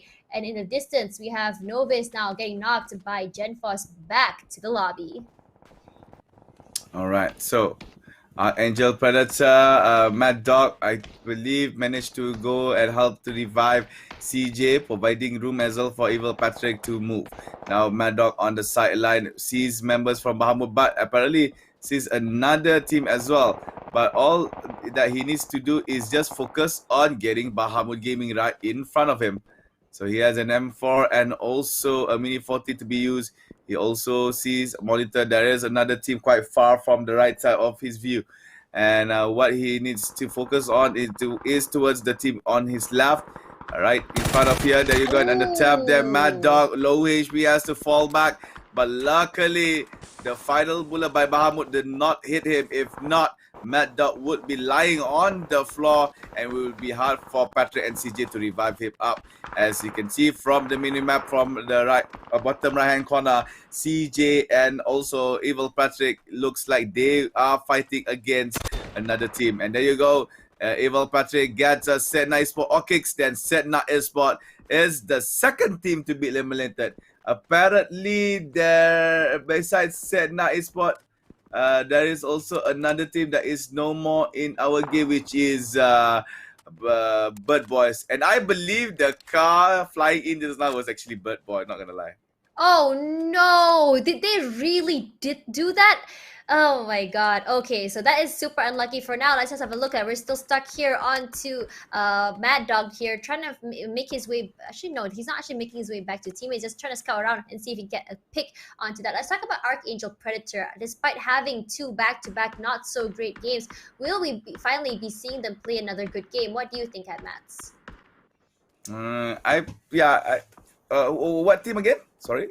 Archangel Predator. I'm not so sure if they want to try hard on this game, but Yeah, because earlier how it was going just now through the fight was that Mad Dog was super far away, leaving his other three Yep. teammates just to fend for themselves. And Mad Dog only started to move when it was already way too late. I'm not sure what kind of strategy to try and go for, but that is not the way to go around about this. I mean, maybe again, they are the top of the they are at the top of the leaderboards. Hard for them to be. Okay. I'm a bit confused here in terms of what we're looking at. Production, can you actually brief us a little bit what happened right now? But for now, let's just. Okay, and we received information that we got input lag. Okay, so right now we're okay already. So now, Cell! Tasha, look, I mentioned that Hashira had very good game today, and Cell, Yeah. 3 shots directly to YQQ. Easy drops him down. Straight in the face too. If that were to happen, I would be pretty mad. But Cell actually today has been exceeding expectations with his play. I'm actually just so surprised at how crazy he can play, and I like seeing this side of Cell. Usually it's just Aisu and Suzunami going crazy, but this side of Cell I actually really like. But for now, we have Chimoy now in danger as his teammate trying to get to him to be revived, but CJ as well as Mad Dog is not allowing that to happen. They rush toward them, trying to finish off the kill and trying to see if we can get the other teammate in the process. Greenwell, Friendly Fire Gaming manages to catch Team Extraordinaire out in the open. Aoki managing to get a knock there. Mr. Chan, Cell getting a kill onto Button 9. Mr. Chan managing to knock Daniel. So unfortunate, but for now, I think Daniel will be able to easily just crawl forward and be revived by his teammates. But for now, I think we're going to have another technical error. So just looking at the match, I am very surprised to see how the teams are moving around. AAP lost a teammate so early, but yet still trying to make the best of the situation. Extraordinaire still caught once more out in the open. What were they thinking? The thing is, playing on a map like Miramar means that you have to prioritize looking for cover, and I don't think that Extraordinaire actually thought that through. Yeah, and I think Extraordinaire was trying to implement the same strategy that has been used by Eagle 365. However, Eagle 365 only does that in Erangel. In contrast, for Miramar, they prefer to traverse in the map using vehicles instead of staying in the open. So a little bit update, as you can see, Agent Predator has lost. Oh my god! Nice grenade by Evil Patrick.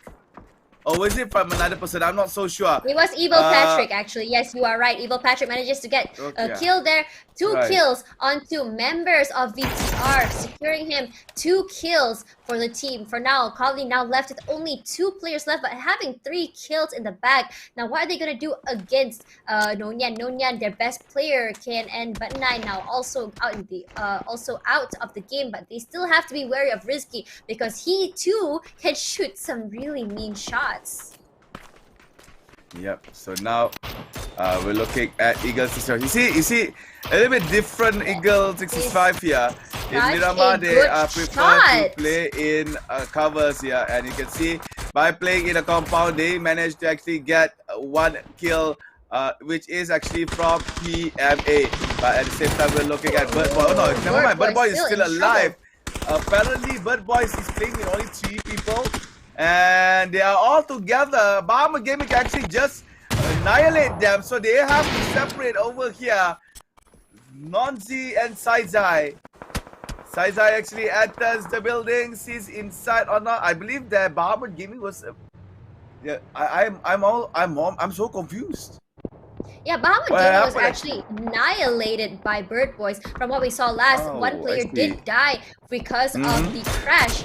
But it's okay because they managed to take advantage of the situation and instead take a trade and just have 1 player killed. for the whole team, which is definitely worth it in my opinion. Might not be worth it later, but still nice enough to get 3 points in the bag for them for today. For now, we are actually looking at four Samurai Deprot ID over here, trying to see if we can get any picks. Notices that FTF is out there in the terrain, but not quite starting anything just yet because they're not too sure where exactly the team is or if there's any other team in the distance since of how close everyone is in this game. All right, so 11 teams, 31 players. I can't see the update on the top left-hand corner of our screen because there was no grey out for any teams that is eliminated. And Okay, for what now, I let's can have a see is look just here. yeah. Jexy manages to send Nanzi back to the lobby. Now Kate Kane going crazy. This is where we left off now. Kate Kane manages to get a kill onto Zio and Cizai for Samurai, just going crazy. And this is where Bird Boys was eliminated, 11th place. Bird Boys, despite the amazing start, goes back to the lobby. So now for Samurai, making some shots. Kane with a scope from far range, but could not get the angle right. And Felipe Gamin is seen to be fighting as well on the kill feed. Oh my god, now out. Chibret. Oh, gets that knock on that towards is such a TPMA. good shot. Chibirit, as usual, from seeing how he was playing on day one, this is what we wanted to see, and he is actually delivering it, knowing that he only has today and tomorrow to be putting it back. Another shot goes in there, but meanwhile we see Vespa Mera just dropping Hachi from Hashira, and for Samurai, Dipro ID manages to get a kill onto PMA's KMF1. So PMA is now no more. They were eliminated at number 10. So now we are left with 9 teams and 23 players. And Eagle 365, they made a lot of shots, but only Chibaret managed to get 1 kill in that brawl. Now on the kill feed, you can see that Hashira is engaging towards Team Friendly Fire Gaming. Hashira raked in 5 kills already, and still trying to find more for them to add more points in the leaderboard. Meanwhile, Colony will engage on towards Eagle 365. Apparently, Chibret dies to the circle. What happened? He was in a car, but he was not able to get into the circle? Yeah, that is so unfortunate. I'm not so sure. I'm not so sure. Maybe there are other circumstances that happened. Maybe he was knocked, but we see him die to the circle instead. Yeah, no. Chibrit died to the circle, apparently. It's a suicide kill. And there you go. Eagle 365 is now no more. Friendly Fire Gaming is now taking on a team Extraordinaire. Meanwhile, Hashira is shooting towards Team Extraordinaire. There you go. Friendly Fire Gaming is now no more, as we kicked out by Extraordinaire. But Extraordinaire now has to be careful because Hashira is shooting them from far range, and they only have 1 truck as cover in the place where they engage Friendly Fire Gaming. So right now you can see 4 Samurai has to get the heck out of there right now, as the circle is just close by to their tail. FTF is just trying to stop anyone from getting into the circle, which is why Team Extraordinaire is stuck over there, only left with only 2 players, and 4 Samurai is looking to separate over on the other side, going toward the area where what I presume is where AAP is. You hear some shots there happening over there, but not quite happening. Evil Patrick getting ready to receive Kate Kane on that side, going prone, staying up, and now some shots are being thrown in. 1, 2, 3, 4. Is he gonna get it? No. Kate Kane, yes, actually is. Colony manages to do the knock, and Evil Patrick sends him that, but it's gonna be run over. But before he gets run over, he dies to some shots, and there we go. That's the Prot ID sending Evil Patrick as well as the rest of AAP back to the lobby. So Tsunami trying to do some work here, trying to finish off Team Extraordinaire in the distance, not quite doing any damage. He's just way too far away, but he cannot move forward because FTF is just watching over on the other side.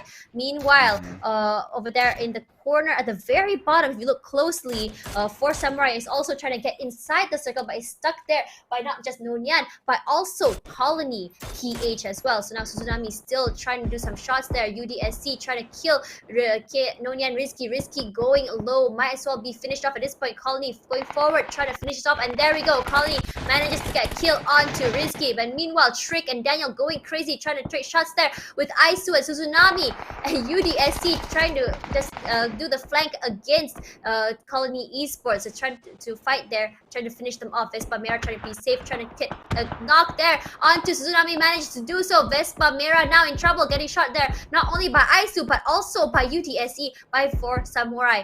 FTF that just played corner saying, nope, we don't want any part of this. We're just going to hide in this corner and we're not going to fight at all. And slowly, Team Extraordinaire just going to slowly move into the circle as Aisu and Suzunami get very, very distracted by Vespa Mera as well as 4 Samurai. Now UDSC, now low. Astro Boy going to have to rotate to him and have to be careful because Vespa Mera is on the lookout for blood. Now going crazy as well. Now Colony in trouble, getting sandwiched between 3 players of 4 Samurai. What is going on? Will this be the end for Team Colony? Vespa Mera going on, and there it's the end of Maestro. NIAN, Vespa Mera getting another kill for his team. Oh my god! Here comes from the future. They went uphill straight away. You can see players are dropping there on the kill feed, and I believe there is only a few individuals left. This is the time to shine from the future. For Samurai is now no more. For 5 teams left from the future, still pushing it through towards the zone. Sees one pruning on the floor. Colony as well is now dropped dead at number 5.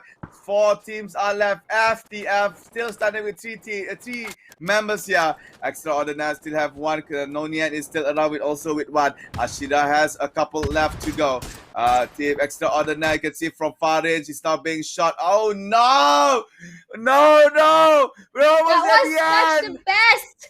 Bring it back, everyone! Bring it back! Yes, we are! We're back! For now, let's have a look at No Chill running forward here, trying to loot as much as he can. Knows that Extraordinaire Daniel is over there in the corner. They have to be careful though, because they have no clue where exactly the rest of Hashira's teammates are. So for now, as you can see here, the circle is getting closer. The ones that are already in the circle is actually from this future. They're actually separating out.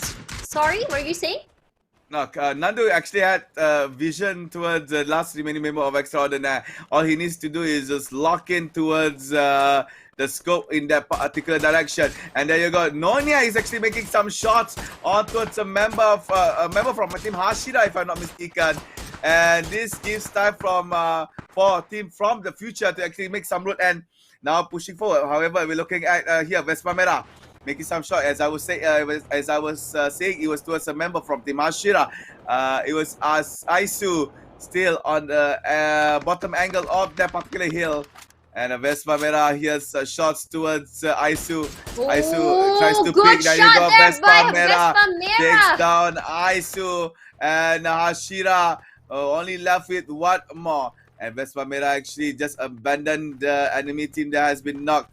And Ashira, there we go. 1 more member. And he finishes just it off. Too far. There you go. Aisu is now no more. It's gonna be 3 versus 1 versus 1 versus 1. Advantage for team from the future. He sees 1. Vespa Mera Vespa Mera actually pruning. Hexagon ID will throw the grenade. The grenade will be good. And Papo goes down. Vespa Mera. Hexagon gets that kill. Now 2 more left here for team from the future. 1 more grenade. They take down Daniel, and it will land nicely. And but no, it was actually no overextended. Never mind. It's okay. The bullet was there, and from the future will be the next team against the Chicken Dinner. And this is the first time ever FTF gets the first place in a match. Yes, that's right. With only 900 and 84 damage. Let's have a look at the match result. This is from the future with a total of 9 kills, with one chicken dinner landing them 19 points. Hashira doing great once more with second place with 6 kills and 12 points. NIAN taking third place, which is a great thing to see, despite knowing that they're at the bottom of the barrel, taking third place with 6 kills and 10 points. Calling PH takes fourth place with 6 kills and 9 points. In fifth place is Force Samurai with 6 kills, 8 points. Team Extraordinaire doing not too shabby this time around with 2 kills and 7 points. Archangel Predator, another letdown from their side despite having always on the top 4, 5 kills total with 6 points. Victim Rise now in 8th place with 5 kills and 5 points. FFG at number 9, 3 kills and 4 points. Number 10 is Eagle 365, 3 kills and 3 points. Setna on number 11, 3 kills and 3 points as well. BB Birdie Boys, 2 kills and 2 points, together with Bamboo Gaming at number 13, 2 kills and 2 points. DK Esports, 1 point. PMA, 1 point. M2G, sadly, no point. No point being right there as well. Let's talk a little bit about the overall scoreboard. You can see here, Archangel Predator so very comfortable here with 377 points, almost reaching the 400 mark. And I wouldn't be surprised if they do so tomorrow with Colony PH here, making not too far behind, not too far ahead of Victim Rise with 188 points, only 6-point different here. Managing to get 2 chicken dinners today to just seal the deal of this beautiful Saturday and getting 129 kills with Victim Rise on third place with 1 chicken dinner, 114 points and 182 kills total. And Extraordinaire 170, from the future 149, Eagle Esports 365 145, Samurai so close 142, PMA 140. Look at that, the gap between number 5 till number 8 is just so small. However, the gap towards Extraordinaire, there is a slight bump, but it's still chaseable for tomorrow.